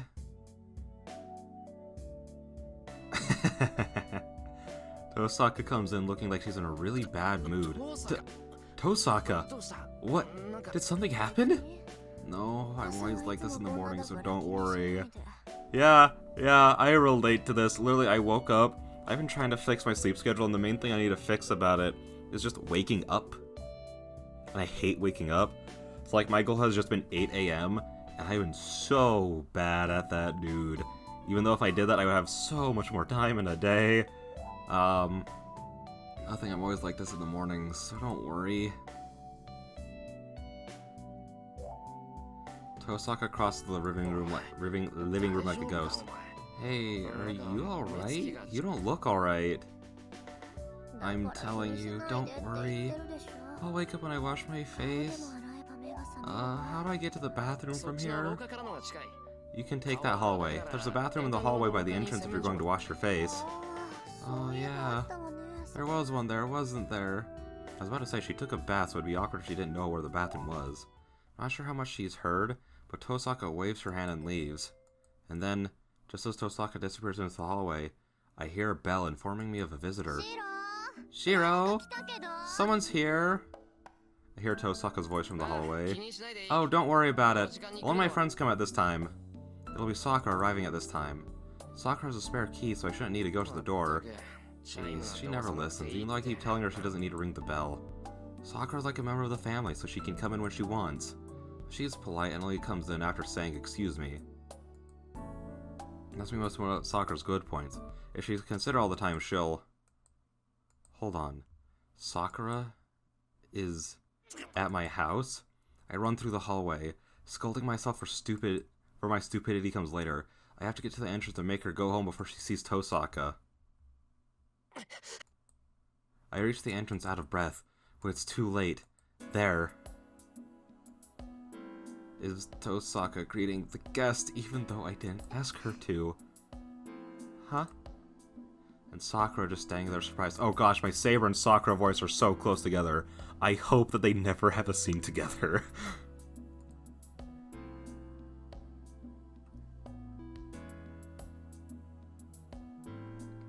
I just got a text from a friend saying that he is at a pizza place covered in cocaine.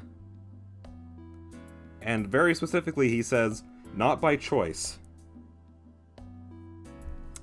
Well, that'll be a fun story to hear.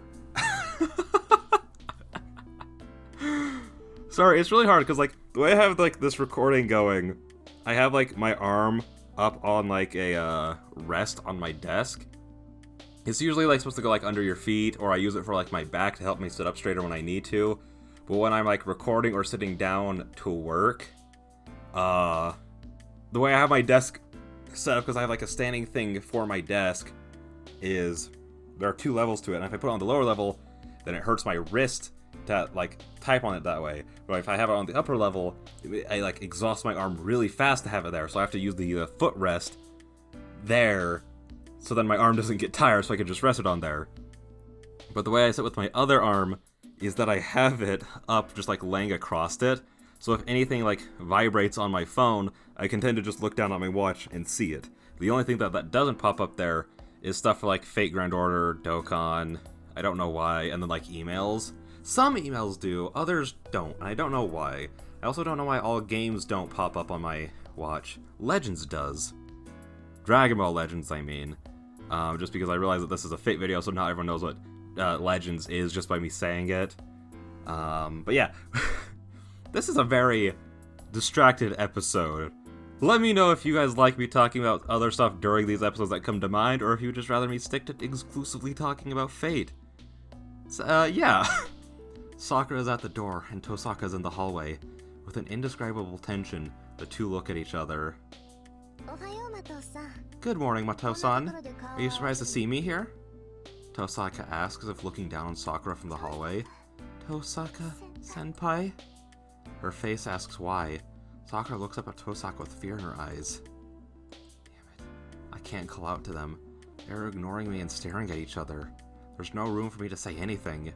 All I can do is think how to explain things to Sakura, but before I can come up with a good explanation... Senpai? What is this? Sakura looks at me as if asking for help.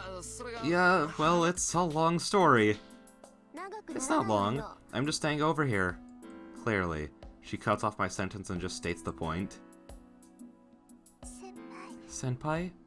Is that true? The short answer is yes, there are circumstances so I have her staying here now. Sorry, I forgot to tell you and surprised you. But please don't apologize, Senpai. I was really surprised, but that's fine. But what you said, you really... Yes, this is what Shiro and I have decided. The head of the household, Shiro, decided that. So that's how it is. You understand what this means, right, Mato-san?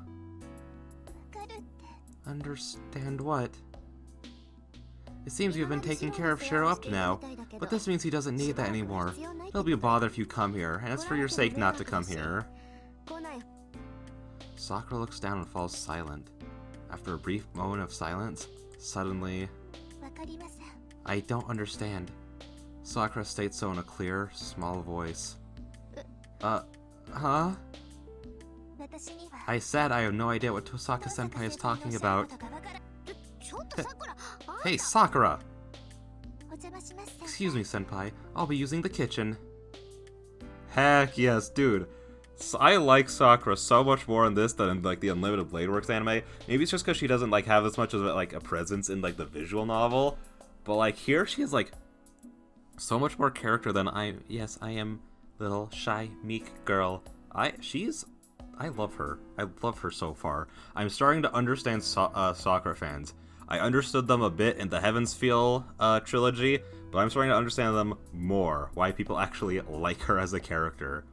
Sakura enters the house with a bow and goes into the living room, ignoring Tosaka. What? Tosaka is standing there, astonished. The same goes for me. Listen, dude. Rin's today sitting here like, I can't believe she just like stood up to me like that. But like, listen, man, when you're around the person you like, you get a lot braver. That's all I'm gonna say. The same goes for me too. This is the first time I've seen Sakura act like that, so I don't know what to say. No, that is surprising. But something else was unexpected too. Hey, Tosaka. How did you know Sakura was coming over to my house? I don't remember telling you about it. Huh? Oh, I heard about it before somewhere. It's just a coincidence. But I'm surprised. Is she always so energetic here? She's totally different from when she's at school. It must have been really unexpected, as Tosaka says this with disappointment. That must mean Tosaka knows Sakura pretty well. Sakura seems to have known Tosaka, so they must have had a friendship I didn't know about. Oh, yeah. Well, that aside, no, I'm surprised as well. That's the first time I've ever seen Sakura be so snappy. She's just the way she is at school when she comes to help around here. I'd say this is a special case. I see. This is bad. I never knew Sakura was so perverse. Oh, I should have let you explain things. She's right. I would have been able to explain things better than the merciless Tosaka. What's done is done, but what's bad about it? Of course, I'm pretty sure she was being mean. Like, that's why I didn't comment on being like, I hate the way Tosaka is, like, I mean, Rin is treating Sakura right now, like, it's so mean, and, like, especially with everything she's gone through, but I was like, but that thought went through my mind immediately, like, she's just trying to be mean to get her to leave, so... Thank you. Sciencey magic water. I was about to go on a whole rant about water bottles, but I'll save that for a different time. I need to focus more on this episode. We can save the water bottle talk for later. Of course it's bad. This place might turn into a battlefield. I warned Sakura so we can keep unrelated people away from here, but seems it'll be harder to get her out now. You were warning her? I thought you were tormenting her. Hey, did you say something? Just an honest opinion. Anyways, about Sakura. What should we do? I don't think she'll go home now. See, that is my favorite part about, like, Shiro's. Like, I was talking about, like, how I'm not really the biggest fan of Shiro's chemistry with Tosaka. But that's mostly been after Saber was summoned. So... not necessarily after... It's weird. It's weird. When it's, like, all three of them, I don't like it. When it's just these two, there's parts that I do like about it. Like, I like... Because I feel like it's just such a cliche for, like, the main guy to say something, and then the main girl's like, excuse me, what did you say? And then the main guy to be like, huh, nothing, don't beat me. Like, that kind of terrible, cliched relationship. But I like that she's just like, what did you say? And he's just like, you know, an honest opinion. Anyways, about Sakura, what should we do? I don't think she'll go home now. I'll make it clear now. I won't allow Sakura to get involved. We'll just have to do something. So does Sakura only come in the morning? Or are you using her during the evenings too? Don't word it to be so misinterpreted. She always comes in the mornings, but not so much for dinner. I see. Then it would be every day from now on. Huh? Every day? What is? Tosaka sighs at my response. Thanks for not helping. After that, Tosaka remains in the living room and Sakura begins to prepare breakfast in the kitchen. I feel uneasy about leaving Sakura and Tosaka together in the living room, but I'm not stupid enough to forget about Saber. It seems Sakura is angry about Tosaka being here, so things will only get worse if Saber comes out now. Because of that, I decided to explain the situation to Saber. So that's the situation. Sakura, oh, the person here right now is called Sakura. She's not a Magus and she's just a normal girl, so we can't have her involved in the Holy Grail War. If I can help it, I want her to stay away from this place without learning anything.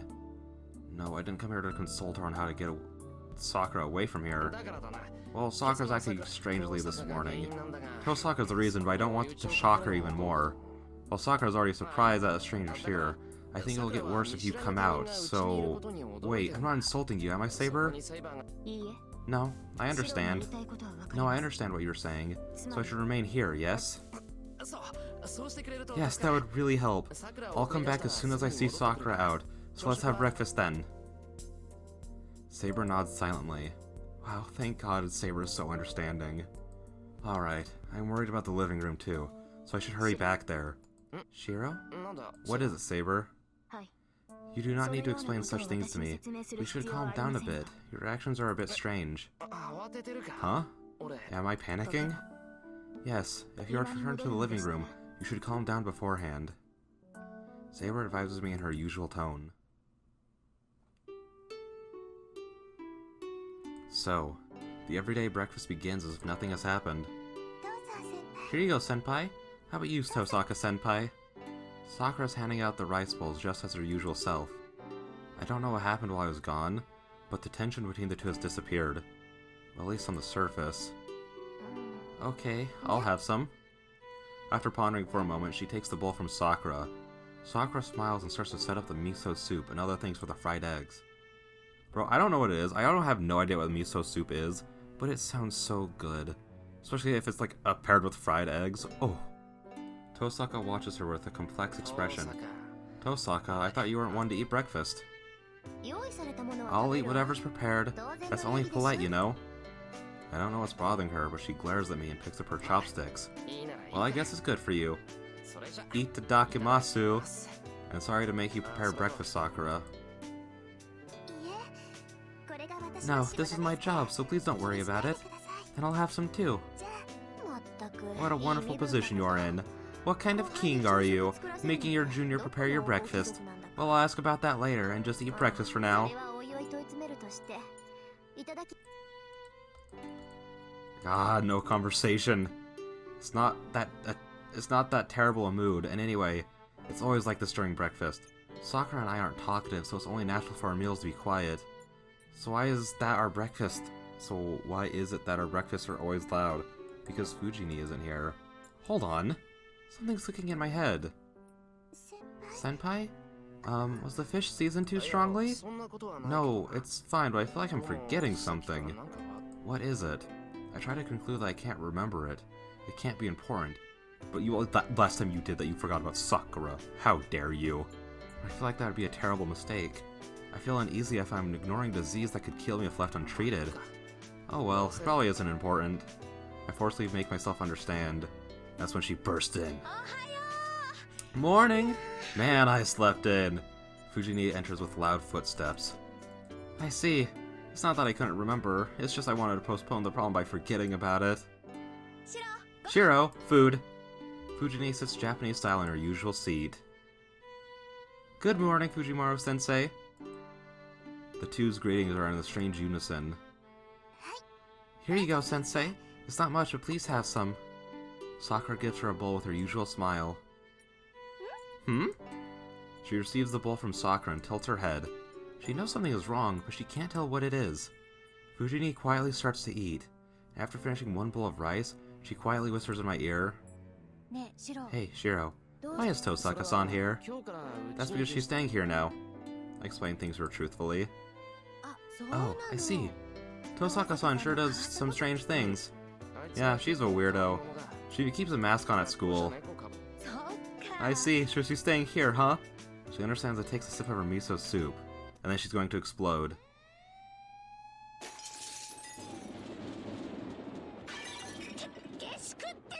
What do you mean she's staying here?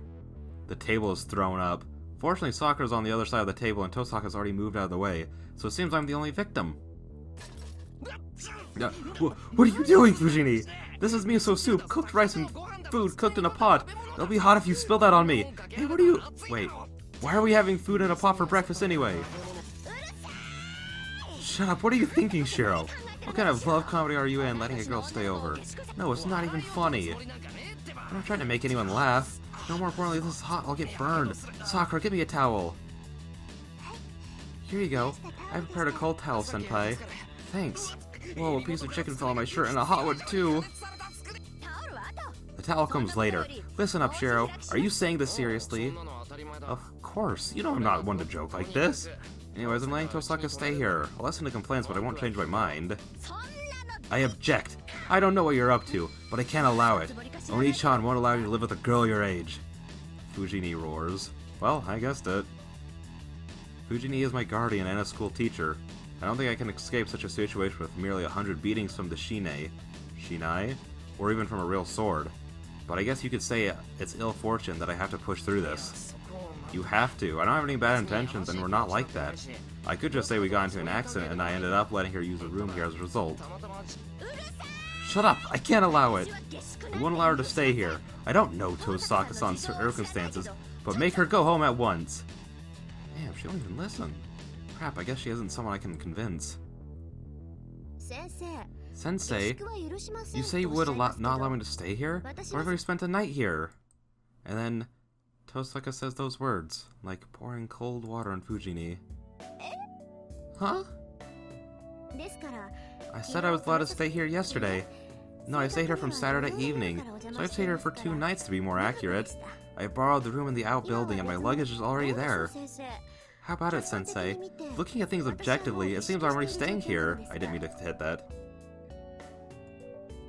Fujini's face goes pale. Shiro, what have you done? Do you know what would happen if Kirisugi-san found out about this? I bet he'd be happy. He'd say something about a man's resourcefulness or whatnot. I feel the same way. Kirisugi-san was really indulgent with girls. I see, so you inherited that, you idiot. Fujini grabs my collar and shakes me around. Well, the inheritance aside, it was Father's belief that girls should be protected. I don't go around telling people that, like Father did, but I do believe he was right. But... What, do you need help? I think a man would have to be tough to recognize that cold-hearted person as a girl. Please, I can't do anything about the situation. I've high expectations of your political skills. I say while being shaken. Okay, then I'll settle this immediately. Tosaka, who's only watching from a distance, comes to stand directly beside Fujini. Fujimaru-sensei, only screams will come out of Enya-kun if you shake him, so please stop. Well, practice might come out too. What? That serious face doesn't scare me, Tosaka-san. As a teacher and Shiro's guardian, I can't allow you to stay. Fujini lets go of me and confronts Tosaka. It must be her natural instincts. She must have thought Tosaka would get her if she kept concentrating on me. Why is that? There are many students that are boarding at her school. Is it not our school policy to encourage the students' independence? What? Even if you use difficult words, that wasn't difficult. You can't stay. You can't get independence from staying in a place like this. This place is a dream house. It prepares meals for you, prepares baths for you, and it always cleans without you doing anything. You'll be corrupted if you stay in a place like this. Fujini, that statement is problematic coming from a teacher. And as a rule, only students living far away can board at someone's house. Tosaka-san's house is farther from the school than here, but it's not like you can't go to school from there, right? Even Sakura-chan commutes from that area, so there's no need to stay here. But my house is undergoing complete remodeling right now.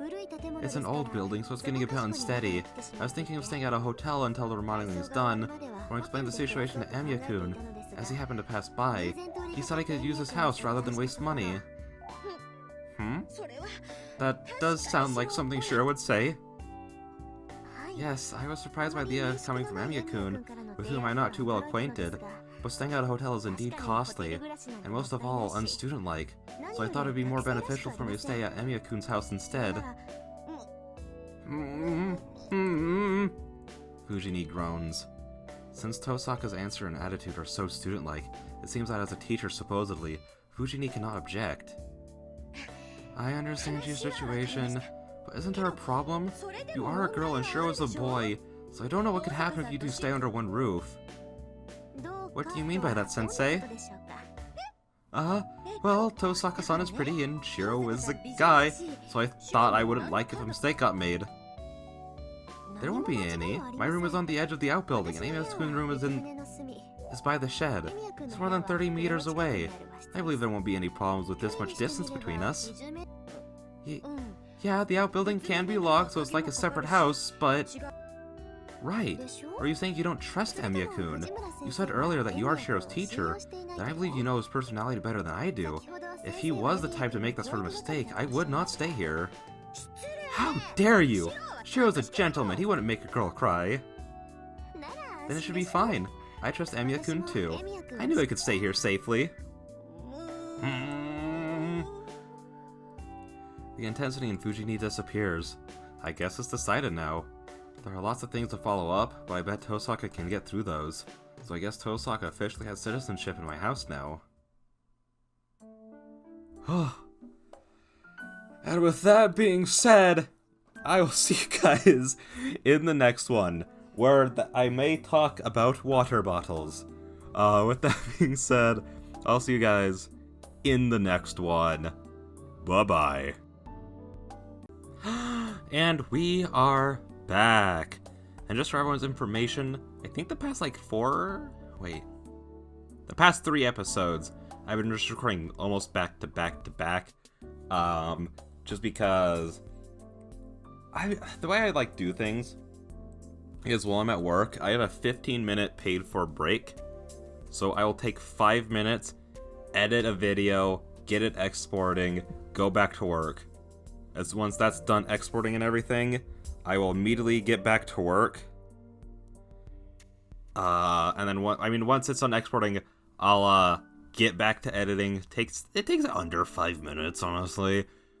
Export it, get back to work. That's how I do it. But I try to upload 3 of these a week, just because it does seem to be the content that people mostly watch. So I do have other content, like tomorrow I want to start uploading Resident Evil, which I'm saying that, but by this point, a lot of it will already have been uploaded, if not all of it. But since I upload 3 of these a week, that means I have to have 3 to edit. like, I have to have 3 actually able to upload each week. And I was starting to fall really far behind, and I actually didn't have, like, an episode for this upcoming Wednesday, and I'm recording this Monday, so I was like, I should probably just sit down and record, like, a bunch of these. So I just finished work. I was planning to do some other stuff today, but then I was like, let's just do some Fate. Let's just do Fate. So yeah, that's just what I'm doing. And so breakfast ends. As expected, Fujini gave in after being talked down by Tosaka. In conclusion, we decided to try to keep it a secret at school, and to have Fujini look after us at home. With that decided, and with more people around the house, Fujini happily goes to school. We finish breakfast and I go to talk to Saber before I leave. Saber, as expected, calmly says, "Please obey Ren at school.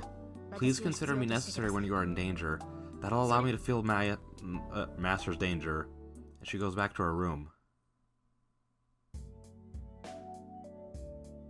And it's time to go to school. Let's go then. I'm not used to this area, so show me the shortest way to school. Beside me is Tosaka Ren in her school uniform. The feeling is fading, but having Tosaka in her uniform makes me tense. Why does everything make you tense?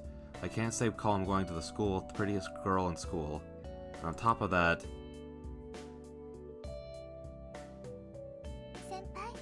Senpai, I finished up locking up the house. Sakura's with us today.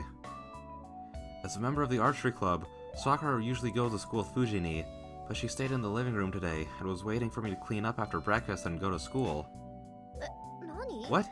You gave Sakura a spare key? Yeah, she won't do anything bad, and she's been helping me for a long time too. Yeah, when I put it like that, I can't really give you a key. You won't mind, right? I don't mind, but what is it supposed to mean? Because you would do something bad, and I bet you won't have any problem without the key. I'm not crazy enough to do anything unnecessary. Oh, I see. Yes, as you say, I have no need of such a thing. Tosaka looks away. Maybe I'm just getting used to it, but I'm starting to think this gesture of Tosaka's interesting too. What, Sakura? If you're done locking up the house, let's go. Tosaka's with us today, so I want to leave early. Yes, you're right. If you say so, I will. Sakura says so in a dispirited voice and follows after us. Jeez, Sakura's looked somewhat cheerless ever since Fujini lost to Tosaka this morning. Fujini assented, but Sakura must not have. I guess I'll have to talk to her about it. That's right, I'll need to find an opportunity as quickly as I can to make Tosaka and Sakura be friends. Ha! Good luck, buddy. The hill road is full of students. It's past 7:30 in the morning. This is the time most students go to school. So... it's natural for me to be met with odd stares, as if I'm walking with people who stand out so much.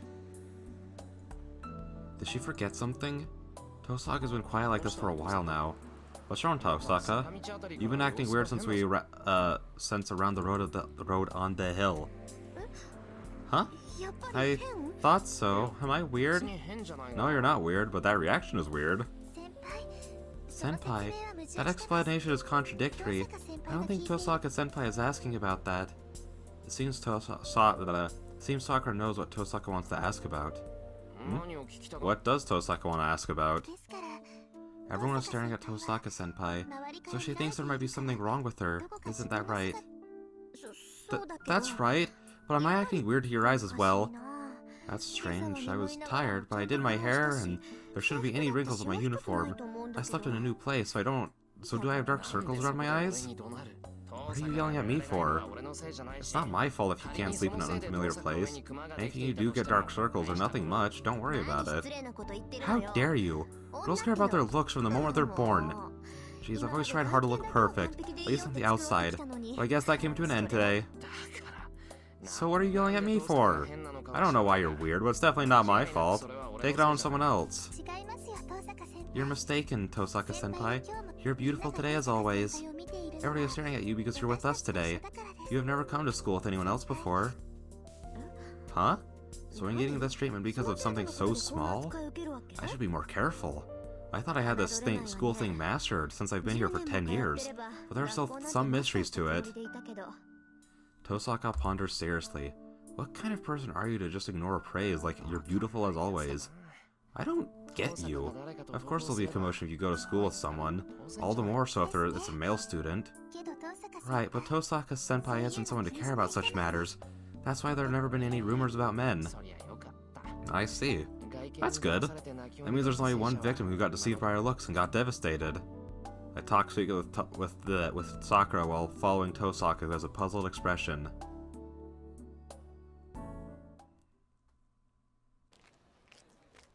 We go through the gate, still with people staring at us. We will be going our separate ways once we enter the building, so I only need to endure the stairs for a bit longer. A troublesome guy even shows up in the morning, Tosaka murmurs. Before her is a familiar face coming through the students. Sakura! I forgot what voice I gave him. What voice did I give him? Nissan. Sakura trembles a little. Shinji must not see us as he goes straight for Sakura. Why didn't you come to the dojo? What are you doing skipping without my consent? Shinji raises his hand. Yo, Shinji, working hard in the mornings, huh? Catch his hand and greet him. Emiya? You. I see, you went to Emiya's house again, Sakura. Yes, I went to help Senpai, but that's... Your responsibility as a junior? You're so unrefined. You shouldn't care about a guy who hurt himself. Don't worry, and just do as I say. Shinji lowers his hand. I have no reason to hold his hand if he's not going to hit Sakura, so I let it go. Listen, that was a slick way to do it, just like catch his hand, like, yo, what up, bro? But what about you, Emiya? Is it so much fun to trouble us? Sakura's a member of the archery club, so you can't stop forcing her to do things that'll make her skip practice. I can't object against that. Since I haven't stopped Sakura from coming to make breakfast, that doesn't mean I'm restricting Sakura's time in the morning. That's not true. I'm helping Senpai by my choice. Aren't you going a bit far? Too far? That's you, Sakura. So what if Emiya doesn't have parents? He says he's fine alone, so you can leave him alone. Someone like Emiya would feel more comfortable that way. That's terrible. He's... fine. Don't go to Emiya's house from now on. You didn't come to the club when I told you to. You were prepared for this kind of punishment, right?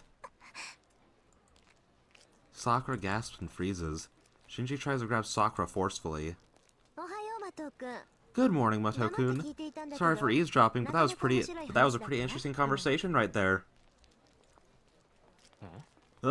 Tosaka? Why are you with Sakura? It's nothing unusual. Sakura-san is an acquaintance of Emiya-kun, and I am an acquaintance of Emiya-kun. So we all came together this morning. Didn't you notice? What? An acquaintance of Emiya? Yes, I know him well enough that we will be coming to school and going home together from now on. So I'm thinking of making friends with Sakura-san too. With Emiya? Shinji glares at me. I must just be imagining that I felt more than anonymity there. I always struggle with that word. I know what it is, I just struggle saying it. Well, I haven't been doing well with Shinji lately, but I don't remember doing anything to make him resent me that much. That's ridiculous. That's a bad joke, Tosaka. There's no way you're what you do with Emiya. Oh, I see. You must have a misunderstanding. It's true that I was friends with Emiya a while ago, but we're detached now. So there isn't much point in that approach, you know. No, he thinks like he's trying to make him, like, jealous. Is that so? Glad to hear that. I didn't have the slightest interest in you. Whoa. I don't pity Shinji. Excuse me. If that was me, it would be traumatic enough that I wouldn't recover for a while. You. His voice is deeper than I thought it would be. Even though I saw the Heaven's Feel movies in Japanese, I don't remember it being that deep. Oh wait, no. I saw the one he was in N. And Mato-kun. About that conversation earlier, the boarding practice of the archery club is open participation. I've never heard that you need permission to be absent. I'm sure Fujimaru-sensei and Ayako don't have such a rule either. Shut up. An older brother can do whatever he likes with his sister. Oh, that has some dark context to it, and I don't like it. Don't poke your nose into our family affairs. Yes, I feel the same way. So isn't it wrong for you to say such things about Emiya-kun's household? Jeez, you're so rowdy early in the morning. Shinji takes a step back and glares at me and Sakura. わかった。 Alright, I'll forgive you for this morning. But it won't happen again, Sakura. If something happens again, I'll make sure you understand your position. Saying what he wants, Shinji runs away to the school building. Yeah, he definitely ran away after losing to Tosaka. I'm sorry, Senpai. Nisan, was rather rude. Sakura lowers her head apologetically. She must be apologizing to Tosaka as well. No, it was a good exercise. My mind went up a gear, so I'm finally up to par now. I love arguments. And I should be the one apologizing. I think I did a bit too much. He has his position to think of, so I shouldn't have done that in front of everybody, you know? If Mato-kun is feeling down, cheer him up. Tell him he doesn't have to learn from experience and that he can come at me again. I feel like if Sakura went up and was like, yo, listen, Rin pretty much just said that if you don't like... What's the best way to word this? If you don't feel like growing as a person, feel free to get your butt kicked again, essentially. Yes. If he doesn't learn from experience, please talk to him again, Senpai. Sakura must be relieved as she smiles cheerfully. Tosaka's looking away bashful. You too, Senpai? Please try not to get mad about it. You're the only friend Nisan has. I know, it's impossible not to get mad. I knew he was that kind of guy as soon as I got to know him. Well, I know we'll get to know each other better someday, so I'll be patient with him. Yes, please give me your best regards, Senpai. Sakura bows. Yeah, I really do get mad at Shinji, all because he's not satisfied with such a wonderful sister. Yeah, like, what the freak? Sakura's, like, great. Shinji's... I know Shinji has his reasons to be the worst, but I feel like reasons don't justify it. But at the same time, I don't feel like I understand the full context, just because the movies only went into him a little bit. Then, Senpai, let's do our best today. Sakura goes to the first-year hallway. We walk up the stairs and enter the second-year hallway and... Whoa! Run into the student council president. Why are you with Tosaka, Miyashiro? I see, you are full of enmity too, for a different reason. Oh, good morning, Ryodo-kun. Wait, doesn't he live at Ryodo Temple, and that's his name? What kind of greeting is Woe supposed to be? God, I had a bad feeling when I woke up, but I never thought things would be such an impropitious direction. Oh, come here, Emiya. You'll be poisoned if you stand too close to Tosaka. Issei forcefully pulls on my hand. After looking silently at us, Tosaka heads to Class 2A, as if nothing has happened. Go ahead, no one's going to stop you. Tosaka silently passes us, and then... Shiro, rooftop during lunch? She mutters that so Issei would not be able to hear it. Oh, I thought it would have been way sicker if she said that specifically so he could hear it, but okay. It's lunchtime. Since the events of this morning, Issei has avoided me, treating me like a traitor. I guess I joked around a bit too much.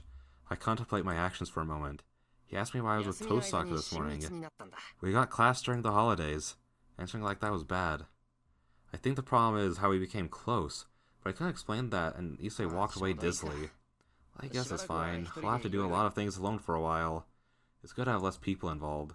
Well, what should I do right now is...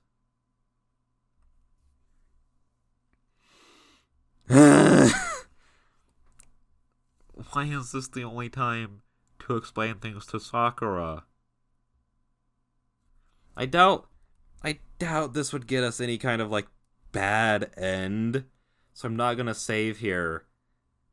So from now on, I think I'm gonna answer how I would answer these questions and not how I think Shiro would answer these. And I think, in my mind, I know I'm a lot closer to Sakura, but simultaneously, Rin straight up asked me, like, hey, come to the rooftop. Granted, she didn't give me time to say yes to that, but at the same time, we didn't say no. And I would try to explain things to Sakura, like, after school, that sort of thing. Also, I mean, she was literally in the room when Rin explained it to Fuji. Oh, I hated saying Fuji. Fuji-ni. So I feel like I want to explain things to Sakura. I want to make her feel better. Oh, no, dude. Hang on, I want to explain things to Sakura to make her feel better, but I feel like she's already had things explained to her.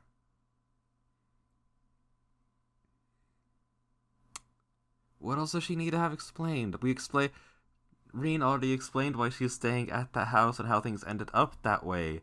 So what else do I need to explain? I feel like if I was in this position, I would think that things were already explained. Oh, I want to go talk to Rin. Oh, I had that promise with Tosaka. It was an unilateral statement, but she must have something to talk about if she called for me. Yeah, it's probably something really important. I buy my lunch and go to the rooftop. It's usually packed with students, but on this cold winter air. Even though the winter in Fuyuki is warm, the coldness at the rooftop is unbearable. The only ones on the rooftop are me and... You're late! What are you so slow for? Tosaka shivering under cover. I do feel bad for being late. Because of that, I brought you something. But you might not need it acting like that, huh? I take the coffee I bought and stand at the stand and put it in my pocket. You have a naive face, but you're pretty thoughtful. It's just a whim. Come over here. Let's wind your hair and people might see us. I pass Tosaka and hand her the coffee. Here nobody should find us, right? Right away, and we won't be seen from the windows on the 4th floor. Thanks. Give me some tea next time. I like milk teas. The value of gratitude goes down if it's anything else, so be careful. Alright, if I remember next time. So, why did you get me up here? Seeing how you chose a desolate place, I'm assuming it's about that sort of thing. Of course. What else do we have to talk about? Yeah, you're right. So, what's it about? What? You're pretty cool about it. Huh? Well, it's cold, so I want to get this over with quickly. Don't you feel the same? Of course. I plan to finish this business quickly, too. Yeah, I thought so. It's obvious, so she doesn't have to yell about it. Oh well. But I'll ask you directly. What are you going to do after school? After school, I don't have any plans. I'll tell student council if they need help, otherwise I'll just go to work. What's with that utterly amazed expression? Tell me if you want to say something, I'll try to correct things. Jeez, I don't care what happens to you, but I guess I'll give you one warning. We're cooperating right now, and you're too experienced as a Magus. That again, I've heard that I'm an experienced Magus too many times. I know, so don't tease me about it. I'm not teasing you, I'm just saying you're inexperienced because you don't seem to have noticed the boundary field around the school. Boundary field around the school? Hold on, a boundary field at school? Could that be... It is a boundary field set up by another master. It's arranged so widely that it'll be pretty much encircled the whole school. This boundary field is the type that steals blood and meat from the humans and meat? Hold up.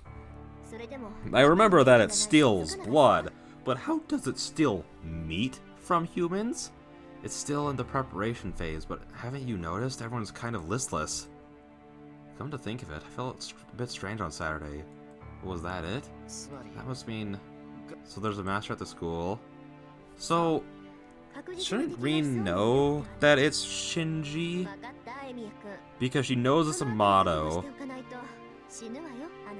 So she'd either have to assume it's Sakura or Shinji. You know what I mean? And I don't remember if she does know. I think she might know, but I don't remember. Right, there's certainly an enemy lurking here. Do you understand, Emiya-kun? If you're not prepared, you'll die. My relaxed feelings goes to tense.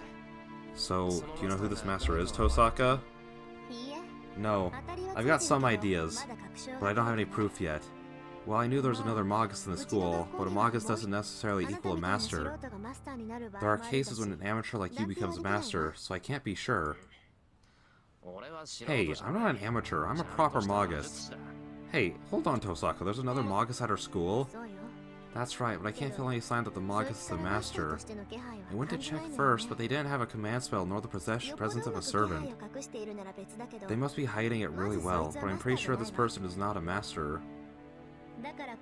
So I think the master at the school is someone with an incomplete knowledge of magic like you. Recently I felt a little magical energy other than ours in this place. That's a sign of the enemy master's presence, but it's too small an amount to detect the source, huh? Master that's not a Magus, huh? If you say so, you must be confident of that. I believe you, but really, are there that many Magi at our school? So many? Just this person and I. A Magus values their lineage, right? If two such lineages live in a small area, they're bound to become intimate. Is that so? But I never knew your family. Your household is special. I think your father was a lone wolf who alienated himself from the association. He must have happened to like this city and decided to live in it. But this city is under our supervision. If we found out, we'd take what we could, so I guess he was hiding because he didn't want that. What do you mean, take what you could? Are you curious? I'll come and collect it when you mature, so look forward to it. Jeez, you really were wearing a mask. Just how are you an honor student with you imposter? Oh, is that so wrong? It's the responsibility of a Magus to decorate the outward appearance, is it not? You see, I'm the successor of the Tosaka family, so I have to be a perfect honor student, or I won't be able to face my father in heaven. Huh? Father, Tosaka, you mean? Yes, he died when I was young. Well, he lived a long time, so I'm not sad or anything. Tosaka smiles, saying that's how a child with a Magus father should be. But that's a lie. When people die, you're sad. All the more so if the person is a relative. So that's something you could gloss over by saying he was a Magus, so it couldn't be helped. Oh, yeah. You're completely right, so I can't argue. Saying that, Tosaka opens the can she's been using as a heat source. She takes small sips of the coffee. From what I know of her, I thought she would gulp it down. But she's really feminine when it comes to things like this. Let's get back to the topic. Anyways, there are only two Magi in Fuyuki. Other masters must have come from somewhere else, or been a weirdo that got selected because they knew a bit of magic. I see. According to Tosaka, I'm weird too. I understand, but if it's a master who barely knows magic, wouldn't it be impossible for him to create such a boundary field? Maybe the master didn't create it, but the servant did. Servants can't choose their masters. If a servant ends up with a master like you, they'll only be able to win if they do a lot of planning. Yeah, as annoying as it is, I can't argue with that. Good, you're honest. So getting back to it, the boundary field, this boundary field, is really advanced. It's almost at the level of sorcery. If Magus can create such a boundary field, it should be impossible for them to hide their magical energy. So I believe this must be the actions of a servant. The actions of a servant, huh? Then is the master not that dangerous? Of course not. Magus or not, he's a strange one who doesn't know the rules. He's the type that will come and kill you if he finds out you're a master. Huh? Not know the rules? You mean the rules of the Holy Grail War? No, the rules of humanity. The moment they make their servant create a boundary field like this, they've lost track of who they are. Look, Shiro, once this boundary field is finished and activated, it will melt every human in it and absorb them. It's like we're in the stomach of something alive. Well, it shouldn't have any effect on people like us who protect ourselves with magical energy. But those without magical energy will weaken and die without knowing why. It's not just a matter of dragging ordinary people into this mess. Once this boundary field is activated, everyone in this school will die. Do you understand? A master at this school is absurd enough to prepare something like this. My vision blurs for a bit. Trying to comprehend what Tosaka is saying, I take a deep breath. That's it. Even though my understanding is incomplete, I imagine the worst possibility and engrave that image inside me, accepting the situation I am in. I get it. So Tosaka, can you destroy this boundary field?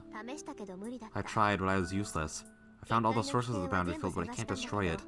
All I can do is weaken the source temporarily and delay the activation. So the boundary field won't be activated as long as you're here? That'd be nice, but that's not only optimism. The boundary field is already set up, and the magical energy for activation is gathering bit by bit. According to Archer, it should be ready in about 8 days.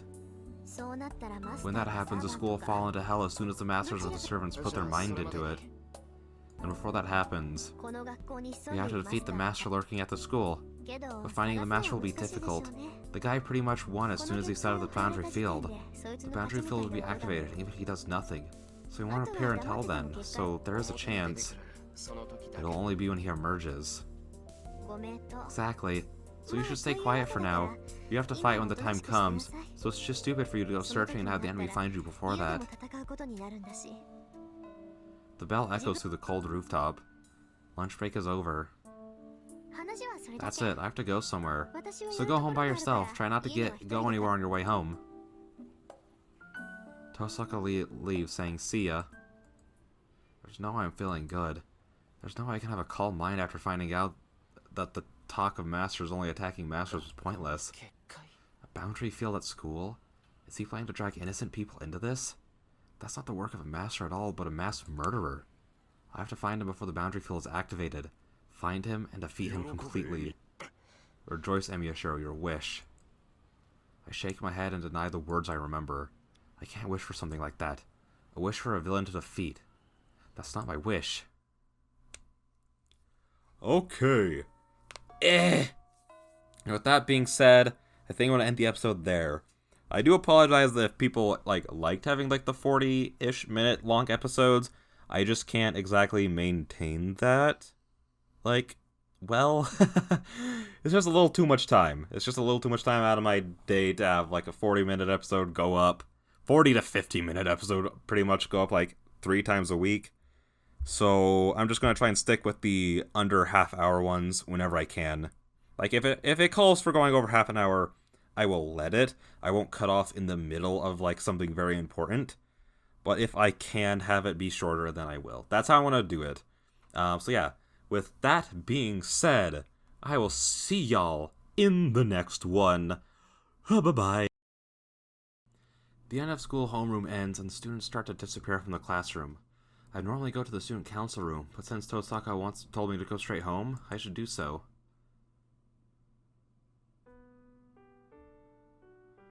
The gate is still locked. Oh yeah, it's been a while since I came home this early.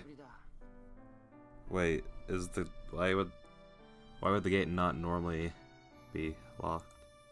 I usually help someone out or go to work, so it's rare for me to come straight home. Usually the gate would be open. Okay. And Sakura would be inside preparing dinner when I got home.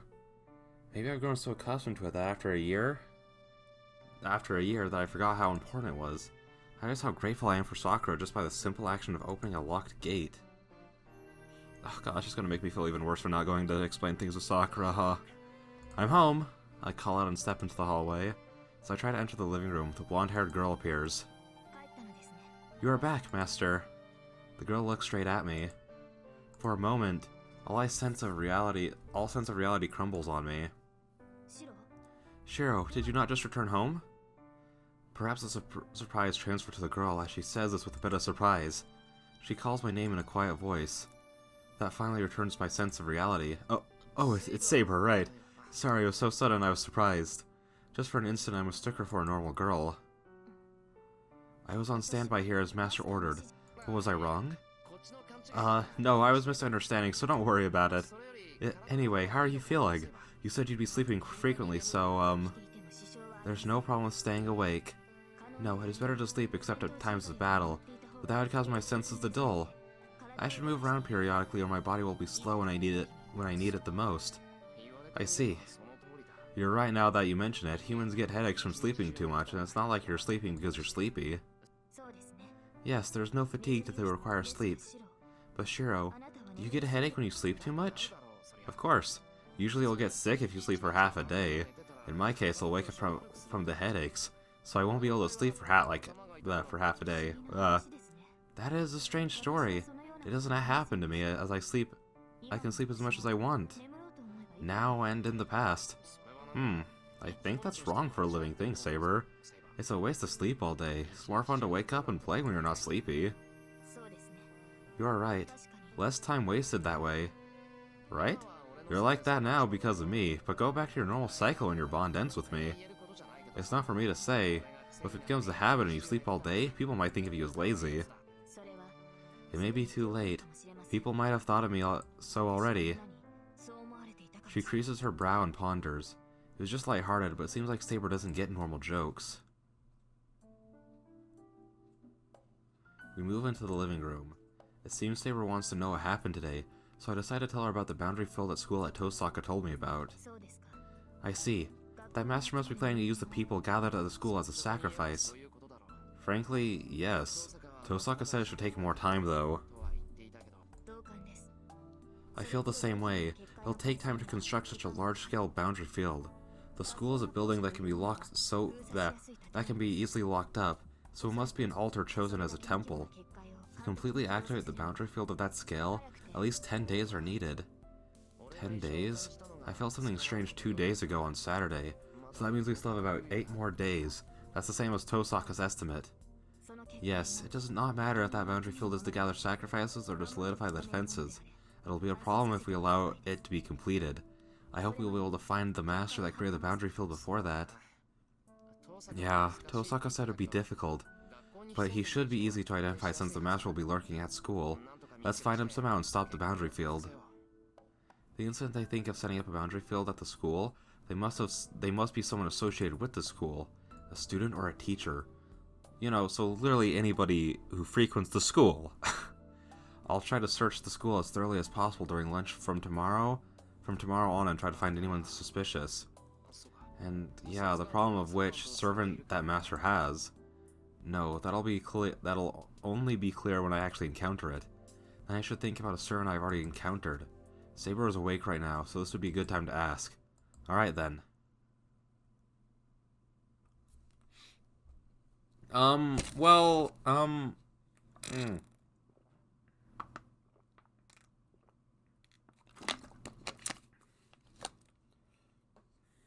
Then I think I should ask.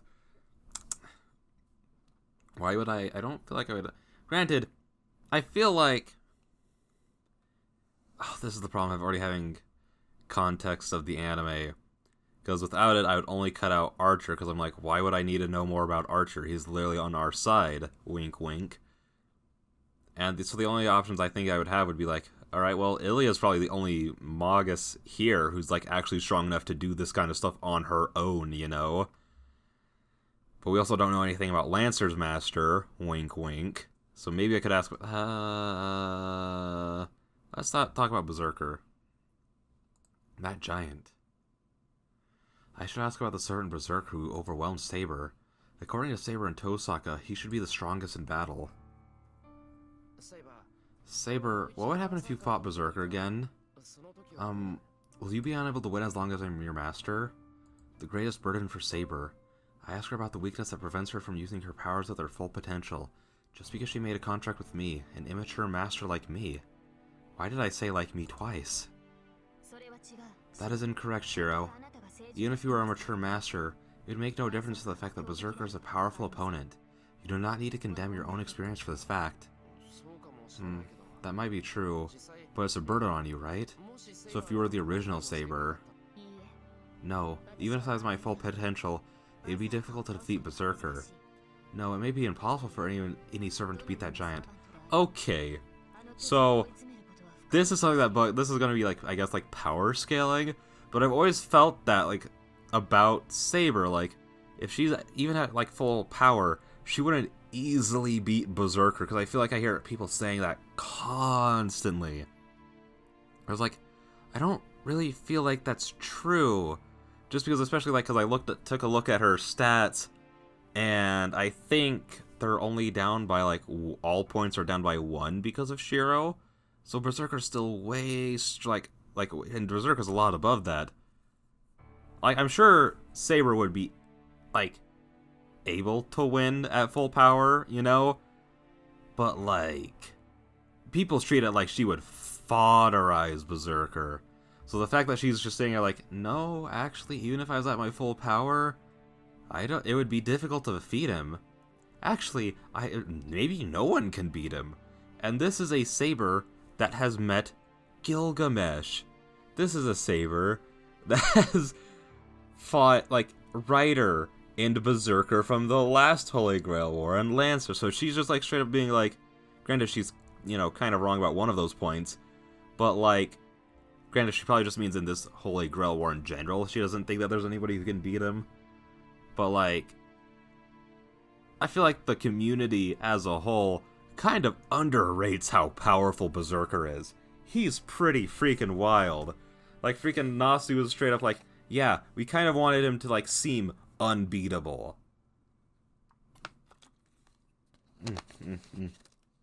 Needed some agua.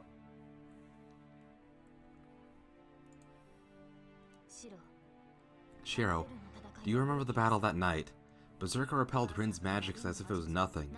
He does not have magic resistance like I do. He just nullified the magic with his own physical strength.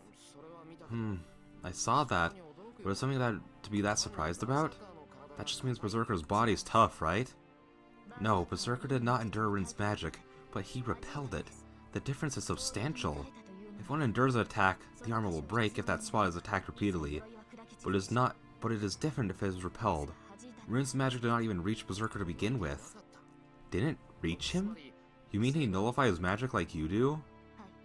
Yes, but like I said earlier, Berserker does not have a skill of magic resistance. If that is the case, I can only assume that it's a Noble Phantasm repelled the magic. This is only a speculation, but Berserker's Noble Phantasm may be armor. It is not a simple armor, and it could be close to a theoretical magical concept called a conceptual weapon. Perhaps Berserker has an ability that nullifies all attacks that are below a certain level.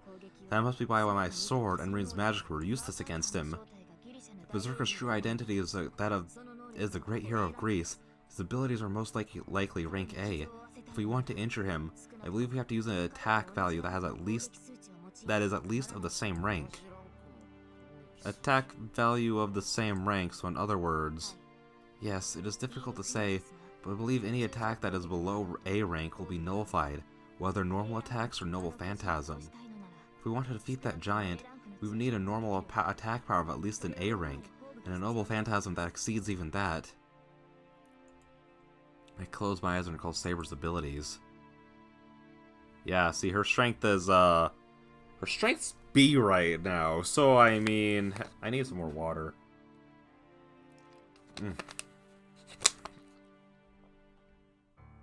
Do I have any information on her Noble Phantasm? Oh, okay. Saber's strength. Her normal attack power is B, and her Noble Phantasm is C rank. God, if what Saber says is right, not only is it impossible to defeat Berserker, but we don't even have a way to hurt him. Hold on.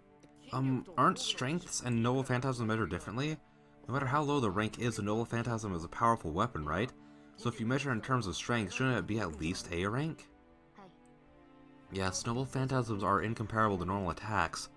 A Normal Phantasm of C rank, when converted to a normal ability, would have A or A plus rank.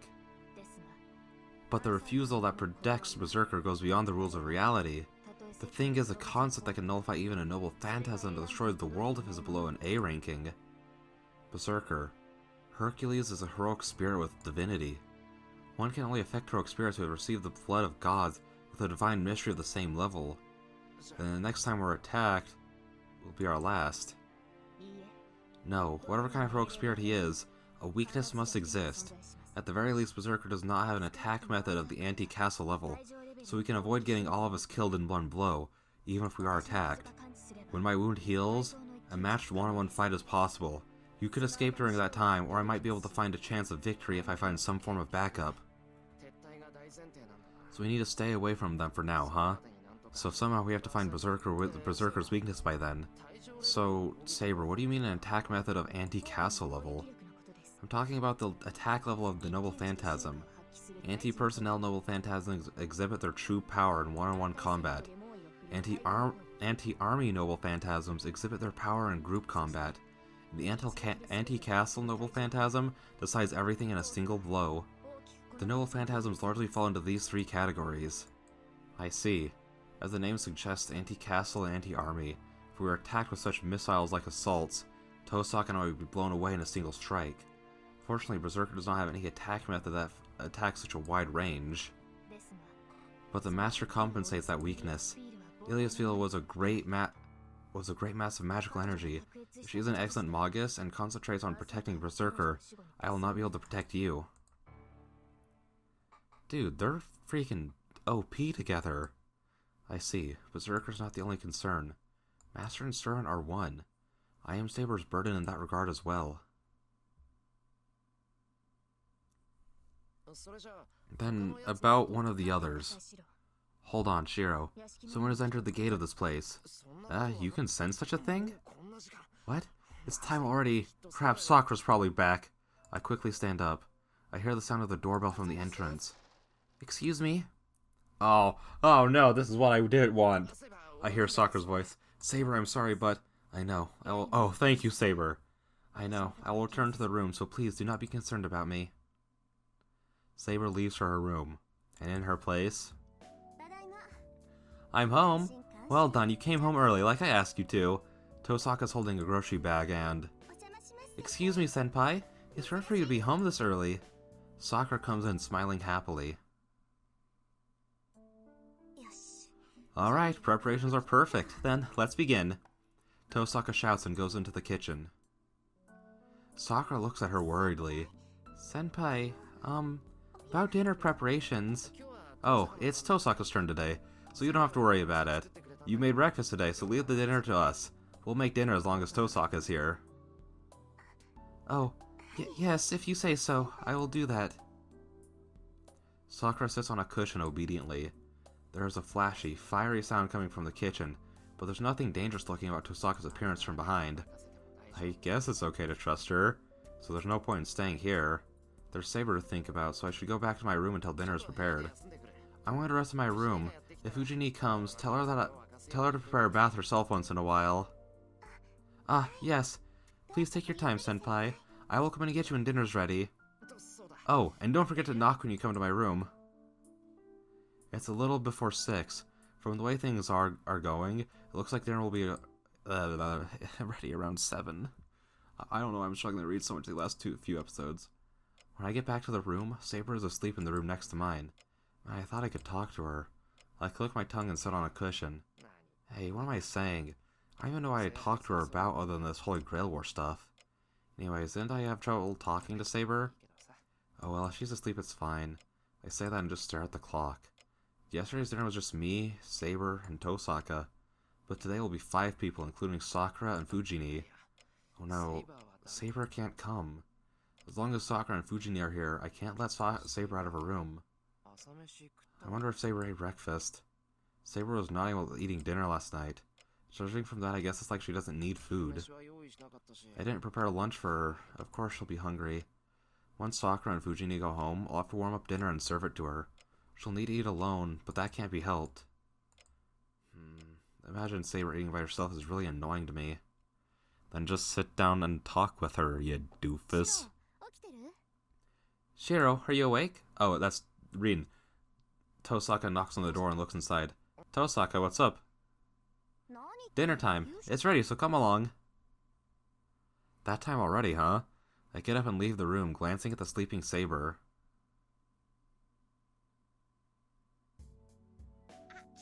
Oh, there you are! Hey, look at this stuff! Finally, with Tosaka here, we can have someone who can cook Chinese food.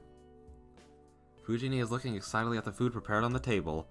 Now that she mentions it, the food certainly is Chinese. On the 4 big plates are crab with eggs, shredded beef with pepper, some stir-fry of an elegant-looking meat I've never seen before with vegetables, and a plate full of steamed meat dumplings. There are salads on the side plates and various follow-ups are ready. Put simply, it's the kind of gorgeous dinner Fujini loves. I'm surprised. I was expecting you to make Western-style dishes.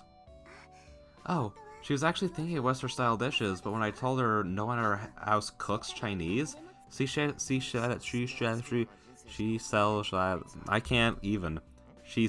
would cook it. Why does she have to live her life poking at holes? Why does she have to live her life poking at holes? Hey Sakura, you came home with Tosaka. Did you actually go shopping with her? Yes, Tosaka was waiting for me when the archery club finished, so we went grocery shopping on our way back. I see. Wow, you two are closer than I thought. Yes, we've talked often at school. I don't know why she likes me, but she has been nice to me ever since I entered the school. Wow, she really is a nice senpai at school. Let's quit talking and eat. I'm hungry already. Fujini sits down happily.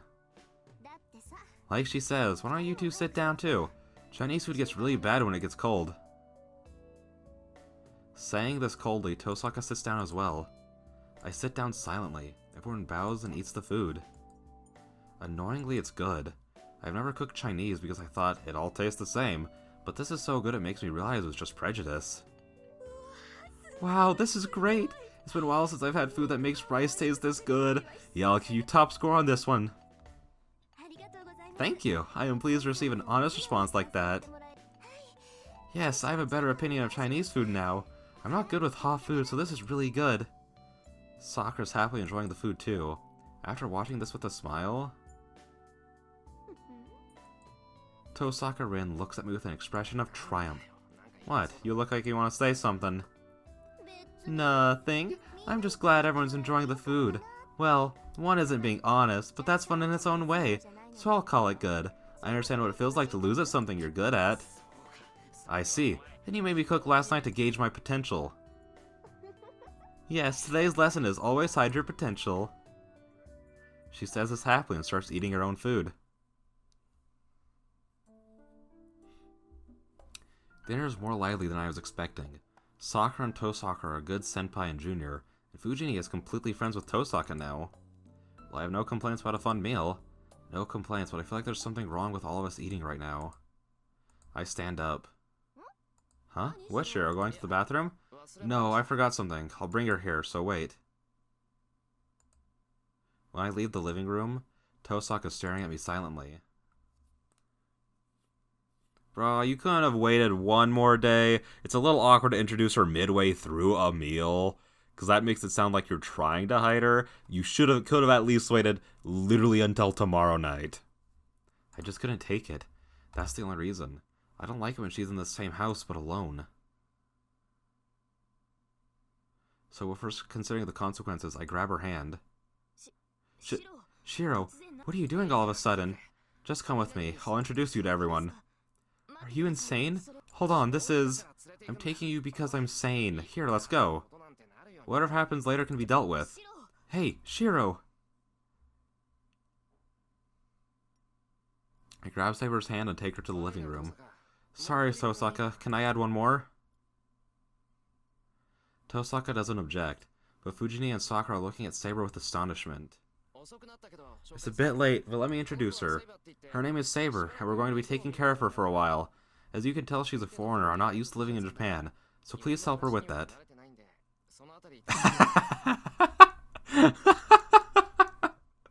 You know, honestly, with them like looking like this, it just reminds me of like the what is it? Steamboat, I think it is. Steamboat costume for Sora. It looks a lot like that.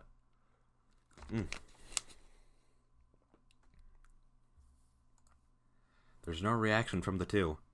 That's only natural, but I don't have enough composure to care about them right now. Here, sit here, Saber. It's better to eat with everyone. That is certainly more efficient, but don't be reserved. After all, you're going to be living together with us from now on. Since we're living in the same house, it's only natural to eat together. Yes, if Shiro says so, I will obey. You can't You can't do that! My ears are ringing. What's wrong with you, Shiro? You bring in not only Tosaka, but a girl like this too? Since when did this place turn into a hotel? It'll be fine it'll be fine. It's as big as a hotel, so we can land a room or two. If Tosaka's staying is fine, Saber should be fine too. No way. I approve of Tosaka, but I don't know about the stranger. Who is she anyways? Who? She's a distant relative of mine. She had some problems, so she came here, counting on father. I can't believe such a ridiculous story. Even if it were the case, why did she come to your house? There's no way Kiritsugu-san would have an acquaintance in another She can't really say that, because father was a simpleton who went to foreign countries all the time. He would have more acquaintances overseas than in Japan. Well, I can't say that, but it's still strange. You, why did you come here? Fujini glares at Saber. Well, that's... You be quiet, Shiro. Saber-san, I'm asking you. Saber is silent. It's only natural. Saber doesn't have any reason to go along with my lies, nor does Kiritsugu not to mine, so she... I do not know. I was only doing as Kiritsugu said. Well, I guess she does. Kiritsugu-san entrusted Shiro to you? Yes, he told me to defend Shiro from all enemies. Quietly. Saber says with the greatest purity. Who could object to that? Even if it's a lie, it's the ultimate truth for Saber herself. Oh gosh. Oh jeez. Oh. With context from later, that, like, it kind of is the truth. It just straight up is the truth. What the freak? That's such a good way to put it, Saber. Oh my gosh. I'm just impressed. Even Fujini cannot object to those words, but... She stands up with a frown, glaring at Saber. Alright, if you say so, I'll test your skills. Fujini responds strangely. Are they about to, like, sword fight? Yo, they're about to throw down? So with the sound of wind, Fujini takes us outside. She takes the shinai from the wall and glares at Saber. Well, just what is our Fujini thinking about? You said you'd protect Shiro, right? Then you must be confident in your skills. Are you telling me to take a sword? Yes, I'll approve of you if you're stronger than me, but if you're weaker, I'm sending you back home. I do not mind, but what is the purpose of this? I'm the one that's going to protect Shiro. I'm going to be by his side until he grows up. It seems Saber doesn't understand what Fujini is trying to say. Of course no one else around here does either. So I don't need anyone weaker than me. If you're stronger than me, I'll be more dependable. You'll be more dependable, right? If that's the case, I can entrust Shiro to you for just a bit. Fujini plays with her shinai as if she's sulking. I understand, so I must earn your approval? Right, but it's not going to be easy. Just as she says that, Fujini rushes at Saber and attacks her with the shinai. Man, Fujini's being ridiculous. Not only was that a surprise attack, but she didn't even give Saber a shinai. Are you really a teacher? Saber must be surprised by Fujini's surprise attack, and she just stands there distractedly. Fujini's clever attack to the body strikes. I'm expecting it just like to bounce off. Huh? Fujini tilts her head curiously. That's only natural. It's strange even for those of us watching. So it must be strange.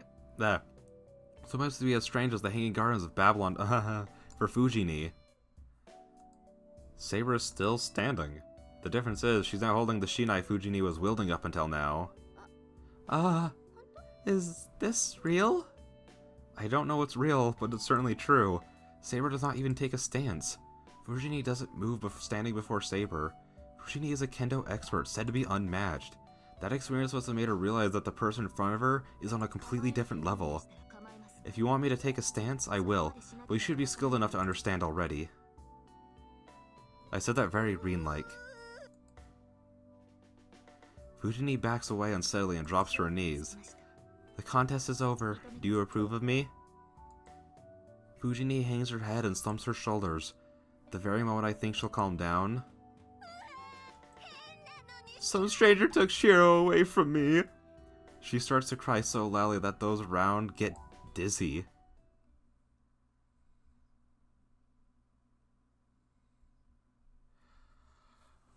Okay, and with that being said, I'll see you guys in the next one. Not a whole lot happened, but it was a fun read. That's in my opinion, that's what matters. I don't really care what's happening as long as it's actually enjoyable to read. So yeah, with that being said, I'll see y'all in the next one. Bye-bye. We are back in the last one. Saber destroyed Fujini in a fight, and it was very funny. Mostly just because I wasn't expecting it. I would have preferred it if it went the way I wanted it to, because I wanted her to hit Saber with her surprise attack and it just not even affect Saber, but it didn't go that way. So yeah, with that being said, okay, I did get more water ready because I've run out of water. In the last episode I ran out. Oh, this has been a lot of episodes in one night. A lot of episodes. In the end, it took 2 hours to persuade Fujini. Fujini said, I want to talk a bit, and went to father's room for 2 hours. When she came out, she nodded and said, I guess I have to approve of her, with an unhappy face. On the other hand, Sakura is silent. It was getting late, so Fujini ended up walking Sakura home, but Sakura said nothing and merely bowed and went home. Then I'll go back out to the outbuilding. Oh, come to think of it, Tosaka is like this too. Sorry, I bet you think I did something stupid. Nope. What you're doing is extra weight on your mind. If you keep doing such things, you'll end up being unable to move. Saying goodnight with a wave, Tosaka leaves. I'm tired. I'll rest early too. Hold on, Shiro. I have something to ask you as well. What is it? Why did you introduce me to everyone? I believe your actions were unnecessary, as Rin said. No reason. I just introduced you because I didn't like it. Shiro, that is not an answer. You have to tell me what you didn't like. Saber draws closer. Was what happened tonight that strange for Saber? I don't know. I was just eating and I just didn't like it when I thought about you being alone. If anything, I just thought there'd be fewer secrets if I let Sakura and Fujini know about you. This is meaningless. Rather, it's a disadvantage to let them know of my existence. I can hide myself in this house, so it would have been better if I was just standing by. What's better? Is she better off being an outcast while we're all eating? That's not true.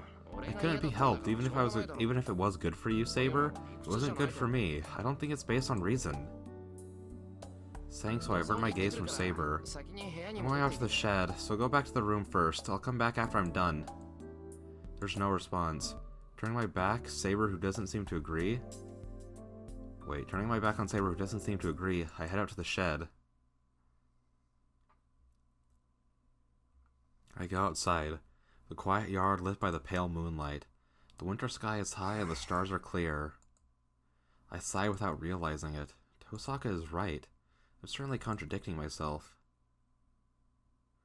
The me that's trying to go to the shed, avoiding the room Saber's sleeping in. On the other hand, the me that doesn't want to leave Saber alone. Even though I find it hard to deal with Saber as a member of the opposite sex, I can't leave her alone as a human. It's only natural for Tosaka to be disgusted with me. Jeez, I thought I was only inexperienced at magic, but my mental training is bad as well. I murmur, looking up at the sky absent-mindedly. The night wears on. Since I'm inexperienced, I can't skip my training. I can only refine myself, believing that I can reach something if I continue my effort.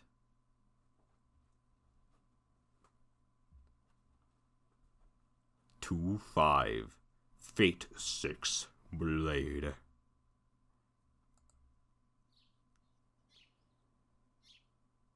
The next day. After a normal morning, I enter the living room to find a complicated breakfast table. Sorry, Sakura. I can't eat butter. Pass me that marmalade over there. Really, Tosaka-senpai? You seemed like you didn't like sweet things. Nonsense. No such girl exists. It's not that I don't like sugar, but I can't take it. If I let my guard down, I grow where you can't see. So I only eat sweets once a week. But you're still eating marmalade, senpai? I eat sugar in the mornings. I have to eat at least a bit, or the backlash later will get scary. I see. Even if you only eat twice a day, it'll get worse if you eat twice as much. That's right. Hey, I wasn't going to say anything, but you eat a lot, Saber. You have a small frame, but you're eating as much as Sakura. Is that so? I think I am average. I believe the bread Sakura is eating is much more substantial than mine. That's not true. You, Tosaka-senpai, and I'll have the same 2 slices of toast. But the thickness is different. Ours are only centimeters thick, while yours are 2. So you are eating a lot. You are in your growing period, so it's good to get energy. How about eating not just 1, but actually finishing your share, Rin? I'm telling you I can't. I'm not like Sakura and all the nutrients go to my chest. If I eat a lot in the morning, it'll increase. I usually don't eat breakfast, so I'm compromising already.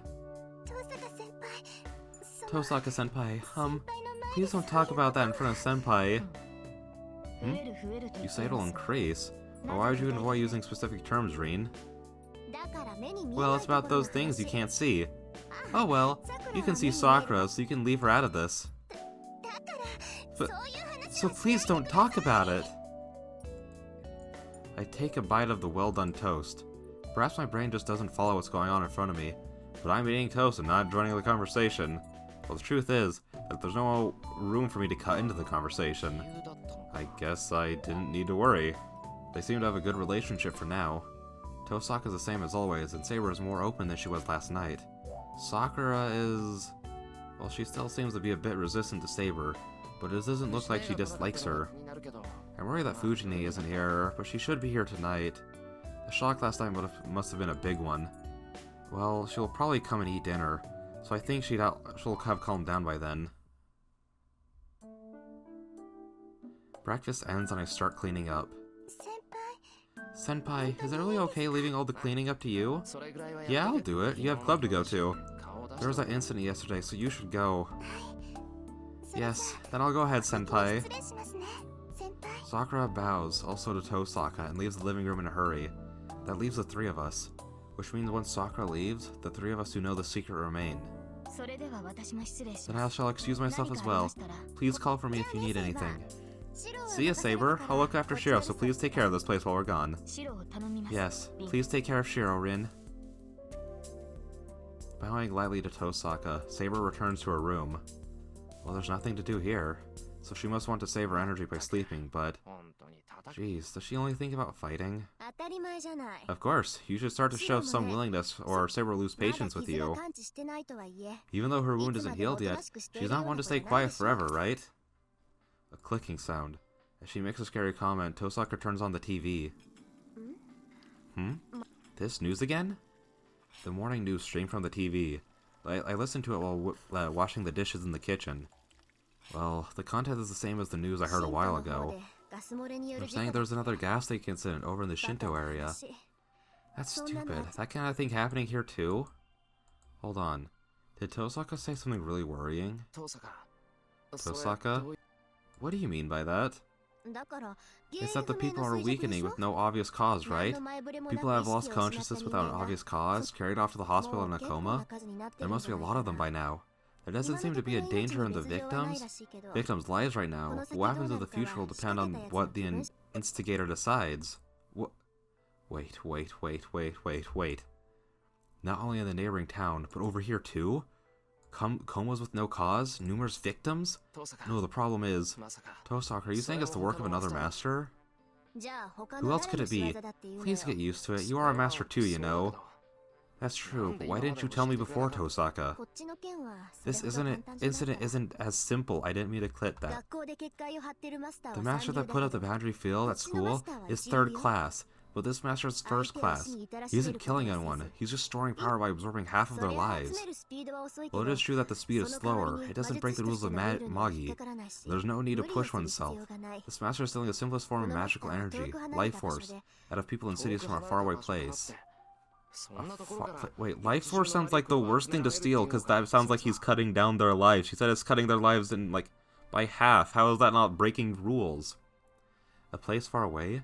Can this person collect magical energy from such a distance? よっぽど腕 It の must be a really 神 skilled と Magus. 富山 Both Shinto 二 and つの Miyama 町を City. フォローする広 Only 範囲 great の Magi 住 can 民 create な an ど absorption that can cover two towns. いやそれとも Or よっ maybe ぽ the ど優 master れた secured 霊 a 地を確保したのかな superior spiritual ground. 冬季の町に My は father was 有 saying 名 something らし about き a ものが ley あ line る in と父さんも言っ Fuyuki てたし City. そこに Excuse 陣を me. 敷けば生命力 So, の when, 搾 so 取 if one ぐらい took up a は簡単 position there, it'd be easy to collect life ちょっ force. と Hey, Tosaka. 父さんの書庫にそ There れら weren't しい any 資料はな references か to った in し Faller's study, ある so な if there ら is 大 one, 志望の it'll be in the master's room. 嫌だな Oh man, that place is so あそこ今で weird, も even 順番 now, so I'd like to stay away from it if I 綺 can. 麗に聞くしかないか But then, all I can do is ask いやダメだ Kirei. ねあいつに No, I 借りを can't. I can't be in debt to him. Tosaka, hey. There's no answer. It's no good. Tosaka's immersed in talking to herself. I reached the school gate with Tosaka half-heartedly.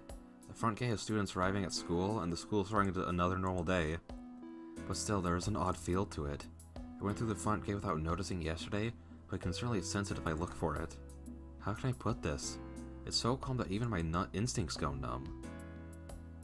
本当だ You're right, the air is different from outside. It's like sweet honey. へえ Oh, that's the way you シロ feel に it, はそう huh? 感じられるんだ You're unskilled at detecting magical ダメ energy, だ but you might be sensitive to disorders in the world. Tosaka ponders. にしても But sweet honey, huh? Speaking figuratively, like an 例えるならウツボカズラとか insectivorous plant? Insectivorous plant. なかなかいい Yeah, that's a good way of putting it. An insectivorous plant? That image is really bad. Probably just a plant that draws something in with like a good smell, I guess. I don't know. Really. I don't think your instinct is off. Because in this school, everyone will be eaten alive when the lid of the boundary field closes. She sees through the aspect I didn't say, and I gasp. やっぱりね As I thought, you're fun because you're easy to そう understand. ですか Whatever, it's not fun for me. 怒らない怒らない Don't get mad. Don't worry, because I know what you want to say. You're thinking you don't want to involve the students here. I don't want to use this place as a battlefield, so there's only one thing to do, right? These are words that test me. Tosaka is telling me the Holy Grail War. The enemy I said I will fight against. The master who's willing to drag in innocent people in order to win her is at the school. I know. We have to find the master who constructed this boundary field, and to do something about it. And if he isn't willing to remove it, and if he isn't willing to remove the boundary field, we'll just have to beat him. そういうこと That's right. I'm glad you understand. 私は Well then, I'll look for whoever constructed the boundary field, so you go ahead and check suspicious areas. I already looked around, but there might have been something I missed. You seem to be good at finding these points, so I'll let you do it. Tosaka waves her hands and runs into the school building. Hey, even if you say that, I have no idea. What kind of place are suspicious ones, Tosaka? Put it in your words, somewhere where the air is sweet. Just look for a place where the honey is really sweet. She yells back running. Tosaka disappears into the school building. What is she? Running away something like that, I don't get what she's thinking. Oh. The bell for homeroom rings. I see! Why didn't she tell me she knew? I hold my bag and run full speed. After that incident yesterday, who knows what Fujini will say if I'm late.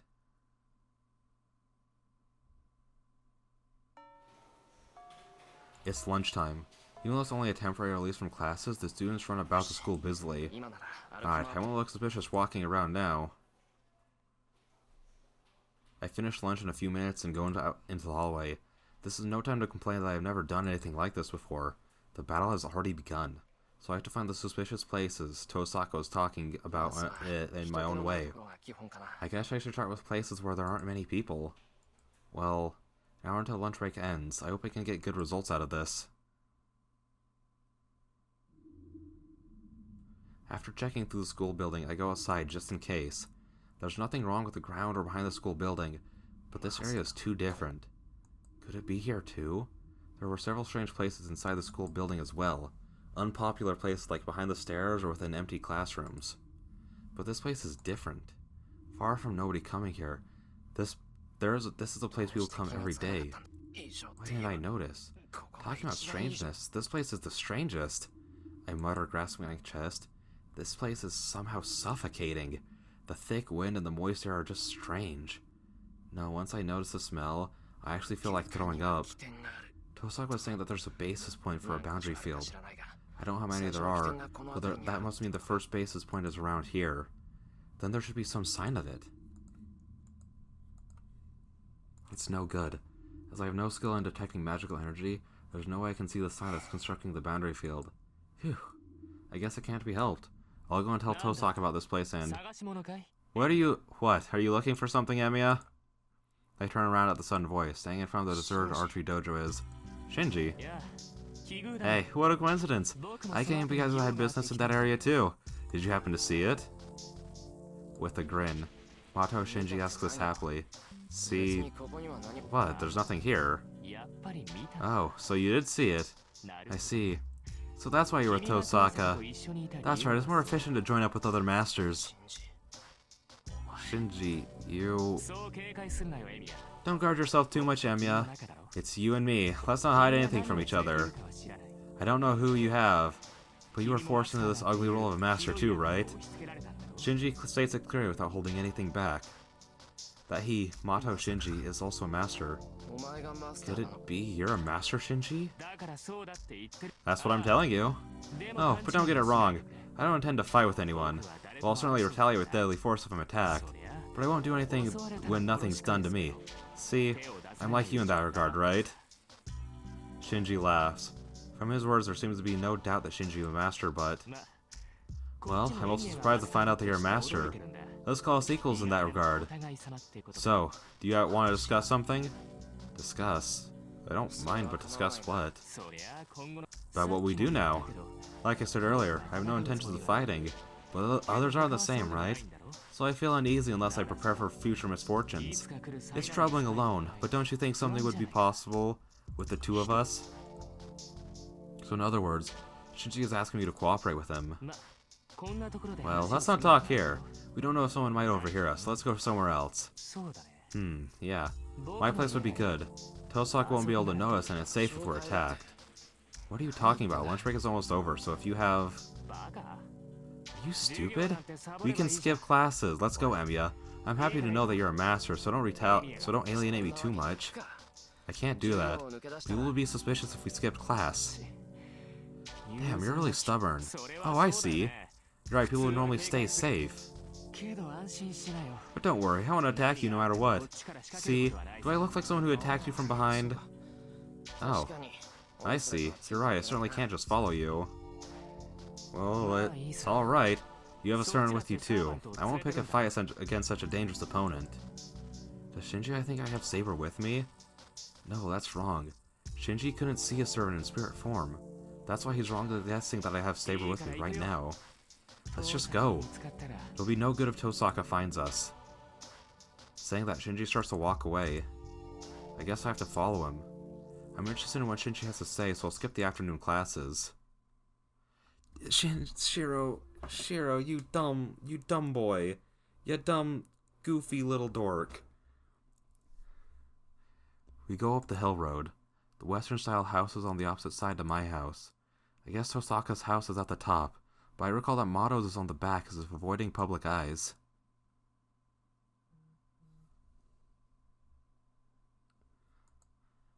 It's an amazing building as always. I came here to play a few times during middle school, but I haven't been near it recently. I haven't been invited since I became estranged from Shinji, and most of all, Sakura didn't like me coming to this house.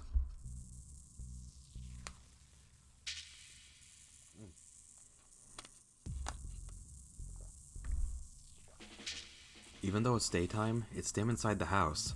This building is made so that sunlight cannot enter it, and there aren't many lights in here. I'm exaggerating, but you'd walk into a wall if you're not used to this place. Emiya, this way. I'm in the living room. I don't know when he went in, but I can hear Shinji's voice from the inner room. Even though it's been a year, my body still remembers this place, and I make my way to the living room without getting lost. There's no kind of light in the living room either. The curtains are closed and the sunlight is blocked off. There are no artificial lights and the living room is in the dark. Emiya, over here. I look in the direction of the voice. There's Shinji sitting in a chair and... Oh, hahaha. Emiya, over here. Oh wait, a figure of a woman, like crystallized darkness. Let me introduce her. This is my servant Ryder. I feel a chill. It's so bad that the back of my neck hurts like it's been slashed. Weren't we going to talk with just the two of us, Shinji? I back up a bit and manage to say that. Oh no, it's just a precaution. I'd be scared if you just came and attacked me, so I have to have Ryder by my side. Stretching his hand, Shinji touches his black servant Ryder. He caresses her from the waist down to her thighs as if tasting them. Ryder does not move at all. She stands there like a statue and keeps watching me with her eyes covered. It can't just be an illusion that it feels like she's even that it feels like she sees even my fingertips shivering. You're like this even when you've invited someone. Aren't you being a little too wary, Shinji? Come on, it was just a joke. You can't do anything like that. But your servant is a different story. Even I had trouble training mine. It's not unusual for a servant not to obey its master. So think of this as just keeping a small check on things. A servant that doesn't obey its master? Certainly Ryder in front of me is different from Saber. Saber is quiet, but not cold-hearted. But I can only feel coldness from Ryder. A human lacking humanity. A black figure discolored blood. She doesn't seem like a servant or a heroic spirit. She's so inorganic with no sense of lightness. Ryder is a way to keep check on my servant. I don't feel too good about that.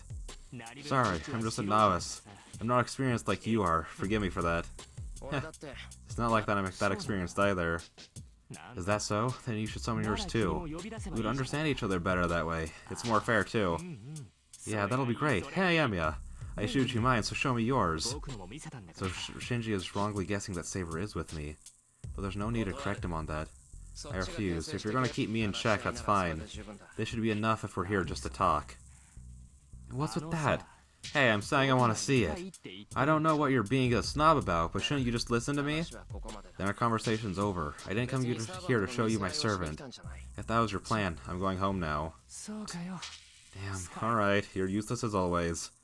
Shinji comments discontentedly and leans back in his chair. いいよ Alright, let's get to it. Well, there's only one thing I want to talk about. Like I said before, you want to collaborate with me, Emiya? I became a master, but I don't know about this Holy Grail War thing. I want to cooperate with someone I know, rather than staying on my own. その前に俺も Hold 聞 on, きたいこと I が want to ask you something too before that. 返事をする I'll answer your question after that. 僕 What? がどうして You want to know why I became a master? I nod. As far as I know, Shinji isn't a Magus. I have to know how someone like that became a Magus, or I can't cooperate at all. I heard masters have to be Magi as a basic prerequisite. Even though I'm inexperienced, I know a bit of magic. I summoned my servant by accident and became a master after forming a contract. But, did you summon your servant by accident and get dragged into this Holy Grail War too? If that's the case, we're the same. I won't easily be able to refuse his proposal of cooperation if that's the case. エミヤは I see. You became a master by accident, huh? よかった I see. I see. それ Good, that makes it more understandable. ま Shinji smiles 僕も似 delightedly. たようなものかな Well, I guess it's a similar in my case. The fact that I became a master against my will is the same. But don't get me wrong. I knew what a master was, and I've known about the Holy Grail War for a long time. The Mato family isn't like your family. We're a respected lineage of Magi. Mato is a lineage of 聞い Magi? てないぞ What? I've never heard about that. Hold on, then you and his sister Sakura knows magic too? Calm down, Emiya. The Mato family is a family of Magi, but we're already dead. I guess the ancestors of the Mato family came to this land with Tosaka's family, but didn't adapt to the land here. Down the generations, what's the thing? The magic circuit? That thing faded, and by the time I was born, the Mato blood had returned to that of an ordinary person's. So members of the Mato family aren't Magi. We're just a family that used to be Magi. You guys were Magi?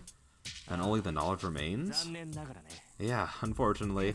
But if we don't have magic circuits, that doesn't change the fact that we're studying magic. 変わりはない It's easy to find out about the Masters and the Holy Grail with a bit of research. I'm able to relax even after suddenly being chosen as a Master, because of the teachings of the previous generations. I see. I became a Master and understood the Holy Grail War because of Tosaka. Similarly, Shinji understands the situation because of the literature passed down Wait, why did it say of his... by his family. So in other words, you were taught just the knowledge of magic. Then did Sakura learn magic as well? Huh? Jeez, you really don't know anything, do you? Look, it probably doesn't matter to you since your family is a hybrid, but a Magus of old lineage only teaches his secret arts to one. If there are two children, only make the eldest son the successor. You get less power if you separate something into two, right? Magi place 10 magic circuits in one crystal, leave them behind to create a stronger blood. We don't make expectations just because someone is from our family. So a family of Magi doesn't teach magic to anyone other than their successor. It's common for the children who aren't chosen as successor to be raised without knowing that their family studies magic, or that they are given out for adoption. I see. Thank God, then. I'm glad. Sakura's a girl who just stay in a peaceful world without magic. Oh... I can't let her get involved in a battle that forces you to kill others without reason. Well, now you know, Emiya. Even though I became a master, I'm not experienced with magic. Let's see, you say you can use a bit, but your knowledge is that of an amateur? See. Don't you think we're a good combination? Let's cooperate since we're both masters against our will. I don't mind that, but just to make sure, it's just to protect yourself, right, Shinji? No, there's that. We have to attack the enemy right in front of us first. It seems she considers me her enemy. Considers you an enemy? You mean Tosaka? Of course. She wouldn't be so unkind to me if that weren't the case. Look, she's the type that won't forgive other masters. You should know that by now, if you've been with her. I don't know what the reason is, but she lets her guard down when she's with you. I don't know why, but that perfect girl has her guard down. Don't you see? That's a great opportunity to defeat her. Saying that, Shinji puts his hand out as if asking for a handshake. I won't cooperate with such an approach. No, I can't. If Shinji really wants to protect himself, he should talk to Tosaka too, not just me. And, Shinji, do you know that there's someone who supervises the Holy Grail War? Yeah, that priest at the church, I hear. They say he's a survivor of the last war, but I didn't go see him because he seems annoying. I'm not a Magus, so it's a bother to be forced to follow the Magi's rules. That's contradictory. If he wants to really stop the fighting, he should go and see Kotomine first. Shinji, do you know about the boundary field set up at our school? I know. I can't tell you, but Ryder told me. What about it? Isn't it your doing? Tosaka said that was the work of a master at our school. No, it's not me. There's certainly another master at the school, so it must be him. Tosaka said there was only one other. You trust Tosaka too much. Well, putting that aside, Tosaka's wrong. The presence she can feel is the magic circuit thing, right? Then I'm not a master she can perceive, because I don't have a magic circuit to begin with. From the beginning, we're people that undergo the radars of normal masters. I see. The presence of a Magus and the presence of the command spell. They are both things activated by magical energy. Then someone without magical energy becomes a master. The only way to identify them is to actually see them. Tosaka's been searching for people with their magical energy, would not only overlook Shinji as a master, but she wouldn't notice them at all. It's because Shinji does not have the presence of a master that Tosaka is searching for. I see. Then there must be another master that Tosaka is sensing. I should go home and warn Tosaka about that. Then there's no reason to stay here anymore. Hey, Emiya, what about the cooperation thing? Okay, so this is the part where you go, yo, how about all three of us team up to beat this person at the school, since if they actually get this command spell going off, not only will a bunch of people die, but they'll become unbeatable because of how much power they'll have. And then after that, then we'll beat up Tosaka. Wink, wink, not actually. But just use Shinji to help you guys take out somebody else. Also, if you're in this situation, just say, I'm just gonna be honest, one of my least favorite things in stories is when someone's in a very dangerous situation, and all they have to do to get out of it is just kind of go along with the person, and then they'll be fine. Like, if he said, like, yeah, I'm down, but I gotta go, otherwise Tosaka might get suspicious. Let's talk more about it, like, tomorrow, during lunch, sort of thing. Then he could go home, talk to Tosaka about it, let her know that she needs to be wary of Shinji as a master. Then he can come talk to Shinji. Then they can pretend to be like noodling and working together, while he and Tosaka try to figure out a way to actually like take care of Shinji. Like, I don't know. I hate the whole "I can't lie even to my enemy" trope. I refuse. I won't participate in being Tosaka or anything like that. First of all, she hasn't done anything. Eventually I will end up fighting her, but she can be trusted right now, and I want to trust her. I think it'll be too late when something happens, but if you say so, fine. I'll wait and see. Surprisingly, Shinji seems to have given up. He doesn't try to stop me from going home, and he doesn't try to make Ryder attack me. He's a really difficult person. He acts like this, but he seems to try to be fair in his own way. Hey Shinji, I might be persistent, but does Sakura know about you? She doesn't. I have no intention of telling her. I'm the successor of the Mato family. I'll let her be my sister and not know anything. That'll help. I want Sakura to stay like that. Huh? I see. If you're worried about Sakura that much, I should thank you as her brother. Alright then. I'll tell you something good, Emiya. I don't know who it is, but one of the masters is nesting at the temple. Temple? You mean Ryoto Temple? Yeah, as my servant puts it, there's a witch up there. She is supposedly collecting souls on a large scale, so it'll be a problem if you don't do something about it fast. Wait, holy crap, are we actually about to team up with Shinji? Again, I know, like, nothing about the Fate route at all, outside of the fact that it's, like, when you get with Saber, pretty much. And I know a little bit about, like, the setup of the final battle. Not really much about the setup, but like who it's against, sort of thing. But outside of that, I really don't know anything. So are we actually about to like team up with Shinji to go take care of Castor? That'd be sick. What? If that's true, that is the 5th one. And if that one is collecting souls on a large scale, there's a high probability that this is the cause of the story on the morning news. That's all. Well, Ryder, see him off. Emiya's on our side, so don't hurt him. So, ordered by Shinji, Ryder approaches me. No, that's... Don't be so reserved. You're my responsibility until you leave the house. So it'll be troublesome if you get hurt. Oh, Ryder, you'll have to see him to the front door. He has nothing to do with me once he exits, so treat him well until then. Shinji retreats into the back room. I look silently at Ryder. Ryder, covered in black clothes, doesn't say anything. But surprisingly, looking at her closely, I notice that she has clean features. The long purple hair reaching to the ground only reminds me of the smell of blood. At the same time, I understand it's really beautiful. She's wearing this outfit, so it's embarrassing to directly stare at her. But can it be that her outfit doesn't match her face? Yeah, like, her outfit's always been something that bugged me, just because, I don't know, it doesn't seem to match her character much, but at the same time, I assumed it was something that, like, Shinji, like, made her wear in a messed up way, and I don't like that.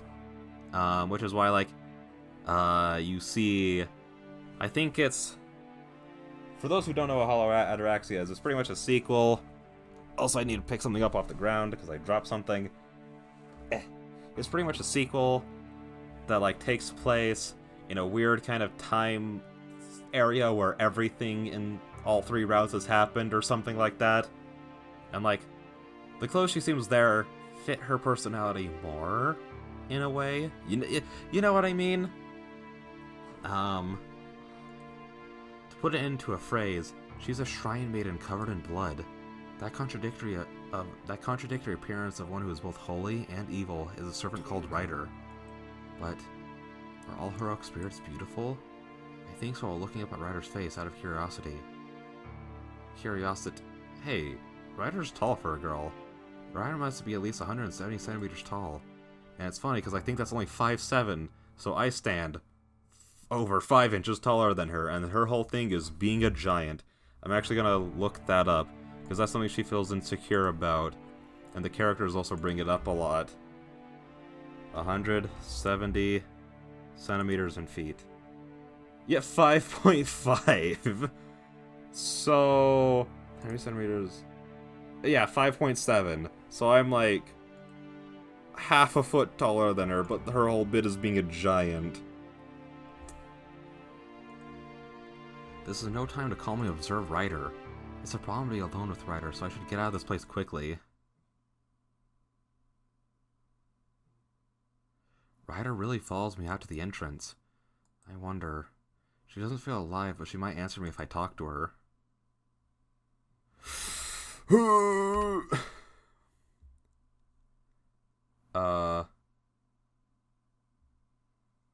Wait.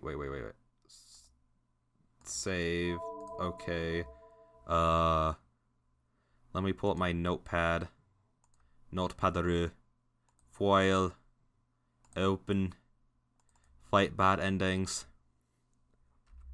Save slot 6. This is just in case it is. I don't know. Again, I don't know if any of these things that I have saved are bad endings, potentially. But, you know, just in case. I want to talk to Rider. Rider, was it true what Shinji said earlier? I call out to her, not expecting a response. There's no change in Rider. Her hair flutters in the wind. Right, sorry for asking a stupid question when we're enemies. I raise my hand to thank her and exit. Then, it was not a lie. It is true. It is true that a witch is up on the mountain. Huh? Rider? Be careful if you are to challenge her. That witch knows men inside and out. Rider talks without interest. I notice myself getting drawn in by her voice, and quickly shake my head.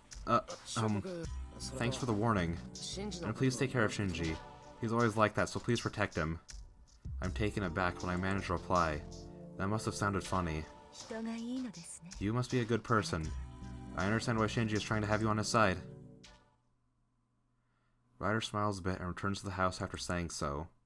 See, it worked out. It worked out. It wasn't a bad ending. Was not a bad ending, so we're good. I descend the hill and return to the intersection.